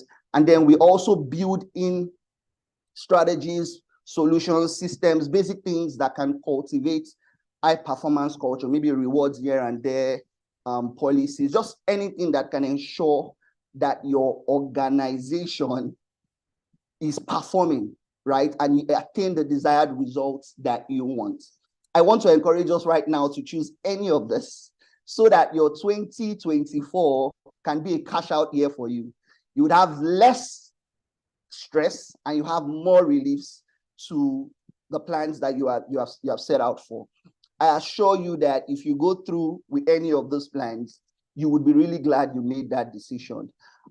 Because of Coach Sam, we are giving everybody on this call, not everybody, we're giving the first 5 people on this call the first plan for 300K. So if you signify that quickly and we take notes, the second team helps us take notes, you're going to get the first plan for just 300,000 naira, my bad, instead of 400,000 naira. So we also want to encourage you to borrow our experience. I mean, we've done this for various bands, many that we can talk about and some that we cannot talk about due to ND, the agreement that we have signed. To sign up for any of this, please just call or WhatsApp the number on the screen. We have the solution that you need to scale your business performance in 2024. Thank you for listening. Thank you for having me, Coach. Fantastic. Guys, that was GB, Gabriel Balogun, founder, Asael and Eden Learning, Design and Development. Let me say some very quick things about why you should sign up for some of his packages. Let me start from the very simple one. If you loved his style of presentation, that means his slides. That's like the base. That's just a context. You can sign up and say, you know what, just teach me how to put together beautiful visuals. That's the starting point. Secondly, if you know that you have spent money to build your skill set and competencies to date, you're a professional at something, but if you die today, everything is gone. You need to go to him and say, I want to capture all I have learned. Maybe not all, because we learn so many things. I want to capture the way I know things.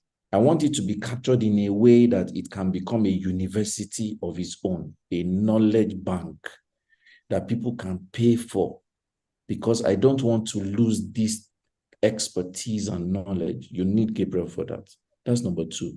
Number 3, you are running a business and you are tired of sitting your team down every day. You are talking the same thing. Every day you're talking the same. It looks like they have blockhead. You want to be able to say, you know what, guys, go to this portal, learn this thing. It's tied to your KPI. If you take assessment on this, Your performance on these assessments will translate on your job, but the assessment will tell us how much you even understand what you have learned. You need Gabriel for that. The next thing is, you know that you serve customers, but most times customers too are suffering the problem you are suffering. You know, one of the things about learning is that what you have overcome becomes a solution for somebody that is suffering what you suffered, that you just overcame. There are many reasons why you should hire Gabriel. Many reasons. So if you're here, don't be intimidated by those numbers you saw, because the first thing many people do is, I don't want 1.7 million naira. I have to tell you the honest truth. In the month of October, I was in Lagos. I paid 2.5 million naira for a 5-day course. It's public information. I put it, of course, I'm not going to spend that kind of money. I'm not going to make noise. I made a lot of noise about it. 5 days, 2.5 million naira or thereabout. When I came back, I made sure that I did 2 cohorts of a strategy course right off that course. And as I speak with you, it's already a self-paced course on my seller account. I can tell you confidently that I have made my money back more than 100%. What I'm saying is that the things we learn can become revenue streams. Don't be a dormant, stale potential. You are just there. You know it. Nobody knows you know it. Nobody's learning how you know it. Nobody's learning the things you know. You're just there being an expert in your bedroom. So ask yourself, contact Gabriel, negotiate a payment plan, get the things you know into a virtual system that people can pay for in any currency. Currency, and you will never regret it. So guys, this is Asel and Eden. Thank you so much. Thank you so much. Thank you, Gabriel. Thank you. Have a beautiful rest of the day. I hope you're still with us. Thank you. Fantastic.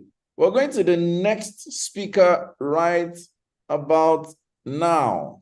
We call her Grandma. She's also a very valuable member of our community. When I say very valuable, I do not think there is anything we have launched or sold or announced that she's not a part of. So she's, I think I'm correct when I say she's the oldest member of all our communities, both in age and in years of participation and activity in our communities. How can a 73-year-old person be so hungry about learning, so consistent about learning, so active, participating? That is one challenge. I've always used her as a benchmark. I've always challenged myself. If this woman keeps learning aggressively at this age, then I don't see any excuse for me. I don't know about you. I'm talking about myself. So guys, I'd like to bring a very special woman, a lady, an author, a coach, a grandma, a good person. And we call her Grandma. Her name is Dr. Ngozi Odocha. Grandma, welcome, ma. And you have the floor.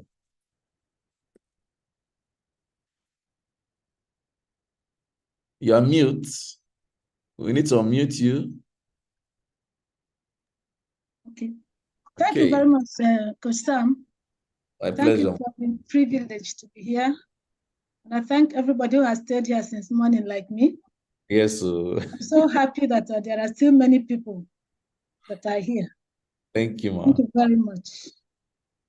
So I want to talk about making wellness your priority this year in 2024. So that's what I'm going to talk about. Can I share? Yes, you may share your screen.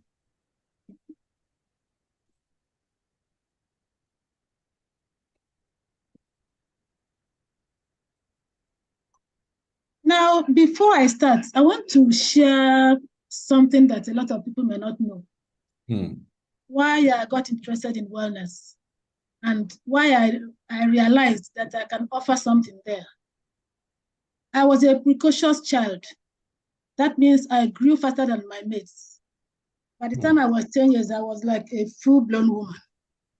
And I think the worst part of it was that somebody came to marry me at that age. And my mother had to use broom to drive the man off. So that shows you how big I was at 10. Now, as I grew up, I looked older than my mates, even in secondary school. Most of them thought I was older than I was. But what happened when I celebrated my 50th birthday was a shock to me, because everybody continued asking, are you sure you're 50 years? No, probably you don't know your age. I said, I know my age. So it came to me like I shall say, oh, so I'm now younger than my age mates. Anyway, I continued. Now I came to Abuja and celebrated my 60th birthday. It was the same thing. Anybody that got the invitation card and knew me said, is it true that you're really 60 years? I said, yes. And then when I turned 70, oh God, anybody that had invitation card, they were asking me, tell us, what have you been doing? Why, how have you stayed this long? And some people say, I met you in Benin in 19 something. You're still looking that way. So I now realize that actually, probably, there's something I can offer. And therefore, I wrote a book called Look Great at 70. And all the people that were asking me, fortunately, as they asked me, I just wrote down their names so that they were the first people to pre-order my book. Even before the book came out, I had already paid for the money to pay for it was there. So since then, after that, my book, people just continue calling me, tell us how you did it. And that is why I had already become a coach, then I niched it to wellness, because I felt that that's where my call is, and I actually have passion for it. And that is why when Coach Sam talked about, what people will do in 2025, I said, okay. And he called me, I said, okay, let me talk about the wellness that is actually my passion. So this morning, I invite everybody to listen and follow me and see how you can make wellness a priority in 2024. Because let's face it, if you are not in good health, if you don't have a good lifestyle, all those plans we have, it will be difficult for you to achieve them. There's no need for us to be managing our health, but because you can do something to maintain it. And that is what this talk is about, that in 2024, you should make wellness your priority. So let's start.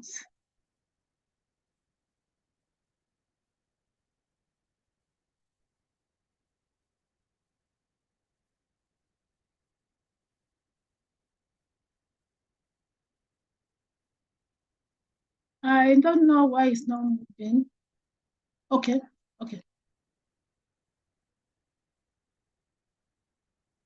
So, like I said, wellness is very important to everybody. So it's not even a question of, let me postpone. I have this project I'm doing, I don't have that project. Wellness is a project because it affects everybody. It affects your life.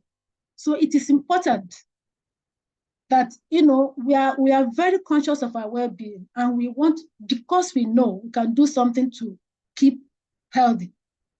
Let us try to do that. When you make wellness your priority, it has a bunch of really good effects on your physical, mental, emotional health, and actually your career or whatever business you're doing.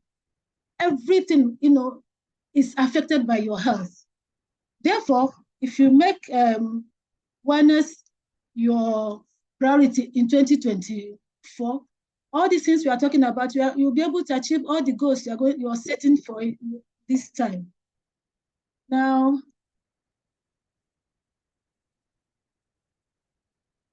let's look at the importance of wellness.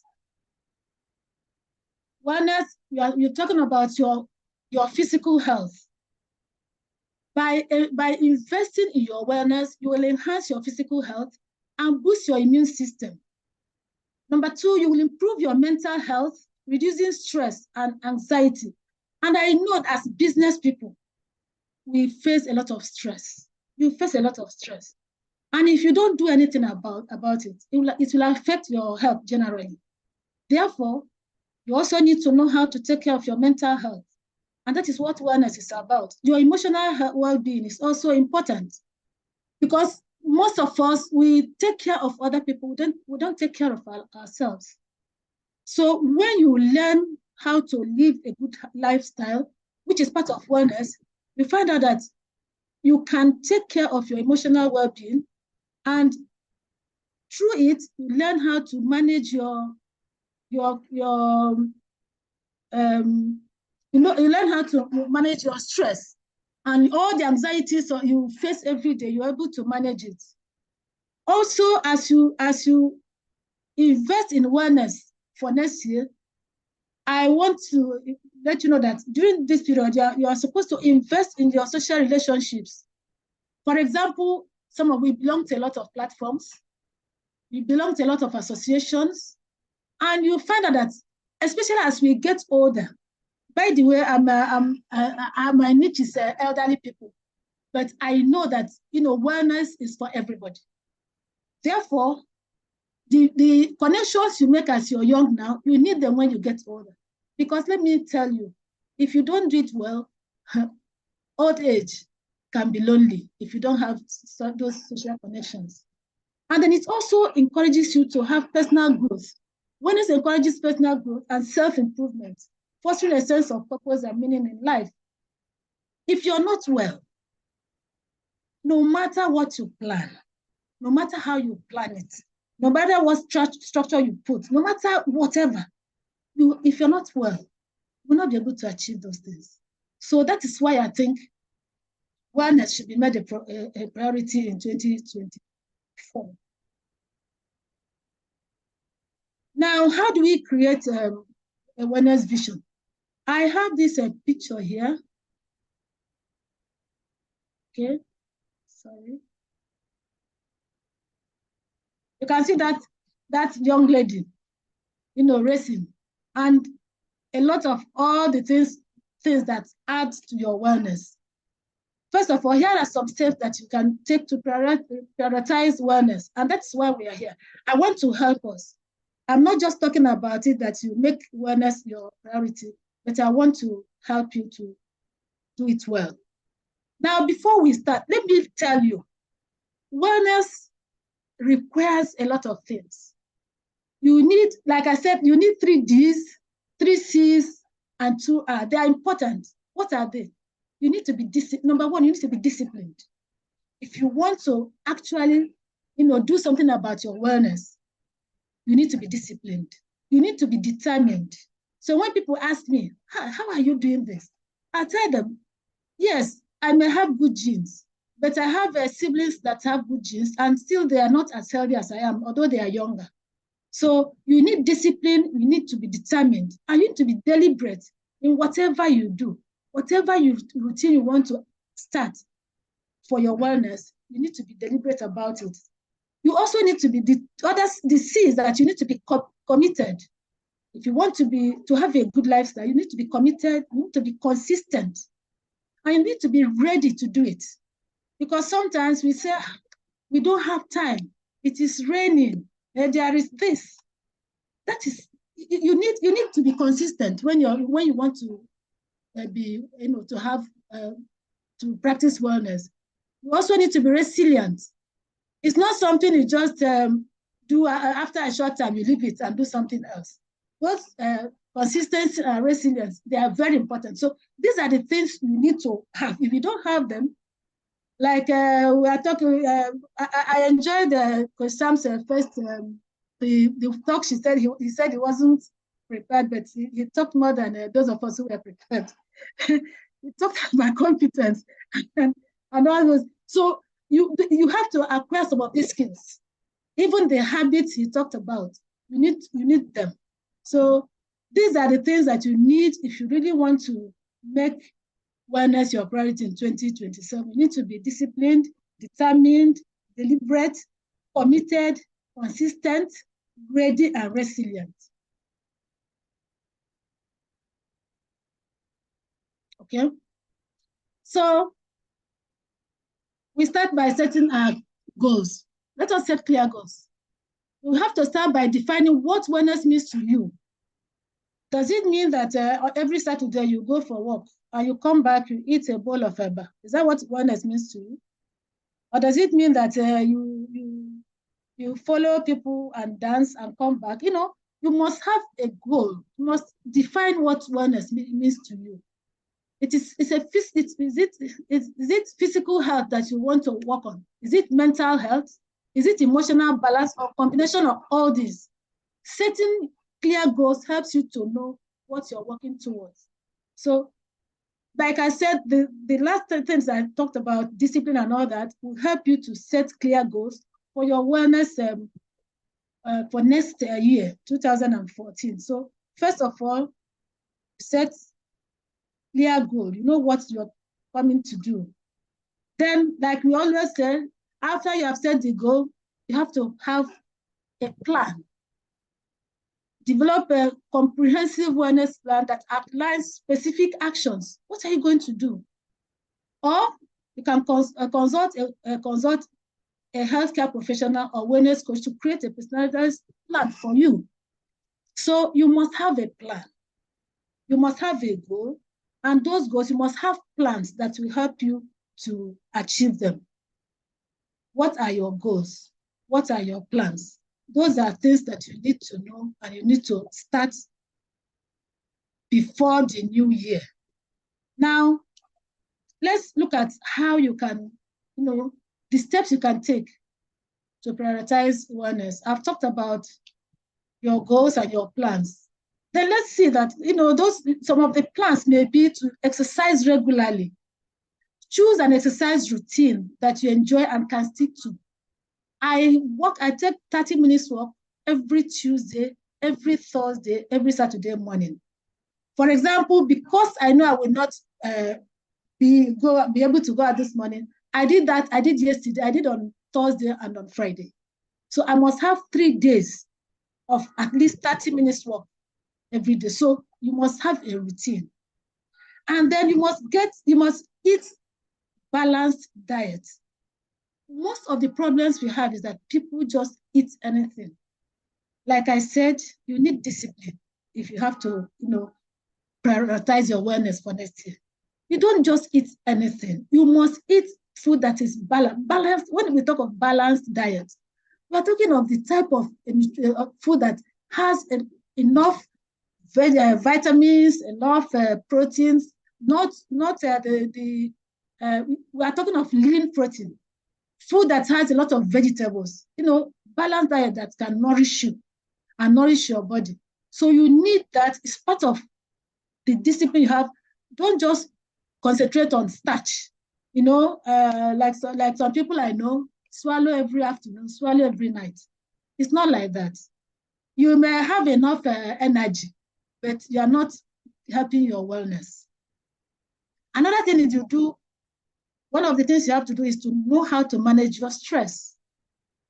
Like I said, being a business executive, makes us to be very stressed most of the time. If you can manage your stress, then your wellness will be sure that your lifestyle is okay and will be well. So you manage your stress through some techniques. My best technique, like I've always said, is the 3A technique. What is it? If you are always consistently having stress, find out the source of your stress, which is called the stressor. Find out what your stressor is. Now, when you know what your stressor is, you can do the first A, you can alter it. You can alter the source of your stress. For example, if you sleep very late, and then you know that when you wake up in the morning, you're cranky, plan your time so that you go to bed early. Even if you need to work early, you will not feel cranky. Or there's somebody that when the person visits you, maybe the person calls that he's coming, you have stress. Find a way to either find out why that person is a stressor. What is it that he's doing? Is it that he comes at the wrong time? Is it that he comes with bad news? That type of thing. Alter. So when you cannot alter, you now decide to avoid. Avoidance may not be good, but most of the time, there are some stressors you can avoid, or there are some stressors you can, you can quietly, make yourself scarce. For example, if you have a boss that is always, on you, one thing you can do is to find out, why is this man stressed? What's the stress? Why is he a stressor in my life? If you can find that out, and it's something that those things are things you think you can live with, you can avoid it. You can avoid it. Now, the last one is, I've talked about alter, avoid, then you can accept. There are some stressors, you can't do anything about it. You cannot do anything about your boss that gives you work every day, something new every day. You already know. So you just accept that this is how he is, and he probably doesn't want to do it. He wants you to do it, or probably he prefers you doing it. You do it better. So, like I said, this is my best way of managing stress. I alter the situation, the stressor, I avoid the stressor, or I accept the stressor. You find out that when you learn how to do this properly, your stress will become low. We still need some stress in our lives because they motivate us to do some things. But those ones that are chronic, that give us anxiety, those are the ones that we should do something about and we should manage. Now we're also feeling that you should get adequate sleep. A lot of people, I think I'm beginning to learn to sleep well. Some people don't sleep well. They don't sleep early. They don't have CS. They don't have time to sleep in the afternoon. They sleep very late. Some people come back to the house with work, and they work till midnight and all that. So part of your wellness plan for 2024 should be to find a way to have adequate rest, adequate sleep. And while we're talking about sleep, we're also talking about relaxation. We need to find ways to relax. Like you say, people, they save for vacation. Most of us, we don't save for vacation. When we even go for the vacation, we are in every shop. So you should get adequate sleep and make allowance for your relaxation. Then, like I said, one thing that gives people some stress is that they are not grateful for what they have. So you should practice gratitude. Cultivate a mindset of gratitude by regularly reflecting on the positive aspects of your life. Always think of the things you have, not the things you don't have. You find out that when you begin to be grateful for what you have, when you begin to be contented, and when you're contented, you find out that a lot of you overcome a lot of issues in life. So these are some of the steps you can take to prioritize wellness. Exercise regularly, eat balanced diets, manage your stress, get adequate sleep, practice gratitude. Now, as we continue, so you also need to hydrate yourself. Take enough water. A lot of people, they don't take enough water. And that water allows all you have eaten to be, to go well and be digested. It allows your blood to flow properly. And it helps your skin. For example, I used to tell people, when you look at my skin, I don't know whether you can see it. I don't have wrinkles on my skin because I try as much as I can to take water. When you take water, it's very good for the body. Then you have to cultivate healthy relationships. Surround yourself with positive people with positive mindsets, with people that are supportive, not people that will, every time they come, they give you a call. There are some people, immediately they call, you know that there's a problem. And that person wants, and normally you're not disappointed. Such people will, add to your stress. But when you support yourself with positive-minded people, positive that can give you support, positive people that when you have any issue, you can go discuss it with them. You find out that we are also cultivating some good wellness habits. And then another thing, for people like people I know, you have to limit technology and screen time. A lot of people, they're always on their phone. I remember that most of the time when you go to a gathering, 3/4 of the people are not listening to what is going on. They're on their phone. At night, they're on their phone. Sometimes I wake up in the morning, somebody had posted something at 3 a.m. I say, by 3 a.m., this person is still awake. What is the person doing? So we need to, sometimes let us fast, have a technology fast. Maybe I don't know whether some people can survive one day of fasting, leaving their phone and their television and all those things for one day. I'm sure a lot of people will feel that they can't survive, but it's possible. Sometimes do a techno fast and see what happens. You will, and if you make it maybe once in a week or once in 2 weeks, or even if it's for 1 hour or for 3 hours or for half of the day, you find out that by the time you come back, the problems that even you will save your eyes. If you don't save anything, you save your eyes. So let us, minimize as much as we can screen time. Limit how much we use technology. Okay. Now, how do we build a wellness routine?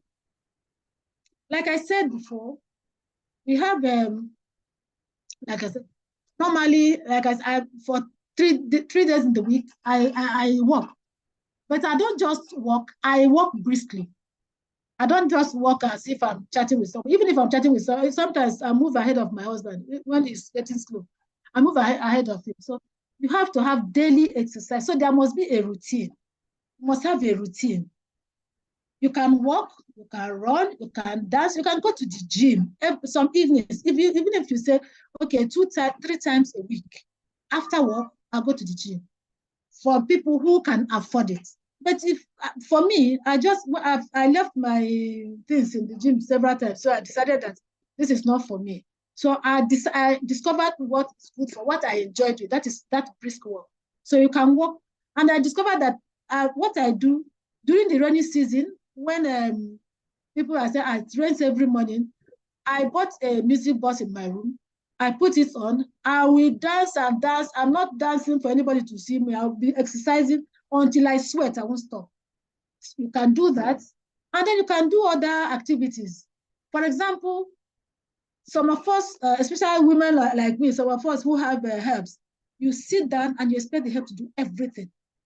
Go upstairs, bring something down. You are also being active. If you have that in your mind, sometimes you're going to the market, you park your car, not inside the market, park it somewhere that is safe and walk to the market. It helps. It's also part of being active. Like I said, you can't do anything about wellness if you're not talking about balanced diet. Because what we eat is responsible for how we are. Therefore, if you're going to be sick, it starts from the gut, from the intestine, and it is from what we eat. So we cannot overstress the importance of balanced diet. Limit the consumption of processed foods, sugary drinks, and excessive amounts of caffeine and alcohol. I know a lot of people who take this, what we call minerals, Fanta, Coke, and all that. They contain so much sugar. And at a certain age, even for our children, we should limit the quantity we give them. Because it not only makes them hyperactive, it's also not good for them. And that is why you see children having diabetes because of what they eat. So if you want to be healthy, for 2024, make up your mind that you're going to be well and that you're going to practice wellness habits. Then, like I said, you can sleep, but what is the quality of sleep? The sleep that you will be sleeping and your bed, you didn't put off your phone and it rings and you get up to listen to look at who is calling you and then you go back to bed. That will not get good quality sleep. So the best thing is when you're going to bed, put off your phone so that sometimes if you put it on what is it called, airplane mode, so that you can get the message, but it won't disturb you.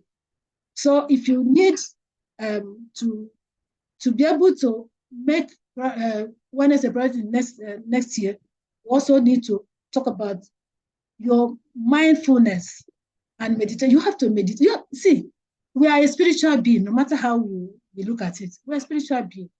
we may not, there are some people who don't even believe there's a God, but there's something that, that, well, how can I say it? That helps you to know that you did not just come here for nothing.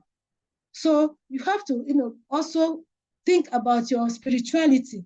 Some of us who are Christians, there are so many things that we can do as Christians that will help us to practice our wellness. And then part of it is meditation. You have to do your meditation, you do your prayers and all that.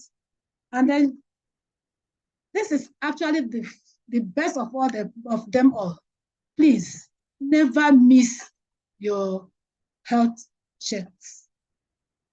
Always keep to your appointments. If you have to see a doctor, if you have problem with your eyes, go and do an eye checkup.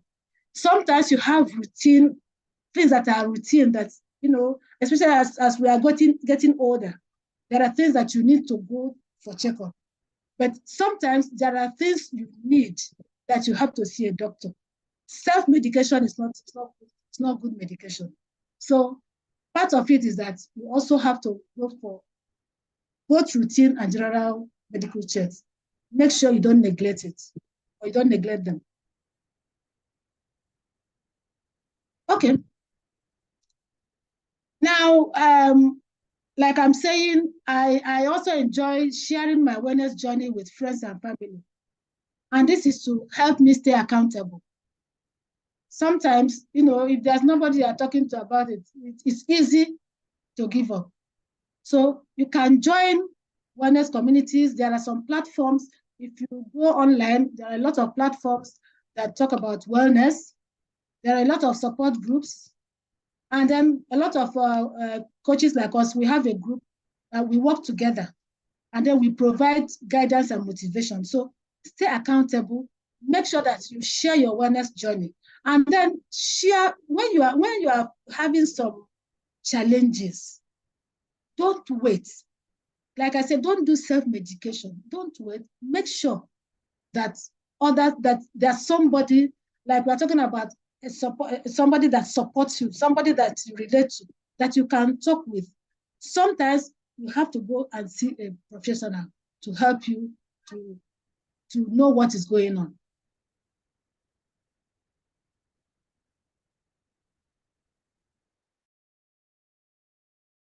Now, when you have set up your goals, you have set up your plans, and you looked at the plan at the plans, what you want to do, you also need to track your progress.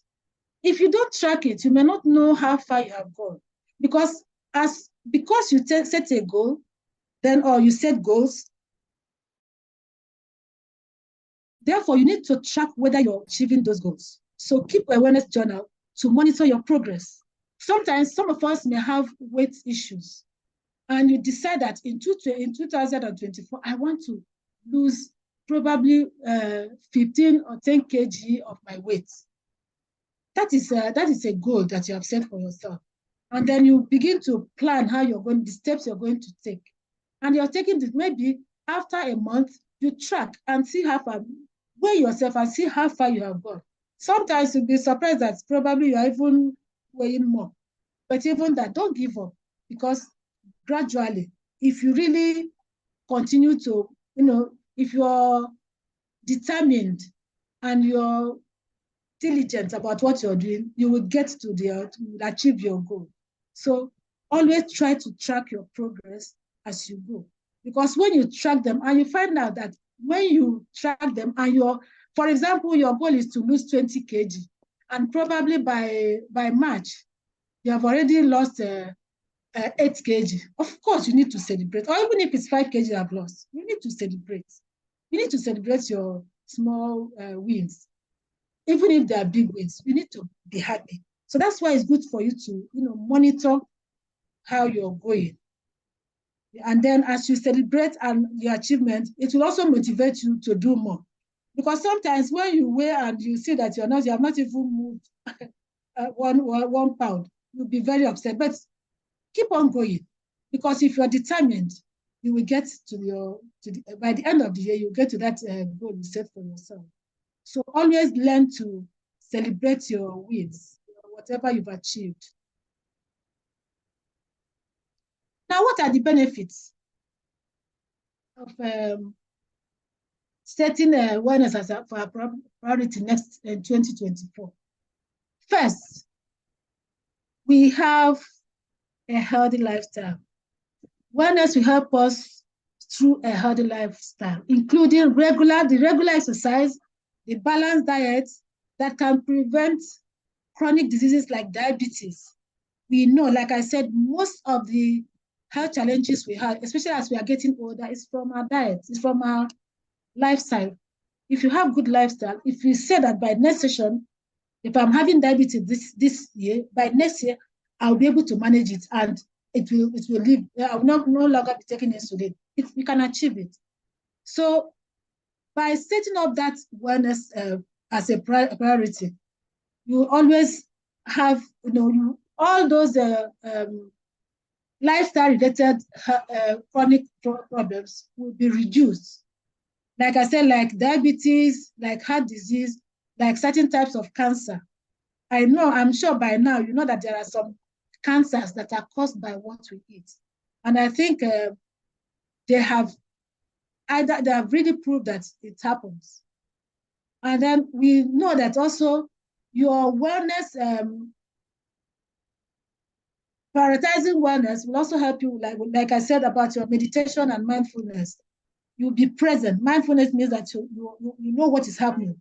Sometimes as one gets older, you begin to have some issues that like Alzheimer's disease because you did not take care of your mental health. Now, like I said before, we've talked about emotional well-being. Wellness practices will help you to care for yourself and then to help your emotional balance and mental stability. So we get to number 4. Wellness contributes to an overall sense of well-being and contentment.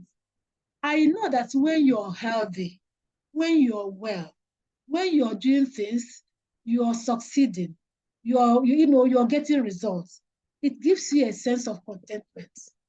And then it makes your quality, you have higher quality of life. You experience, you feel it, that you have a higher quality of life. You can imagine somebody who is not well, who is in the hospital, or who frequents hospital because the person is not, aware that, what is happening to him or her is because he chooses a wrong lifestyle. The lifestyle is not healthy. And therefore, even our children, if we don't prioritize their wellness, we find out that they go to hospital every time. You see some children, every other day, they are going to at least every month, they go to hospital. It has to do with the lifestyle the child is exposed to. So if we prioritize wellness, you find out that, number 1, you will spend your money going to the hospital every day. Number 2, you have the strength to do and the health to do what to achieve all the goals you've set for yourself. Number 3, you save money. You save money and you save time, because a healthy person is a wealthy person. They say when you're healthy, you're wealthy. It's not only when you have naira and kobo. Good health makes you healthy, because with good health, you can also make that wealth.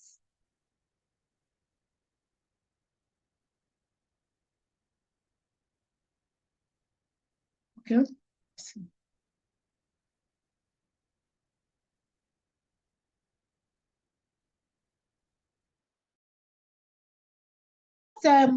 I just want to say that it is possible that in all that we do in 2004, we should pay a lot of attention to our wellness. Because when you do that, you are investing in a brighter, healthier future for yourself and also for your family, because everything I'm talking about is not just for you, also for your family, especially for those of us who are women who buy the things in the market. We feed our family, what we feed our family shows in the way our family's health is. So it is also good that as women on this call, that you should also try and make wellness your priority for next year, for 2014, and not only for next year, for all times, because you need to be well. Even at, well, in February I'll be 74. Even at 74, I still can run. I still can do a lot of things. When I think it was when I was 60 that I had my first attack of arthritis.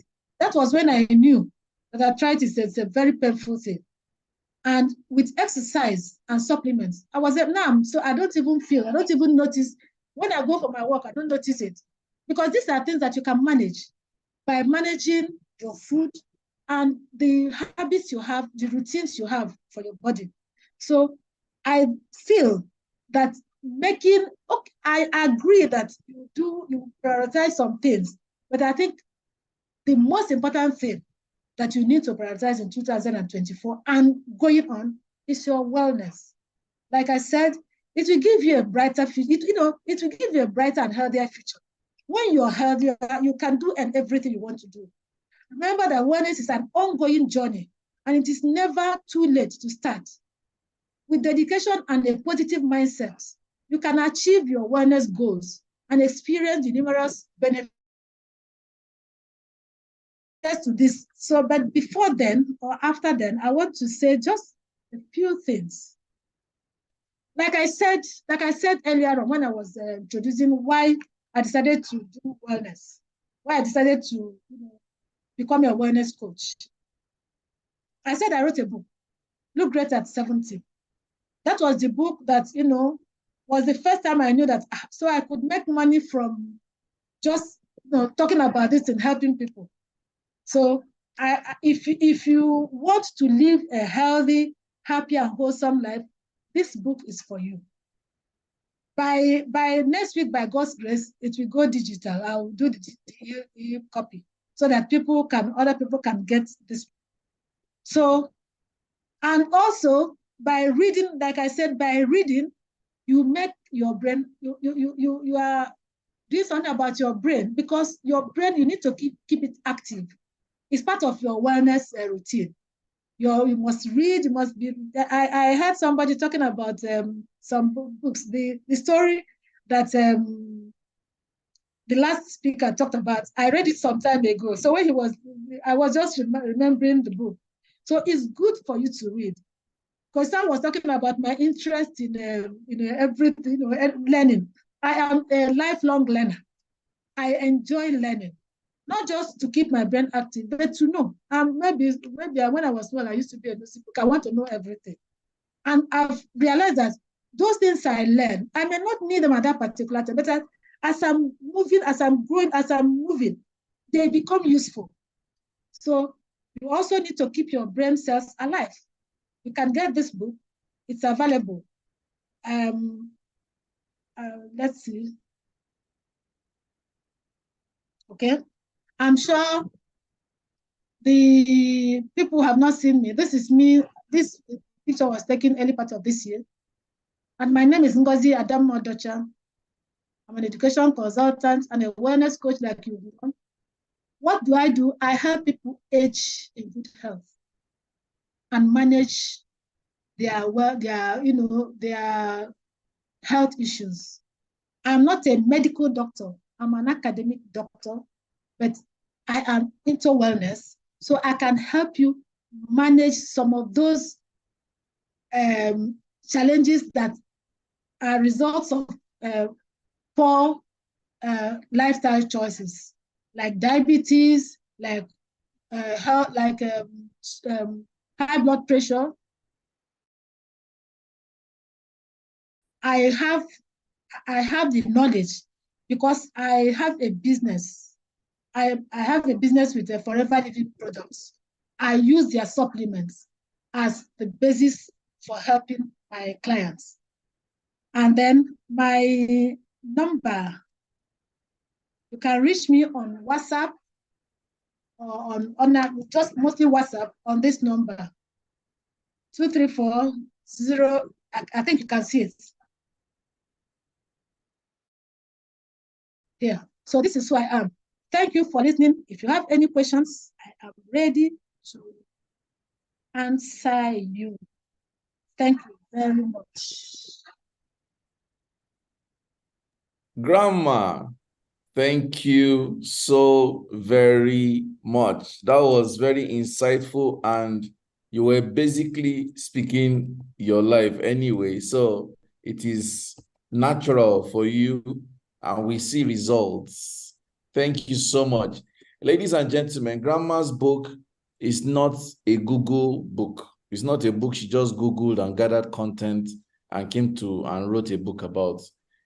It's a book directly from her life experiences. You heard when she clocked 50, she looked unbelievably younger.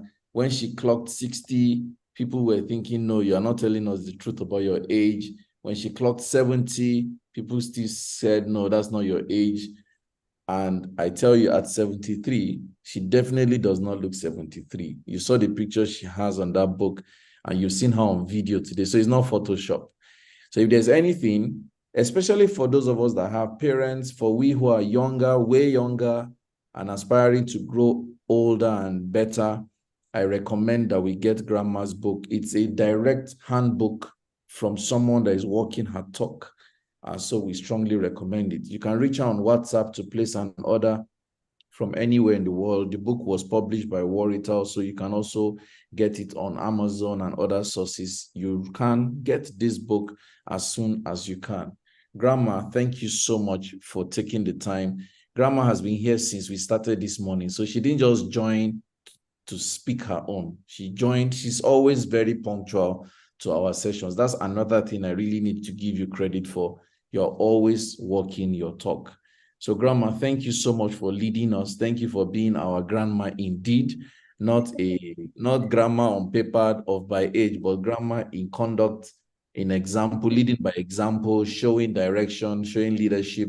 Thank you very much for every time. And thank you for listening to me, this small boy. It's a privilege that you consider, you call me your addiction. It's a privilege that you tend to ask and listen and follow some of my thoughts.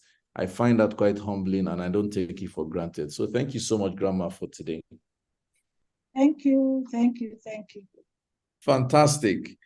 Ladies and gentlemen, we are gradually winding down, It's been a long day, and guys, you don't want to miss the last talk, because that one is fire.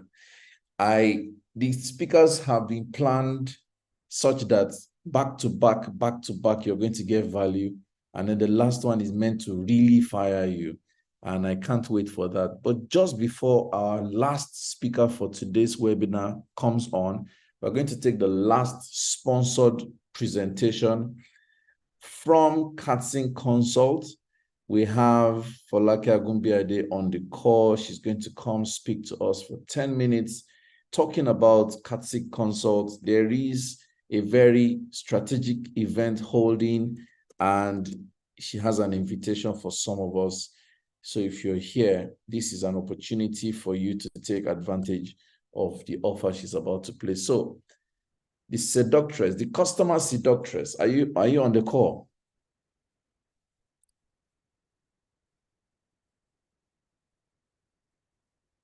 I hope Folake is here.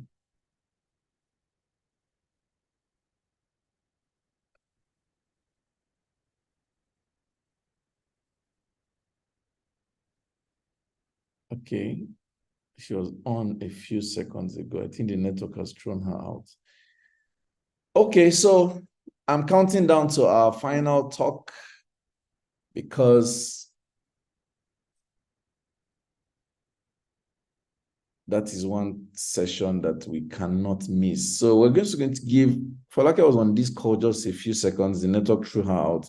We're going to give her a few seconds to show up and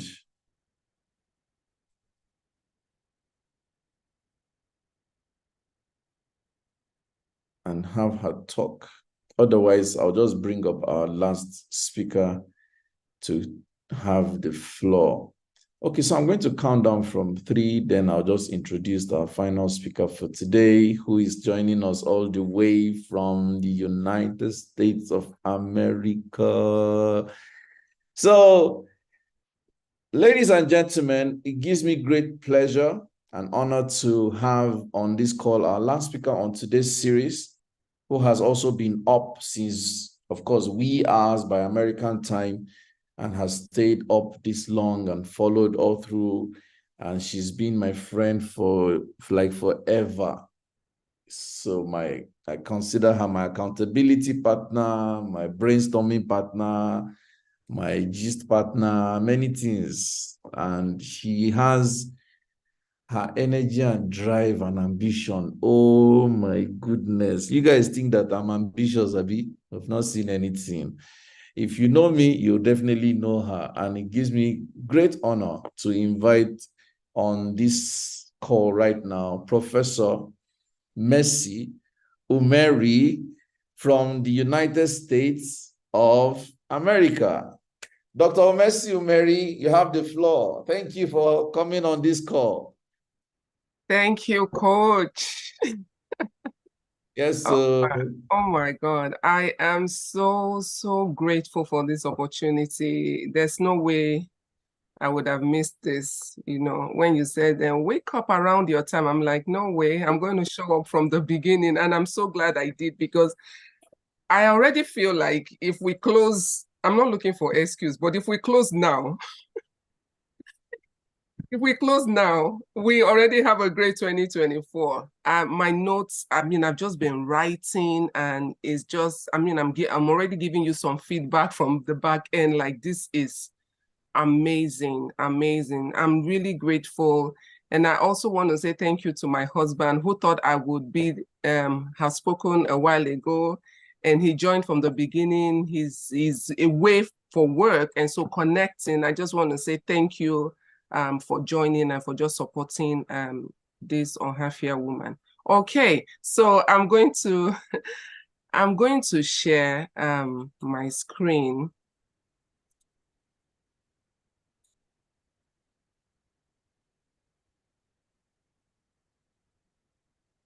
Can you all see my screen? Yes, we can. Okay.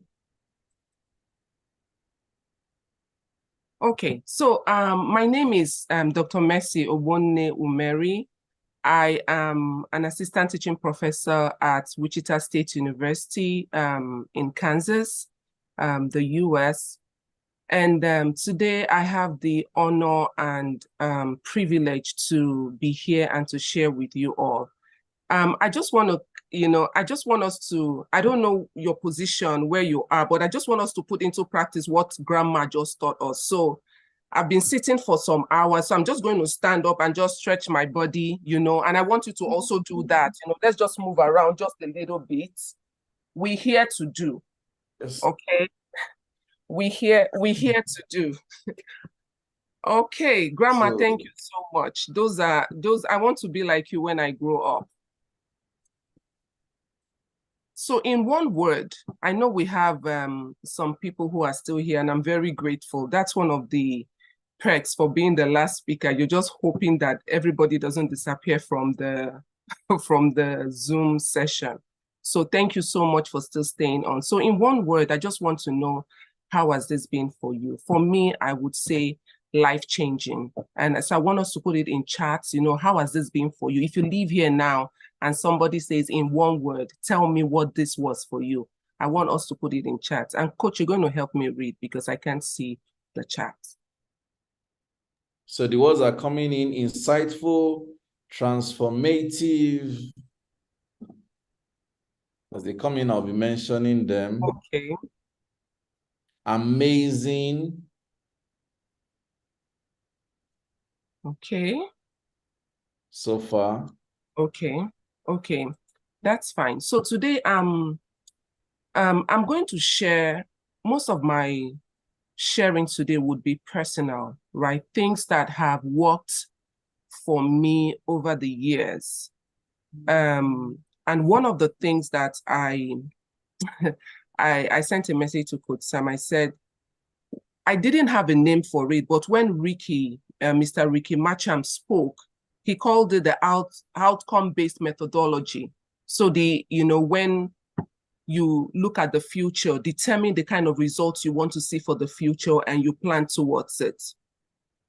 So one of the biggest lessons I learned in 2023 is the mindset shift that happened for me.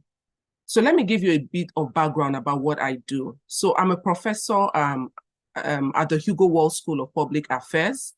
I teach Introduction to Public Administration, and I also teach Human Resources in Public and Nonprofit Organizations. Coming into 2023, more tasks were added to my table, or to my work. The task for recruitment was added to my work.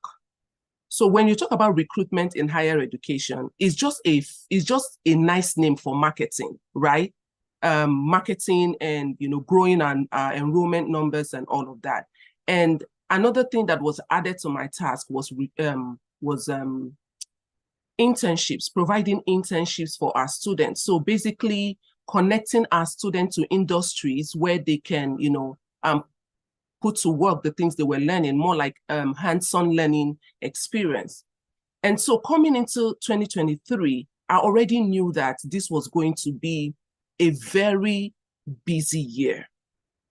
And to tell you that, if I tell you I was not scared, I'll be lying. It looked so big. I'm just coming into this role.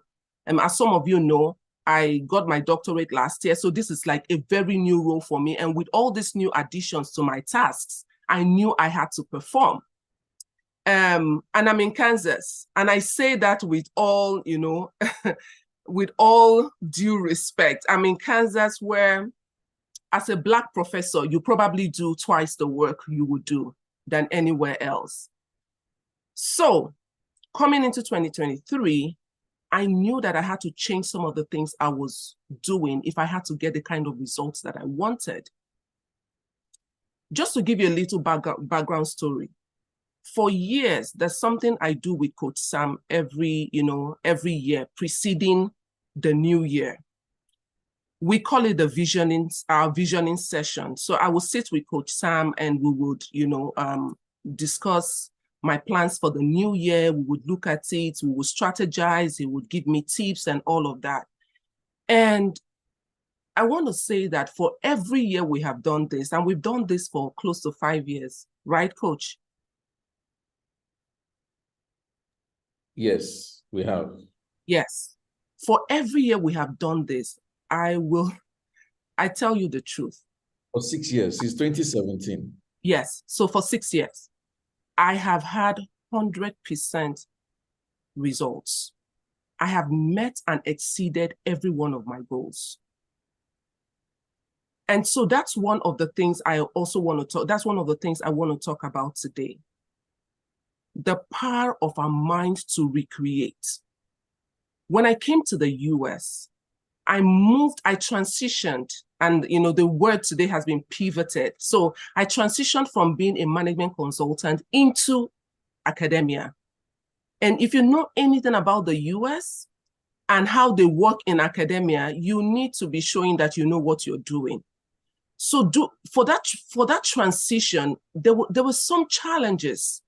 I was coming in as an African. I was coming in as a woman. There's a gender perspective to that, yes. And I was also coming in with an accent.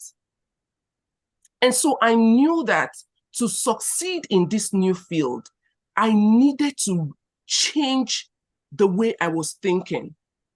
Most of the people I had met, because, I'm also, when you work with Coach Sam for a long time, you know that you have to do your due diligence for anything you're trying to get into. So I had done my research, so I knew kind of what I needed to do, but this was a new terrain. And most of the people I was meeting and talking with, they're like, Mercy, this is not like every other place. So here, this, you are Black, you are a woman, you are this. So people can, it was from one kind of disadvantage to the other, one disadvantage to the other. But I made up my mind. that I was going to succeed in this new path. I made up my mind that I was going to not just succeed, but I will succeed exceedingly. So I came in with that mind power. Don't also forget, and you all see it on social media, you know, all those videos of don't listen to them, they are lying. US, people are suffering, they are lonely, they are this, they are that. And I'm not here minimizing anyone's experience. No, that's not what I'm doing. But from everything we've heard today, you decide which camp you want to stay in. You decide who you want to listen to. You decide if you want to recreate your world and determine the kind of results that you want. I found that a relocation is just a change of environment. So if you have somebody who has a wrong mindset, if you like, take them to the White House, they will still not succeed. It's not a curse. I know all the big story about enabling environment, and yes, I agree. The US has a very good enabling environment, but I tell you, if you don't have the right mindset, you will be in the midst of plenty and still suffer, which is why we still see people who have been in the US for 20 years and we're asking, what's going on? Why is their own story different? Because you can be in the midst of plenty and still suffer. Relocation just means you changed location. But if your mindset is not changed, your results will still be abysmal. And so for me, it was first a mind work. And so coming into, you know, having this kind of mindset and walking through my dreams for 2023 with Coach Sam, I had to take it a notch higher. Because in 2023, I was going to do some of the things I'd never done before. Basically, in 2023, what we did was to take the results of 5 years and compress it into, I can't even say 1 year, because when I give you the details of what Coach Sam did, you'll be amazed. We took the result of 5 years and compressed it into 11 months, because Coach Sam said for the first time, we were not going to make a 12-month plan, that he wanted December to be free for me to rest, you know, for me to do other things that I wanted to do with it. So we took 5 years basically and put it in 11 months. Anything is possible. I told you I've been doing this for 6 years. So this is not textbook. I teach textbook, and I'm still going to talk about, you know, SWOT analysis and all those smart things, but I'm telling you what has worked. If it has worked for 5 years consistently, and in 2023, we took a 5-year plan and made it work in 11 months, then there is something there. Anything is possible. You see, I jumped on this webinar from the beginning because I know the power of information. And when I kind of looked at the people Coach had put together for this webinar, I made up my mind that even though I thought I had a 5-year result in 11 months, in 2024, what I want to do, it will blow my mind and anybody's mind who even hears about it. That's my mindset. So listening to everybody who is speaking, I'm like, focus, yes. Pivot, yes. Grow competencies, yes. Grow capabilities, yes. I'm taking my notes. Because I know I will not come back in 2024 and tell sorry stories. Some of you who know my background, you know I grew up from poverty. So I have experienced that life. I am not ready. I'm not even interested to go back to that kind of life. So for me, it is win or win. Community, my strongest strength. You know, people look at me, oh, Mercy, you are, motivated. You are, optimistic. You are a goal-getter. You are this, you are that. But I will tell you the truth. What has helped me the most in life has been people. I met Coach Sam about 11, 12 years ago. Attended his very first program.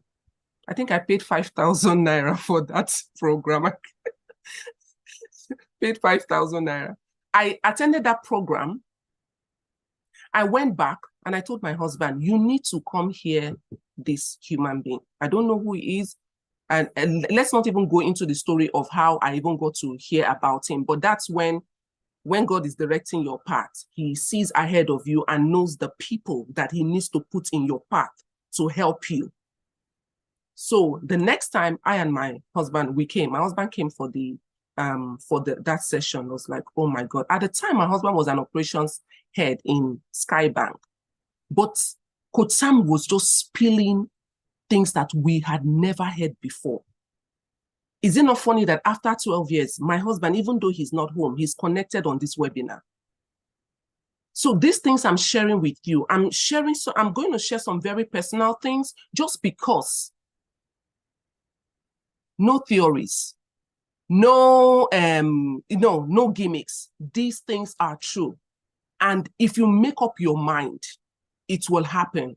If you make up your mind, you will get the kind of results you want in 2024. And I will plead with us, as I talk about this mind shift, it is the same everywhere.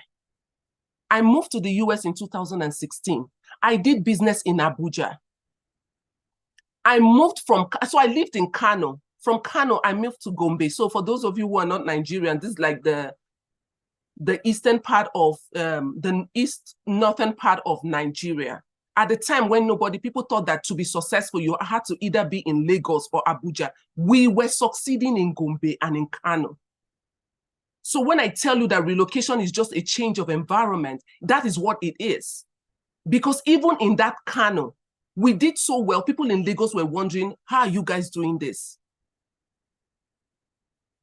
So moving in back to the people that God brings our way, the people who have helped me the greatest are people that I have interacted with, whether in association, whether in communities, or whether just, personal relationships like this. There are people that Coach Sam had, would see on social media. He would send me the link. Mercy, you should check out this person because this person reminds me so much of you. I follow those people. Boom, I'm getting wisdom from these people.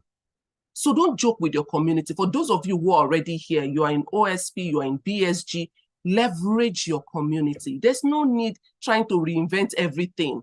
I like to be original. Yes, that's part of what I did with the dissertation that I did, right? Original thoughts, original ideas, but we don't have to reinvent everything. Then intentionally grow your social capital. The other speakers talked about is strategic collaborations, strategic relationships. And Coach Sam also talked about as one of the things that we have to, we have to be careful, we have to work towards for 2024, strategic people. In this 2023, some relationships that were not serving me, I stopped wasting time with them. People who call you, they want to talk with you for hours. They're not adding any kind of value to you. I just nicely and politely, I am busy. Or send me chats, I will respond. Because if we don't grow if we're not careful about our network and the kind of collaborations that we create, it will just be like the same cycle year in, year out.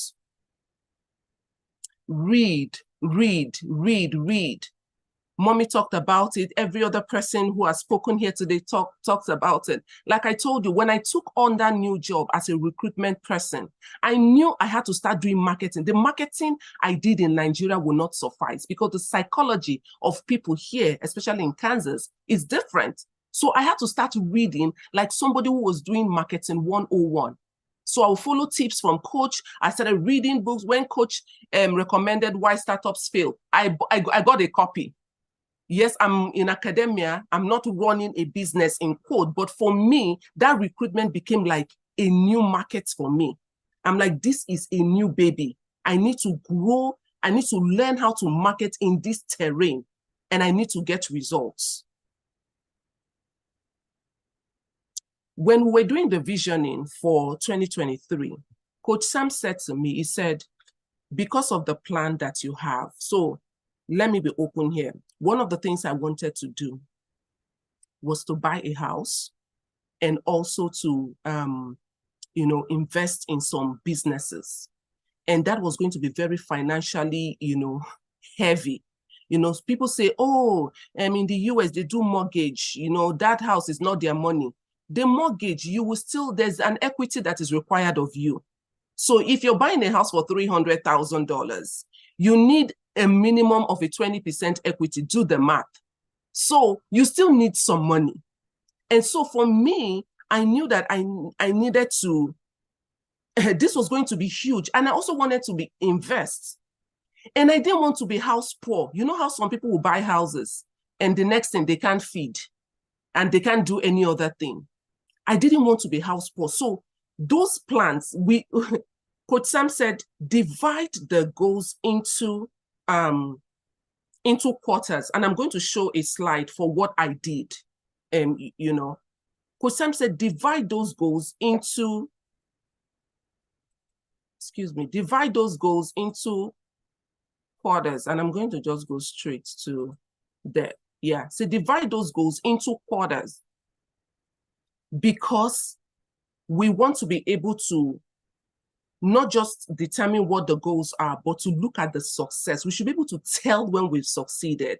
And like I told you, Coach Sam said, make it end in November. So December was not part of the plan. So the first thing I did was mapping. I mapped what I wanted to achieve for 2023 using the wheel of life. And those of you who have followed Coach Sam for a long time, by now, you know the wheel of life is something you should know like off hand. So I divided, you know, the main things I wanted to pursue into 4. So purpose, you know, number 1. Professional life. And that I just mopped it into money, work, career. Then my emotional life, you know, love, family, relationships, you know, and the last one was my social life. I mapped this into 4, then I took them into quarters. So for those of you who, I don't know, people have different learning styles. For me, I'm a visual learner. And so for me, I needed to map it in a way that I could see broken down. If I show you my study, you'll be shocked. I have a bigger calendar because then I have to use like stickers and poster notes and all of that because I need to see my goals. And so I divided into these quarters, and part of the question was, okay, how am I going to achieve this? Then again, Coach Sam said something to me, said, the goals that you're going to achieve this year, they will be so much. So I want you to integrate self-care into the plan. So I'm very big on self-care, and I think I take care of myself, you know, well. I know when to do the meantime. I do not have a problem with telling people no. But when he said it, it was like an instruction. And he said it again. He said, I know how you take care of other people and you can get so involved with work. So I need you to integrate self-care into this year, into 2023. And for me, it was like an instruction. So after I got off the phone and the session with Coach Sam, I actually applied for my UK visa that night. Again, part of what we're talking about, it takes a bit of time to get the UK visa. So I say, if I'm going to actually make this trip in the summer of 2023, I need to be applying for the visa now. So I hear to do. That's another thing. I hear to do. So immediately he said it. For me, it was not an argument like, how, you know, I take care of myself, you know, trying to be defensive. I said, okay, I'm going to travel out of the country. I need a visa. And I did that. And for each of this mapping, you can see what I did. Intentional steps, breaking them down. So in my purpose, my study life, these are my anchor. This is my anchor. So I knew, okay, what do I need to do? How much more time would I need to take, you know, to prepare for the day? For the first time, I started using a gratitude jar this year. So every week I'll write the things I'm grateful for and put it in. Mommy talked about, and Grandma talked about the importance of gratitude as you go through this thing. See, because if you have so many goals like this, the temptation can be always looking at the things you haven't achieved. And that in itself can be a problem along the way. So part of keeping that gratitude journal or gratitude jar was to make, you know, record my successes, no matter how small they looked. And so one of the things I'm going to say, as you plan for 2024, map your goals. Map them out. It can be in, some of you, you're very digital, you know, you can put them on your phones and, you know, put reminders and all that kind of thing. For me, it has to be like a spread, you know, like spread out. I need to see it. I wake up in the morning, I can see it. I have another big spread of, you know, months and days and weeks where I can monitor how things are going. But this was one of the things that really helped me for 2023. And I will tell you that by September, every one of those goals had been achieved. The last one being the buying of the house. That one happened in September. Because even the investment that I wanted to do, we're able to achieve that by the second quarter. When you have this goal, when you map, that's one of the strong things that mapping does for you. When you map out these plans, you begin to ask yourself, back to, you know, what we learned earlier, what are the resources that I have available? What are the resources? Let's even just take a simple thing as self-care. You need to travel. How much you need to buy a ticket to the UK? How much do you need now? And you're planning to buy a house. How am I going to ensure that the house buying does not affect the trip? You know, so mapping just helps you know, where am I now? Where am I going to? And what would success look like? When will I know that it has happened?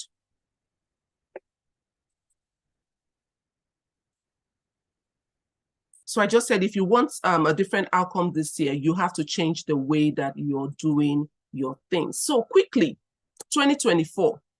Let me give you some of the tools that I use all the time. The SWOT analysis is one of, you know, it's some people say it's very simple, but I think that if you follow the SWOT analysis well, I mean, I teach this in my HR class, we teach for businesses and organizations, but at this level, I want us to look at it from a very personal perspective. Every year, one of the things that I do is that I always analyze. I do this SWOT analysis on myself every year.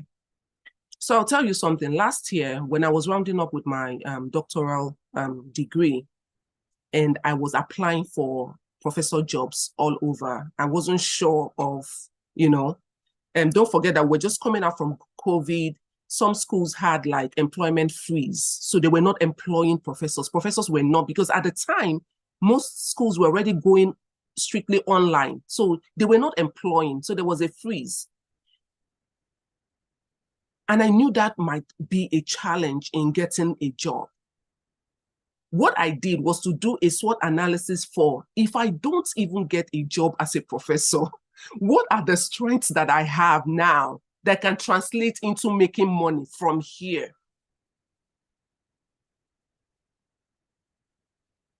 So when I do my SWOT analysis, I'm not just thinking about strength in terms of what I have, you know, right now, the things that I can do right now. I think about what are the eventualities that things don't work out the way I want them to work. You'll be amazed the things I'm writing down. One of them was making hair. I know how to make hair. In Kansas right now, to make African braids, this thing I'm carrying here is $200. I know how to cook well. I'm just trying to tell you how I left all of these big, in quote, strengths, you know, oh, doctorate degree holder, professor, or something, and started looking at, what do I know right now? If you take me now and say, Mercy, we have stripped you of this doctor or something, what is it that I can do? What is it that I have?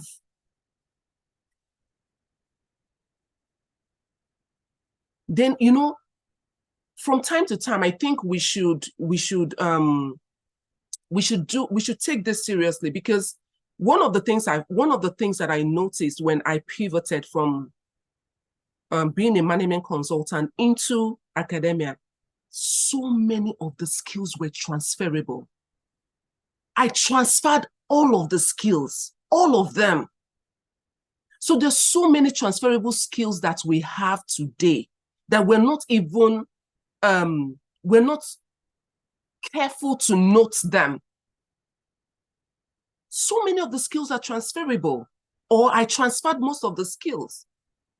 In fact, one of the things I wanted to do, so we have this unit we call the Mini MPA. The Mini MPA is a professional development program for, middle level to top level management people in local government. And I handle that right now. And with the Mini MPA, it's interesting that before I came, they didn't have like a lot of adverts. People really didn't know about the program. So part of what I had to do was to, start marketing the Mini MPA. So, traveling, making cold calls, writing to city managers and, letting them know about the program and how this program can benefit their staff and all of that. I used all of the marketing skills in Nigeria, just tweaked it a little bit to fit the US terrain, but it was the same thing. Then one of the things I wanted to do was to create a TV a TV project, like a little advert, say 3 to 4 minutes advert, where we can bring in, like real people who had gone through the program to talk about the program, and just so that, this would aid in our marketing. And I remember bringing up the idea to the chair at the time, and he said, okay, but we'll need money. I said, okay, let me contact the TV department of the school. So I contacted the TV department and they said, oh, this is how much you would need. If we have a voiceover artist, it will be this. If we have it will be that. And they need somebody to write the scripts, and they need somebody to kind of be the director for the whole thing. And I'm like, Mercy, you studied theater arts in the University of Nigeria and Nsukka. Theater arts that I'd never used that skill before, except in my husband's house. I've just been acting for Louis all these 16 years. So I said, I can handle that. I can do that. And they said, oh, really? And that's why I said, oh, I have a theater arts degree. And that's how we started, from writing the script to, so that was also one strength that had been dormant that I had to awaken in this 2023. And that project was fantastic. It's out there. It's on my LinkedIn page. I mean, we put it out on all different social media and platforms. Strength, strength, strength. What do you know? What can you do? Then if let's go to weaknesses, if you identify that there's something you want to do or somewhere you want to get to, it can be personal, it can even be in your business. Like I was giving you example about my recruitment case. If there's something your weakness, it's not really like in the negative sense. It's like, okay, what takes away from your strength?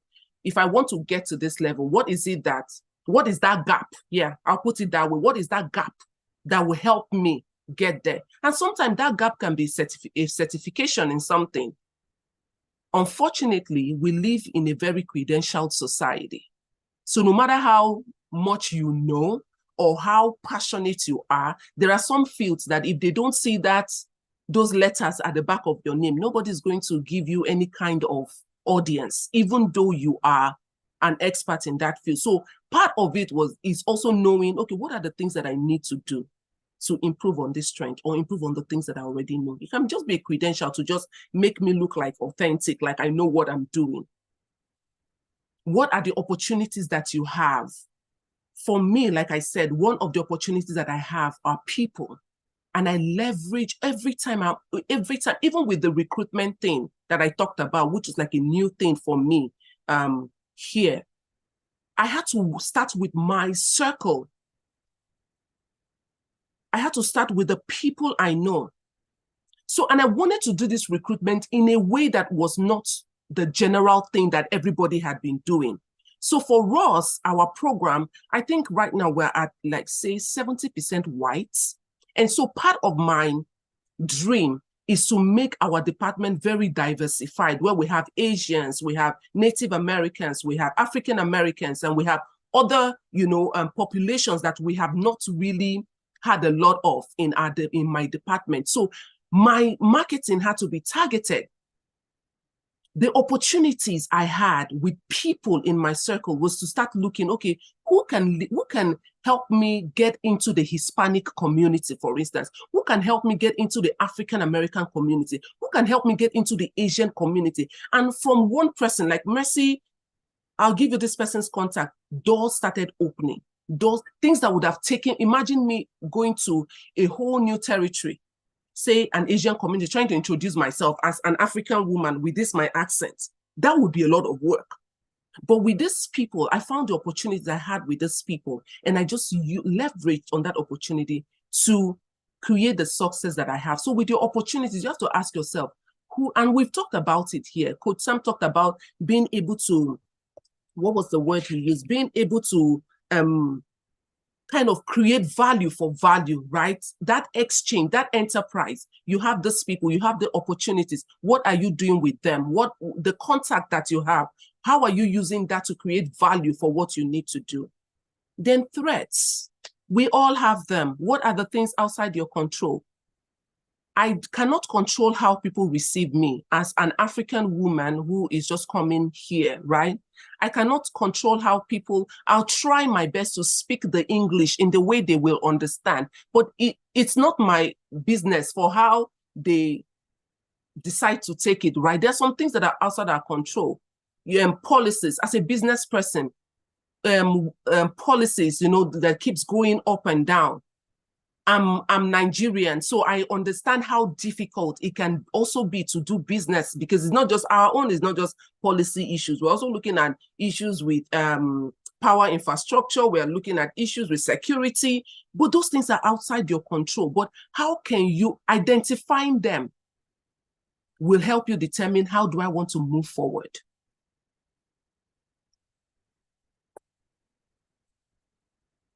Coach, please let me know if, you know, time-wise, how I'm doing. Well done. Okay, thank you. So let's talk about SMART. You know, the original thing is SMART, you know, we all know it. If you, I mean, this is Business 101 or HR 101. If you want to, when I teach my class about strategic planning, or whether we're looking at even just working with teams and creating projects, this is one of the concepts that we use. And I use this personally too all the time. It's just that with this, for this particular webinar, I just added my own to it. So I just added S to it, stickability and staying power. When you set goals, and that's another thing for 2024, and it's been said over and over again by all the speakers, be specific, no ambiguity. Be specific. I want to buy a house. How much is the house? Which side of the you know, of the town do I want to live in? Because in the US, that is a huge factor. There are places you don't want to live in because every night it will be gunshots everywhere. So you have to also determine, especially for those of us who have kids, where do we want to live in? And, you know, that also impacts the prices of the house, because safer neighborhoods are usually much more expensive, right? So be specific. Like I said, with the recruitment for the for my department, the marketing for my department, I wanted to reach out to the Hispanic community, to Asian community, to African American community. I was specific. It's not marketing to the whole Kansas, no. Even with the mini MPA, I just told you, it is a professional development program for people who work in local government, who are the middle and top level, specific, right? How do I know if I have achieved my success? So there has to be indicators. For me, the indicator for buying a house is the day I close that, you know, deal, and they hand over the document to me and say, Mercy, this is now the house, it belongs to you and your family. That is a success there. That is the indicator is at the end of the day, the papers should be in our hands. For me, the indicator for the recruitment will be having Hispanic students enrolling into our program. We can ask, identify yourself, say, I'm Hispanic. Like, okay, yeah, that meeting, that pitch I went to, to give over at the Hispanic community, somebody has come to register. So how do you know?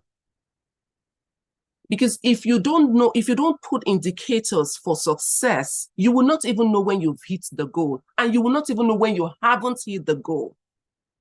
Because it's important to know when you hit the goal and when you still need to do something to hit the goal. But you need to have, and that it can be anything for any of us on this call. For you, it can be moving your business from from where it is to, say, a multi-million dollar business or a multi-million naira, business, and you can put the currency from whichever country you are represented from here. Okay. You need to know what success would look like.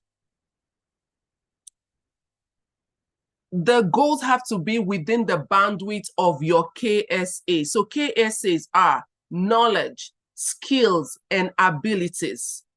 It's like the example that Mr. Ricky was giving the other time.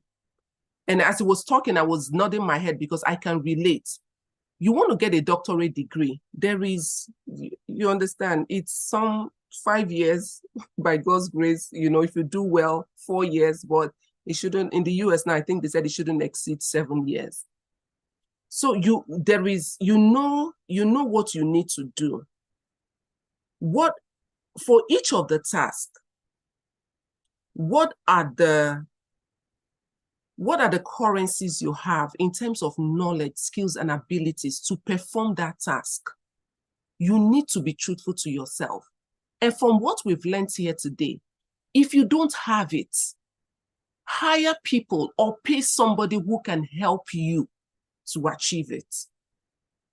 Like I said, you don't have to reinvent everywhere. You don't even have to know everything. That's why we have, expertise in different fields. If you look at what you want to achieve and see that you don't have the knowledge, skills, and abilities to achieve them, then you have to get help. The real estate business in the US can be very interesting, depending on who you're talking with. There's a lot of hidden things. Sometimes you'll be signing, be sure you know what you're signing. Because I know I do not have the knowledge, skills, and abilities to read some of those 100 and something page, I had to get the expertise of, a realtor, a lawyer, people who can help you. So this goal is achievable, but I needed some kind of help in between. I always encourage people, you don't have to know everything, but you can work with people who know what they're doing. And I added grace there because one of the things that I've experienced in the US is the grace of God. And I know this is going to be on a global platform. And I say it without shame, because you can have all of these goals. You can know all your indicators. You can have all the KSAs, and still you suffer. So I understand the power of grace, the power of somebody staying in that room and say, Dr. Mary is very smart. She knows what she's doing. I think we should bring her on board. One person. So I understand the power of grace for somebody to speak up on your behalf for when they need to speak up, when it looks like your KSAs will not grant you anything. Because you can know all you want to know. If they say they're not going to give you the job, they will not. This is the US. So that grace factor is important. Then how relevant is this? What is the purpose and why is this important?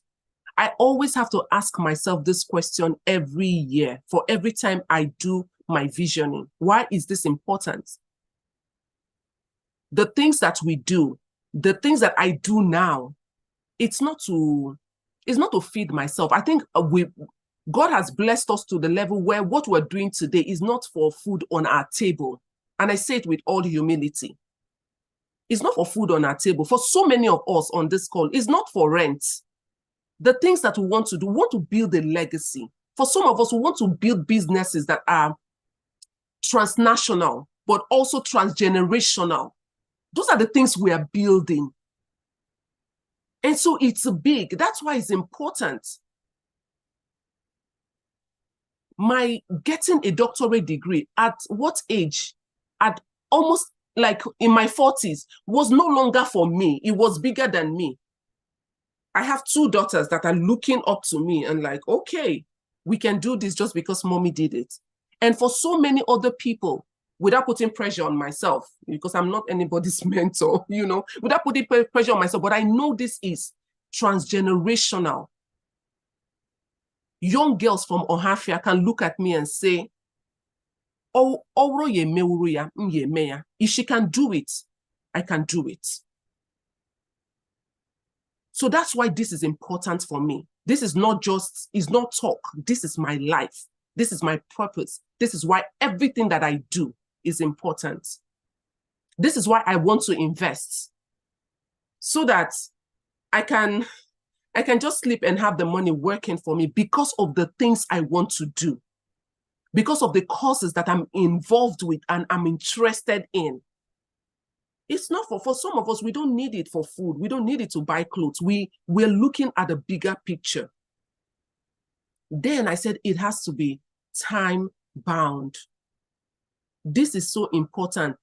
No goal should be in perpetuity. When I'm talking with someone, I say, what's the plan? Say, hey, let's just be doing it. Let's just be doing it. It's not time. There's no specificity there. There's no timing there. If it's going to be a 5-year goal, then, you know, let's plan. For year 1, what would that look like? What would result look like by the end of year 1? By year 2, what would result look like? By year 3, what would result look like? And like I said, you can also stretch yourself. 2023, very, very significant year for me. Being able to achieve everything that we did in just 11 months, just because we put a timeline to everything. This should have been achieved by this. This should have been achieved by that. Broke it down into quarters. So however it works for you, there are some goals that are really short-term. In 2-3 months, they are done. Like my mini MPA, it's a 1-semester thing. It's 16 weeks. We're done in 16 weeks. What's the success of it? Last year, we were 25. This year, we were 30. There was some growth. We marked that out. There are some of them, long-term goal. The project that we did, the video shoot that we did, it was a 3-month program. But for every month, I had different goals. There are places I had to travel to interview some of the people who spoke. So we had to also factor that in. One of the places was so far away, we had to leave town by 4. I had to leave. I left the house 4:30 a.m. for us to drive to the place by 5 a.m. so that we could make the shoot by 7:30 a.m. You see what I'm saying? Specific. You need to factor in time. And all of these things that I'm doing, don't forget, I have a husband and I have 3 children, 2 teenagers that also require my time. So for me, it's as if everything has to be, you know, there has to be a timeline. Then I added stickability and staying power. One of the things that I've noticed over the years is how quick we give up, how quick people give up. I know some friends that will tell me, Mercy, you like Jackie Walk, Sha. You just like Jackie Walk. So Jackie Work is like somebody who really likes to work, and, you know, somebody who, like a workaholic, you know, somebody who just likes to work.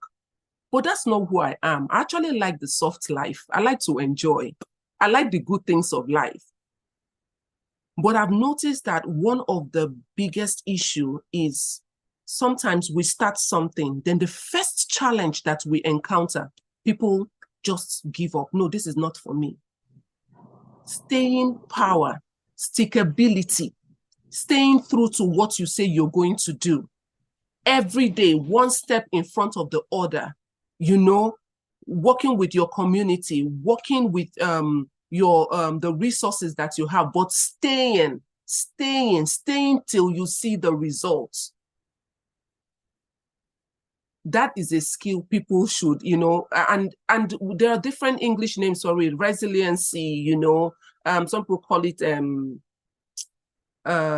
courage, you know, whatever it is, just the power to stay, the power to continue to stay, even when it looks like you have done your SWOT analysis, you've done the smart thing, and it looks like nothing is working. Sometimes just staying through.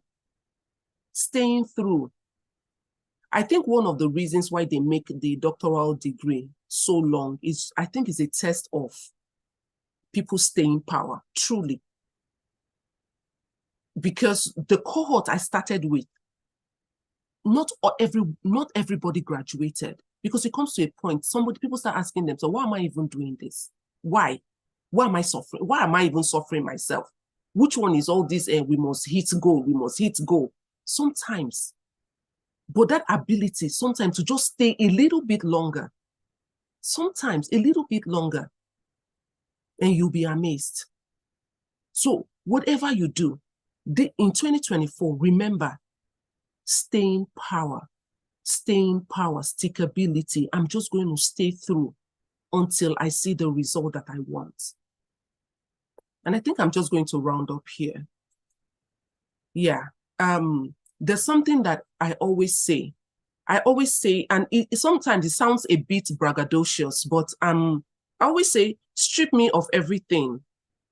Come back in 5 years. I'll be bigger than where I am today. It sounds braggadocious, but let me tell you what it does for me.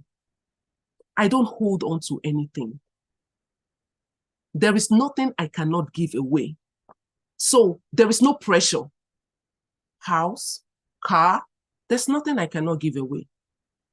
So if you like, take me from here and throw me in Zamfara. In 5 years, I'll produce results. Take me from here, take me to Gombe.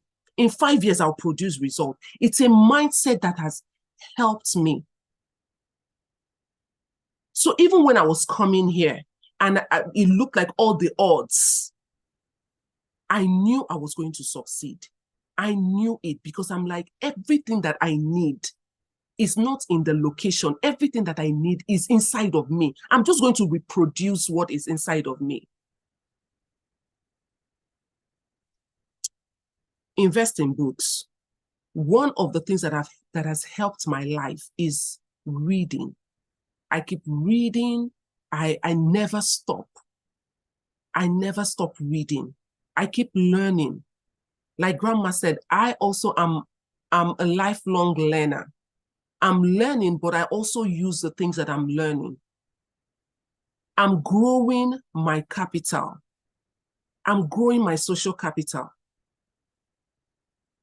So there are places I want to engage in. There are people I want to engage with. I'm very intentional about getting into those spaces and being in those with those people. Sometimes, let me tell you, we think it's only in Africa that we do who knows who, the godfatherism. No, it works everywhere in the world. It's just that in a place like the US, they won't call it that, but there are circles that until you are part of that circle, nothing is going to happen. So being intentional, and that's why it's called social capital. Sometimes it's just one person. One person. When I was going through my graduate program and going through my doctorate degree, the person who helped me with the graduate teaching assistant work. So let me tell you the magnitude. School fees is about, let's just say 28 to 30,000 per year. This is a 4-year program. So imagine, and I told myself, there's no way I can pay for these things. There's no way I can pay for it. It was one person who spoke on my behalf and got me that GTA position where they not only paid my tuition, but I also got salary. So I got stipends for those 4 years that I was studying. I didn't spend anything. It was one person. So it's a capital in the sense that the person may not give you money, but the person can open doors for you. So in 2024, I want us to be intentional in curating those relationships. There's a testimony I was sharing with Coach Sam yesterday about one open door, mind-blowing, multinational open door. I was telling Coach Sam, I have not even met this person, but somebody introduced me to the person. So again, be intentional. Let's not be, doing as if these things are not important. They are. Sometimes it's just one person you need. Then I was also said I was going to share about the importance of not being bothered by criticism. Use them for good. I'm somebody who, by God's grace, when you work with Coach Sam, sometimes Coach Sam can give you like strong criticisms, in a very nice way. They don't even sound like criticism, but But I think I've grown capacity to take when people don't agree with me, which is how it should be, right? It's just that in Africa, when people don't agree with you, they become your enemies. But that's not how it's supposed to be. When people don't agree with you, they're actually giving you an opportunity to look at what you're doing from a different perspective. I actually want to hear from people who don't agree with me because they will tell me the truth. The people who already agree with me, they like me. So, Mercy, you're doing well, you're doing well. But people who don't agree with you, they will tell you the truth. They give you a different perspective for how you should be looking at your work or what you're doing. Fear is easy. Fear is easy, whether you are in Lagos, Abuja, Port Harcourt, Jos, Kaduna, Gambia, Zambia, Zimbabwe, Tanzania. Fear is easy. Faith is work. Part of the intentionality this year, in 2024, I'm already saying this year because I'm already in 2024, is to walk our faith. Walk your faith. So many of my friends tell me, Mercy, faith is not a currency and faith is not a strategy. It is not, which is why we walk faith, but we also do the work, right? I'm one of the most hardworking people. I say that with my full chest, but I also know that hard work so many times will not cut it, which is why, as we do, we trust God for the people. We trust God for the connections. We trust God for the open doors. We trust God for the opportunities that will come because we know that these things can go other ways, if not for the grace of God. Then celebrate your wins. Be intentional. Grandma talked about self-care. Celebrate your wins. Every little thing, every little thing, it's almost like my heart just wells with gratitude. Like I told you all, I came from a background of lack and not having. So right now it's like everything, I am so grateful for everything. You give me, sometimes people are like, Mercy, stop embarrassing us, because I will tell you thank you over and over again for in quotes, what you think is a small gift, but for me, it's everything, because nobody owes me anything. No, even the government, we say, yes, I teach that too. Yes, in my introduction to public administration class, this is what the government should do for the people. But you know the truth, the government doesn't even owe me anything. So there's always gratitude in my heart. I'm always celebrating every small win, every new connection, every time somebody blesses me, I'm always celebrating. Then I celebrate myself. I celebrate myself. I know the whole humility story in Africa, how, be humble, don't talk about, no. I celebrate myself. I will go there and I will tell you what I can do. And I'll tell you the things that I have done in the past. Because, like my son will say, Mommy, you keep saying don't toot your horn, but if I don't toot my horn, who is going to toot it for me? So I'm also learning that, be okay with celebrating yourself. I'm going to be cheering you on. I'm excited about 2024 already. I pray that all of our hardest desire for 2024 as we walk towards them, as we stay consistent, as we keep the faith alive, that they will happen for us. Thank you very much. Thank you for listening, and thank you for staying till the end. Thank you. God bless you all. Thank you, Coach. Obimsko. Wow. Today, I feel very fulfilled. Every speaker has been a punch back to back, and every speaker has taken their time, no rush. People are sending me messages and saying, so you left the best for the last. I said, I did not say it with my mouth. I feel so grateful to you, Dr. Mercy Umeri. This has been very practical.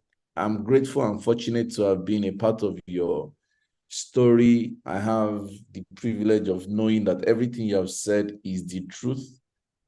Our sessions have been rewarding. We rub minds. You're that person when the scripture will say, iron sharpened iron. So I'm fortunate that I have a relationship with you where you are constantly challenging me. I'm constantly challenging you. There's something you said that I want to amplify in case people missed it. When somebody disagrees with you, they don't hate you. And while Mercy said she used to, when I used to just reluctantly agree or tell her my views, it is a mutual thing. I also used to be very sensitive to feedback that is not what I expect. It is with Mercy Umeri that I became comfortable taking hard feedback. She's the first person that grounded me to be able to receive feedback, because Mercy no kukuma said this, she go tell you. She's polite, she's diplomatic, but you see that point she wants to make, she will make it. So I had to also train myself to receive hard feedback. So I'm saying this because you are the person that through whom I learned how to take hard feedback. And I'm happy that our friendship has evolved where we have practiced how to disagree and demonstrate why we disagree. And then we come to a compromise and a unifying agreement. 7 years now, it's been beautiful.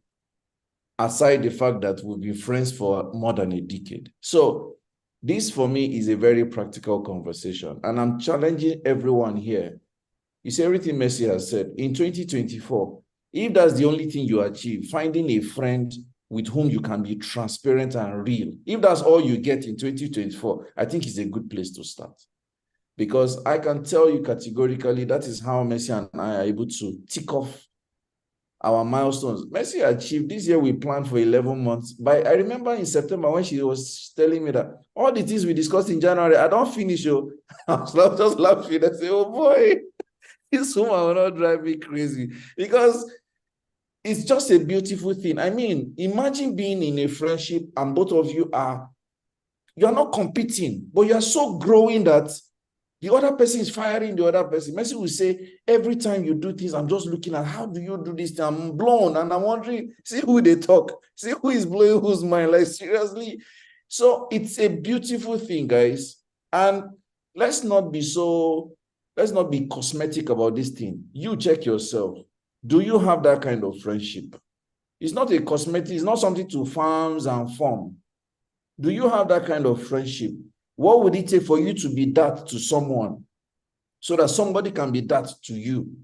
Because this life, while we're not saying this life, take it seriously, like everything should be serious. But you need to be able to say, when I'm serious, I'm serious. And when I'm playing, I'm playing. But not that you are playing, and when it comes to be serious, you cannot find yourself. So, Dr. Mercy, thank you for being vulnerable.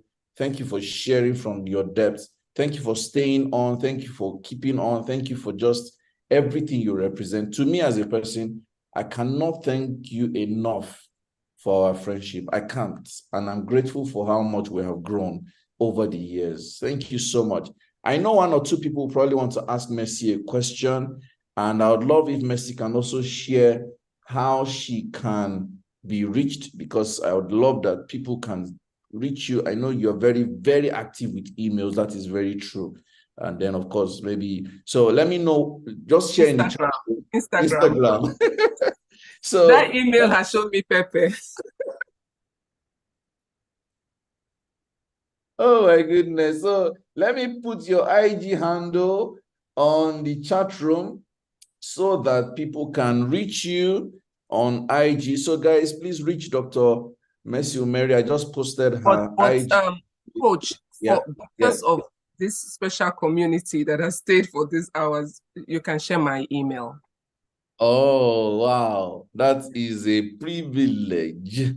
You know, I was just going through, while you were teaching, I was going through some of the mails you sent me. I said, Kai, me and you we don't send mails, Sha. You know, and guys, guess what? One thing that Mercy also does for me, I'm sure you guys know I'm doing my doctoral. She was my first appointed supervisor. I just told myself, follow who know road. I'm not going to struggle on this matter. So I made sure that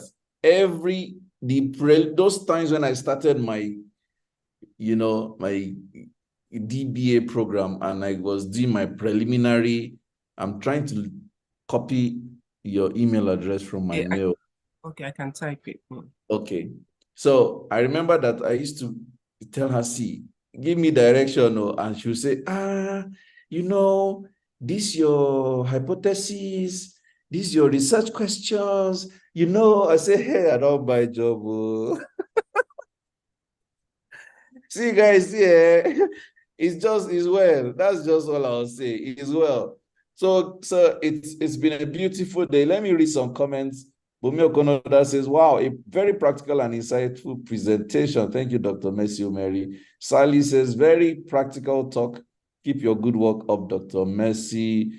Dr. Dosumu says, the implementation class for the whole webinar today. Sally says, very assertive, Dr. Mercy. Yes, yes, lovely. Folake says, I will follow you in this PhD journey because you know Ro. Thanks for being amazing. Yes, she does, because I know that. In fact, let me tell you one thing that Mercy used to tell me when I started my DBA program that was really helpful. She used to say, this program is not going to be easy, but Obim, we will do this thing. That thing stuck. Because to be honest, entering the last 3-6 months, I used to, when you said it a few minutes ago, you said, if you get to a point, you're asking yourself, why am I suffering myself? I actually got to that point. I was like, come, nobody is chasing you. Nobody is asking you, why are you doing this? Why are you stressing like this? Then I'll now remember, we do this thing. I say, no, let's go. So when you say things like, we're not doing this for rent, we're not doing this for hunger, we're just doing it because, there are transgenerational impacts and referencing that these things we're doing will resonate. And honestly, that is part of the motivation. So I can't thank you enough. To all our speakers today, I really can't thank you enough. I want to introduce we skipped a part before Dr. Mercy started speaking, our last sponsor. I have a gift for everyone. As at this time, there are 30 people on this call. At the point today, we got to 61 people here. We got to about 16 people on YouTube active live streaming. But I will defer my gift until our next sponsor speaks. Then I will give you guys a gift. And I'm sure you will like the gift. So if you ask me, don't leave yet. I see some people are joining now. I'm not sure the new people are supposed to get a gift because you cannot sneak in and get a gift at the end, but let's see how that goes. So let me quickly introduce the founder, CEO, CatSync Consult, Mrs. Folake Agumbiade, to have her sponsor talk immediately. Boss, we call her the customer seductress. You're welcome, boss. You have the floor. Good evening, Coach. I said good evening. Hi. It sounds like it's evening already. It's been a really amazing and engaging time. Fantastic. Thank you for this webinar. It's been amazing. I've been here from the beginning and I don't regret being here. Awesome. Yeah. Thank you. I'm grateful for the opportunity and, I'll just take the few minutes. Can I have slide sharing, please? Yes, let me quickly make you co-host. Awesome. Yes, boss, you can now. So, I'm super excited to be here. And I'm just going to run you through my journey And, you know, this event we're hosting in December, in the first week of December. My name is Folake Agunbiade, for those of you that don't know me. I'm also known as the Customer Seductress. I am the lead consultant at Catsin Consult. I run the Customer Seduction brand. I am also Folake Agunbiade, the social scientist and psychologist. I have different caps, but most of all, one of them that I'm entirely very proud and grateful to lead is Catsin Consult. So this business retreats that we're holding came about from, you know, Dr. Mercy said something very profound and said she was in 2024. I changed my calendar years in September. You know, I go on a retreat and it's my birthday month. So around my birthday, I go on a retreat and I begin to envision the new year. And trust me, it's a practice I've been doing for almost 5 to 6 years now. And I can categorically tell you that because I do that and I change my year, not based on generic calendars, but based on the goals that I desire to attain, January is never a slow month for me. I've broken that myth, and for my business that I lead, it's one of our most active years. We work in January like we're working in every other year of the month. The Upstart Business Retreat, you know, it's just a retreat for entrepreneurs, business leaders, and it's a two-day strategic think tank. We're going to be taking you through certain elements with industry professionals around how you can redirect your business going into a new season. Our business, Catsin Consult, has been in operation since it's about 18 years. But in 2024, we restructured, we became a limited liability company. We do a lot of things. We do recruitment, process re-engineering, training, capacity building, HR advisory services to clients from all sectors. So whether you're a career professional or you're an entrepreneur, this retreat is somewhere you need to be. We're specialized as management consultants and, of course, organizational psychologists that help you find the most productive and rewarding environment internally and externally with our tailor-made solutions. We assist you as an individual, as a business, as an organization to improve your internal and external structures. This is just a reel out of a few of our clients. We have clients in almost every industry. So whatever your niche or your area or your industry, have you covered. We've done various trainings, capacity development, process re-engineering for all of our clients in this area. We particularly have superior knowledge around the retail space because we have clients that have been working in that space for a very long time. But beyond that, for any industry you are, whether it's a government parastatal, this retreat will turn things around 360 for you. Our approach is to take you as a high-level strategy engagement. You know, take you as a high thinker. For you to be in this session, from the beginning to the end, you're a high thinker. Trust me, if you are not a high thinker, you'll be bored. You would have walked out of the room. So this retreat is to take you out of your busy lives, which sometimes can make you lose the visionary life that you should have. It can make you fall into routines that keep you just doing the mundane and not really growing.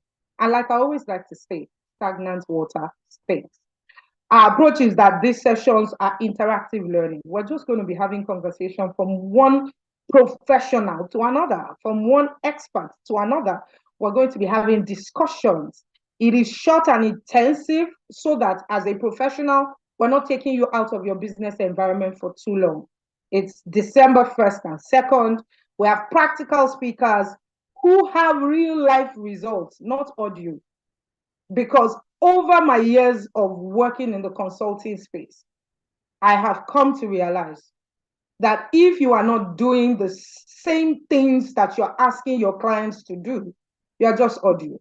You must be getting the results, 10x before you can help your clients get there. So our speakers have been carefully selected because they are practical speakers who have those results and can help you get there. Also, it is an intimate space. I'm going to be showing you the retreat location for those of you that would like to be part of the residential so that you can free up your creative thoughts.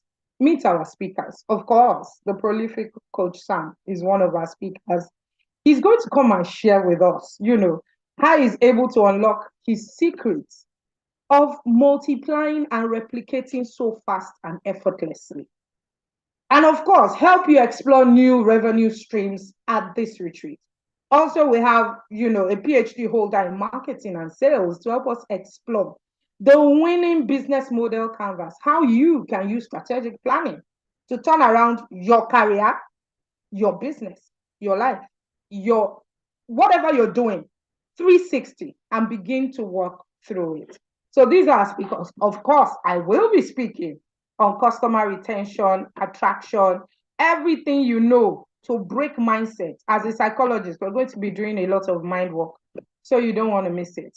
This is our retreat venue. I'll just let you watch. It's just a few seconds.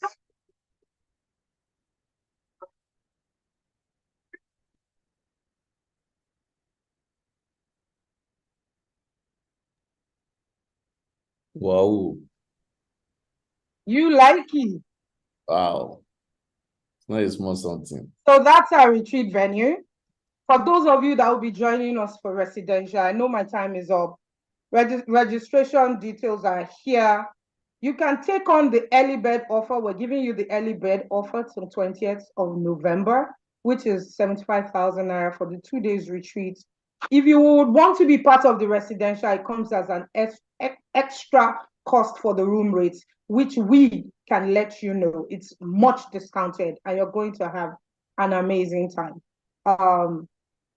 The details are there. Thank you for giving us the time, Coach Sam. We're grateful. And we're excited that we're going to receive you at the retreat. Super excited. Thank you, everyone. Fantastic. Thank you.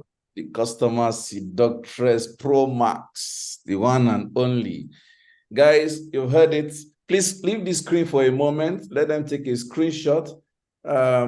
So sometimes, guys, we need to understand context of what she has said, because I would love for you to look back by this time next year and see that year on year, you grew better in 2024 than in 2023. Folake does a lot of field research, a lot. She travels to do a lot of market feasibility, operational support for businesses in different parts of the country. She just came back from the South, and you need to know that because she has field exposure, she understands the pains of business, especially as it relates to impact of government policies, impact of people. She's a customer seductress. If we dissect that word, it simply means she understands customer patterns and customer behavior. She has data to help you understand what makes a customer attracted to your business and buy and stay. She has a book in this area. She has research in this area. She's a psychologist. She understands the psychology of business and buyers and entrepreneurs. Then she also has started her PhD program, and research is going to be directed in the area of business support. I'm saying these things because she's not your average theoretical consultant. She's not. She's someone who understands how you think, what you're going through, and understands the mental health context of your staff, plus the customer's context. So I particularly think that any business owner who is interested in getting return on investment of their time, their money, and the labor and just the passion of your vision self, you want to register for this retreat.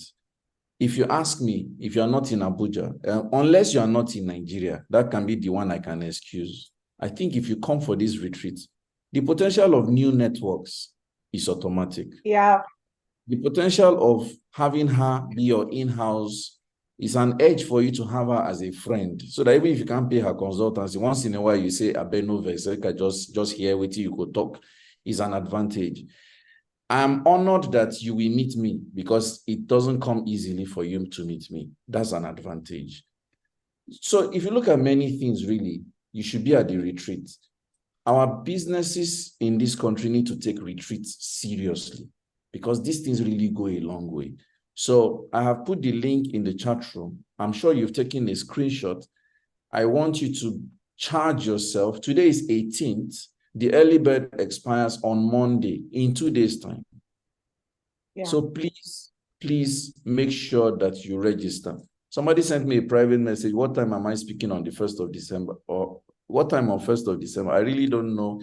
I think you should reach out to Folake privately, and then she can now give you more details. The retreat is in Abuja. Am I right? Yes, sir. It yes, is. Because somebody is asking where exclusive location in Abuja. Exclusive location. So we won't make because this video is on YouTube, so we cannot actually disclose the location, even though she has been gracious to show us a video of the location. But I think it won't be safe to mention the location so that we don't expose ourselves unduly. But kindly reach out to Folake privately, and you would have all the information you need. Folake is a member of the Life Coaches group. So if you just tag her name, because somebody's asking me for your number. Her number is on the screen, boss. But I will still send it to you privately, even though it is in the life coaching community. Sally says, I did not see the video. Don't worry, Sally, just go on YouTube. You will see it. You will just see it on the YouTube of this session. Don't worry. Because of time, we may not have her replay her slides, but I want you to know.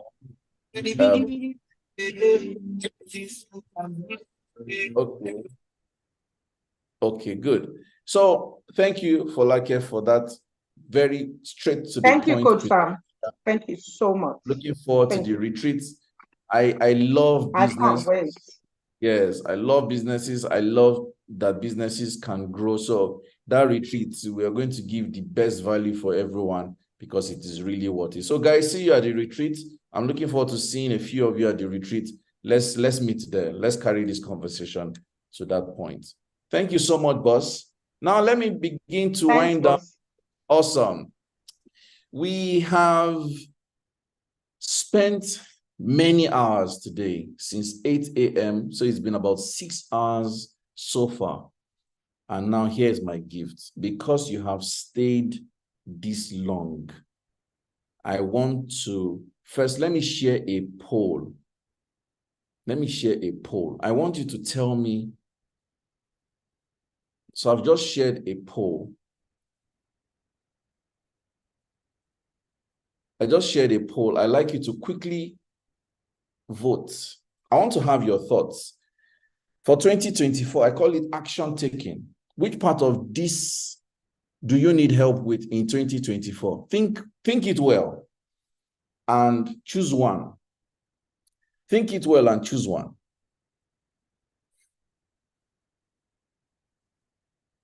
Think it well and choose one.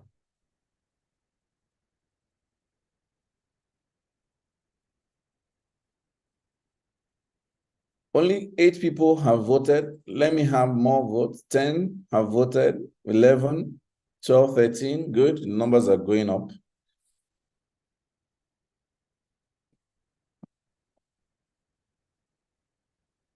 Hey, Coach, the interface is different on my side. I can imagine. Sometimes this thing pops up by luck.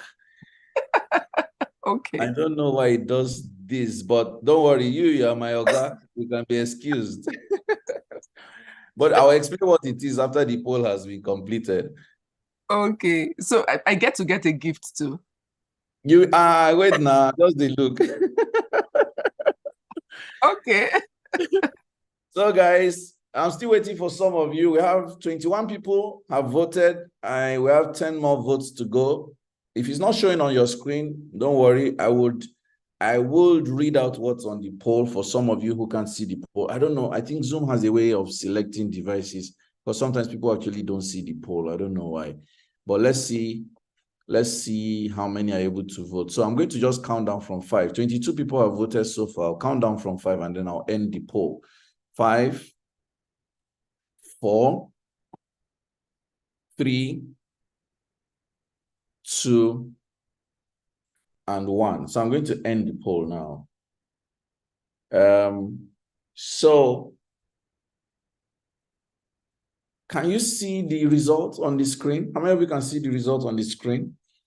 The question I asked, I put up a poll called 2024 Action Taken, and that's the actions you want to take. And I asked the question, I need help with implementation. I gave 3 options. The first option is I need coaching. 57% of you, 13 people out of 23 people who took the vote said they need coaching in 2024. 5 people out of the 23 votes we got said they need a self-paced course, and that accounts for 22%. 5 people also said they want to join OSP. That also accounts for 22% of the total vote. So I planned to give you guys a gift, but this is not the gift. This is not the gift. The gift comes after what I'm about to say. I have only, how many slots did I put here? I have only 3 slots for coaching, but 13 people say they want coaching. So I don't know how we're going to do so. What I think I'm going to do is all our speakers today would position themselves as coaches. We would have to find a way to make sure our speakers coach those of you who want coaching. It is not free. For example, the 3 slots I have is priced, but is discounted. My coaching fee for 4 weeks, I want to give 3 people 4 sessions, but instead of paying $750K, 3 people will pay only $250K. I'm removing $500K from my 4 sessions fee, but it's only for 3 people. So what happens to the remaining 10 people? The remaining 10 people, I'm going to talk to my speakers. They're going to make themselves available at some point, and then they'll put a fee to their time, and then you will pay for those sessions. So now, some of you may now switch off because there's now money. But the thing is, whether you pay for the coaching or you don't pay for the coaching, 2024 will happen. And the difference between those of you that will go on to take this action and those who don't go on to take this action is in the function of the results we'll be seeing in a year's time. So I'll say it again. There are only 3 people I can coach. You pay $250K for 4 sessions instead of $750K. If you want to take a slot, is a function of the first payment is the first service, is first come, first serve, first pay, first serve. That's the plan. For those of you that want to join OSP, OSP currently at the promotional rate is $150K. OSP is on promo till December 31st. However, because you have joined the final event of the year by SECA Africa, I'm going to discount that by 50%. So those of you who want to join OSP, you'll be paying just 75,000 Naira instead of 150K to join OSP. And this is time bound. You can only do this within 24 hours. So you have 24 hours to take an OSP slot at 75K instead of 150K. Please, no booking, no deposit, no please hold a slot for me, I will pay. It does not exist.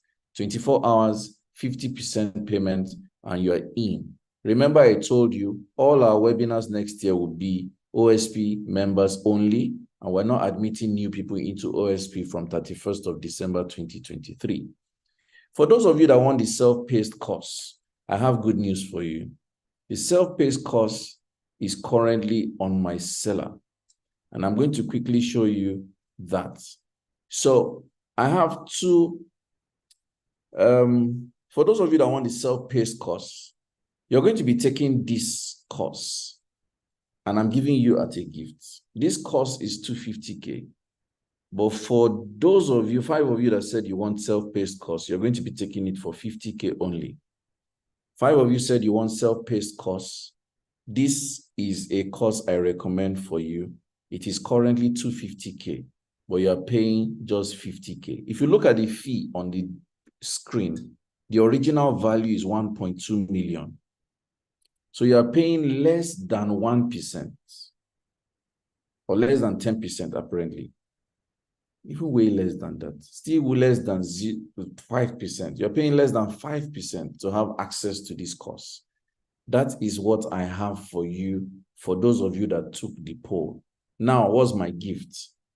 On my seller account, if you're ready for my gifts, please say yay.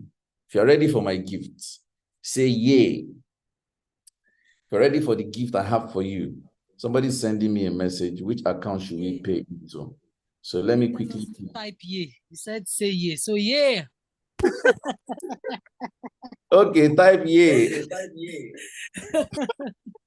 So for those of you asking me the account to pay to, this is the account to pay to. Please don't forget, for coaching, 250K instead of 750K for 4 sessions. No deposits, no reservations.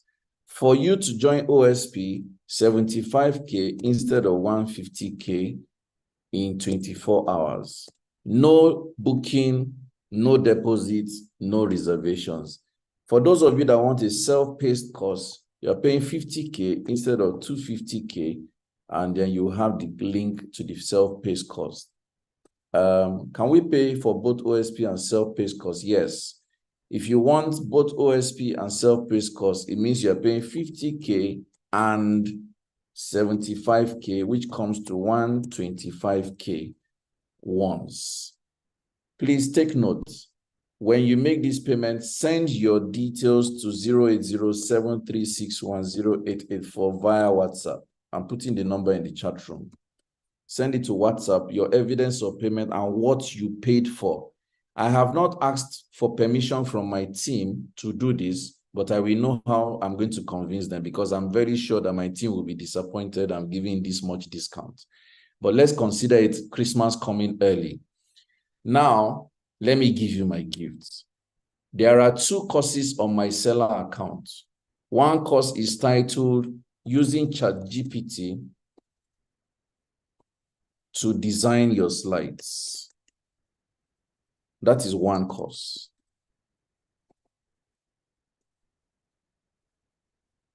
The second on my seller account is how to start and run a business. How to start and run business in Nigeria.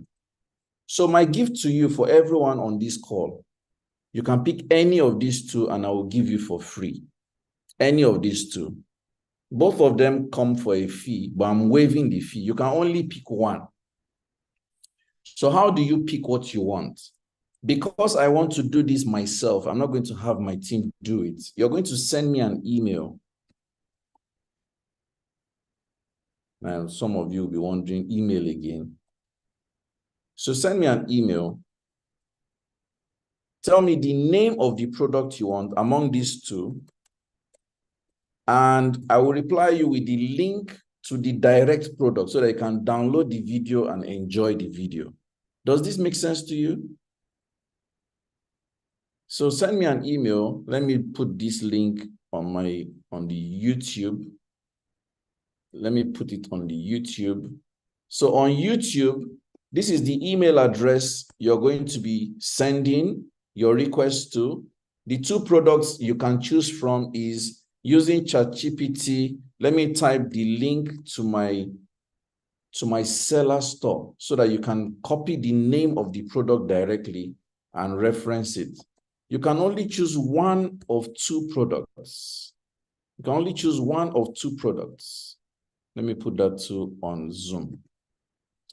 You can go to this link, pick one of the 2 products I have mentioned, using ChatGPT to create PowerPoint slides, or how to start and run business in Nigeria. These are the only 2 products you can choose from, one out of the 2. Send me an email with the name of the one you want. I will reply you with the link to download the video for that class. It is absolutely free for you. And I want to say this on record. You are not permitted to share the videos. It is for you as a gift from SECA Africa. If you share the video, it's illegal. We may not know who you shared it with. We may not have control over how you share it. We may not be visible to who you share it, but it is on record that we said it is wrong to share it. So let me recap as we close. If you want a coaching slot, I can only take 3 payments. After the 3 payments, we will return your money. You are paying $250K instead of $750K for 4 sessions. Mails are already pouring in. Number 2, if you want self-paced course, it is $50K instead of $250K, and you're paying in 24 hours. If you want to join OSP, it is $75K instead of $150K, and you're paying in 24 hours. Outside this, you are on your own. So thank you, ladies and gentlemen, for being a part of our session today. I have been blessed personally. I have been inspired, I'm encouraged, and I'm looking forward to 2024. I believe you too are looking forward to 2024. I want to beg you, just like Mamadou said, pick one thing. Ricky also said it, focus. Dr. Mercy also said it, pick one thing. Just find one thing, pick it and run with it. Don't try to do everything every speaker has said. But what matters is pick one thing and run with it. Don't forget our sponsors. Okwashi has invited you to join her VEM program and to pick her brain. Follow her and do justice. Asile and Eden by Gabriel Balogun, GB, has also talked to you about building learning systems that can keep you making money. Follow Gabriel and you'll be happy you did. You will be happy you did.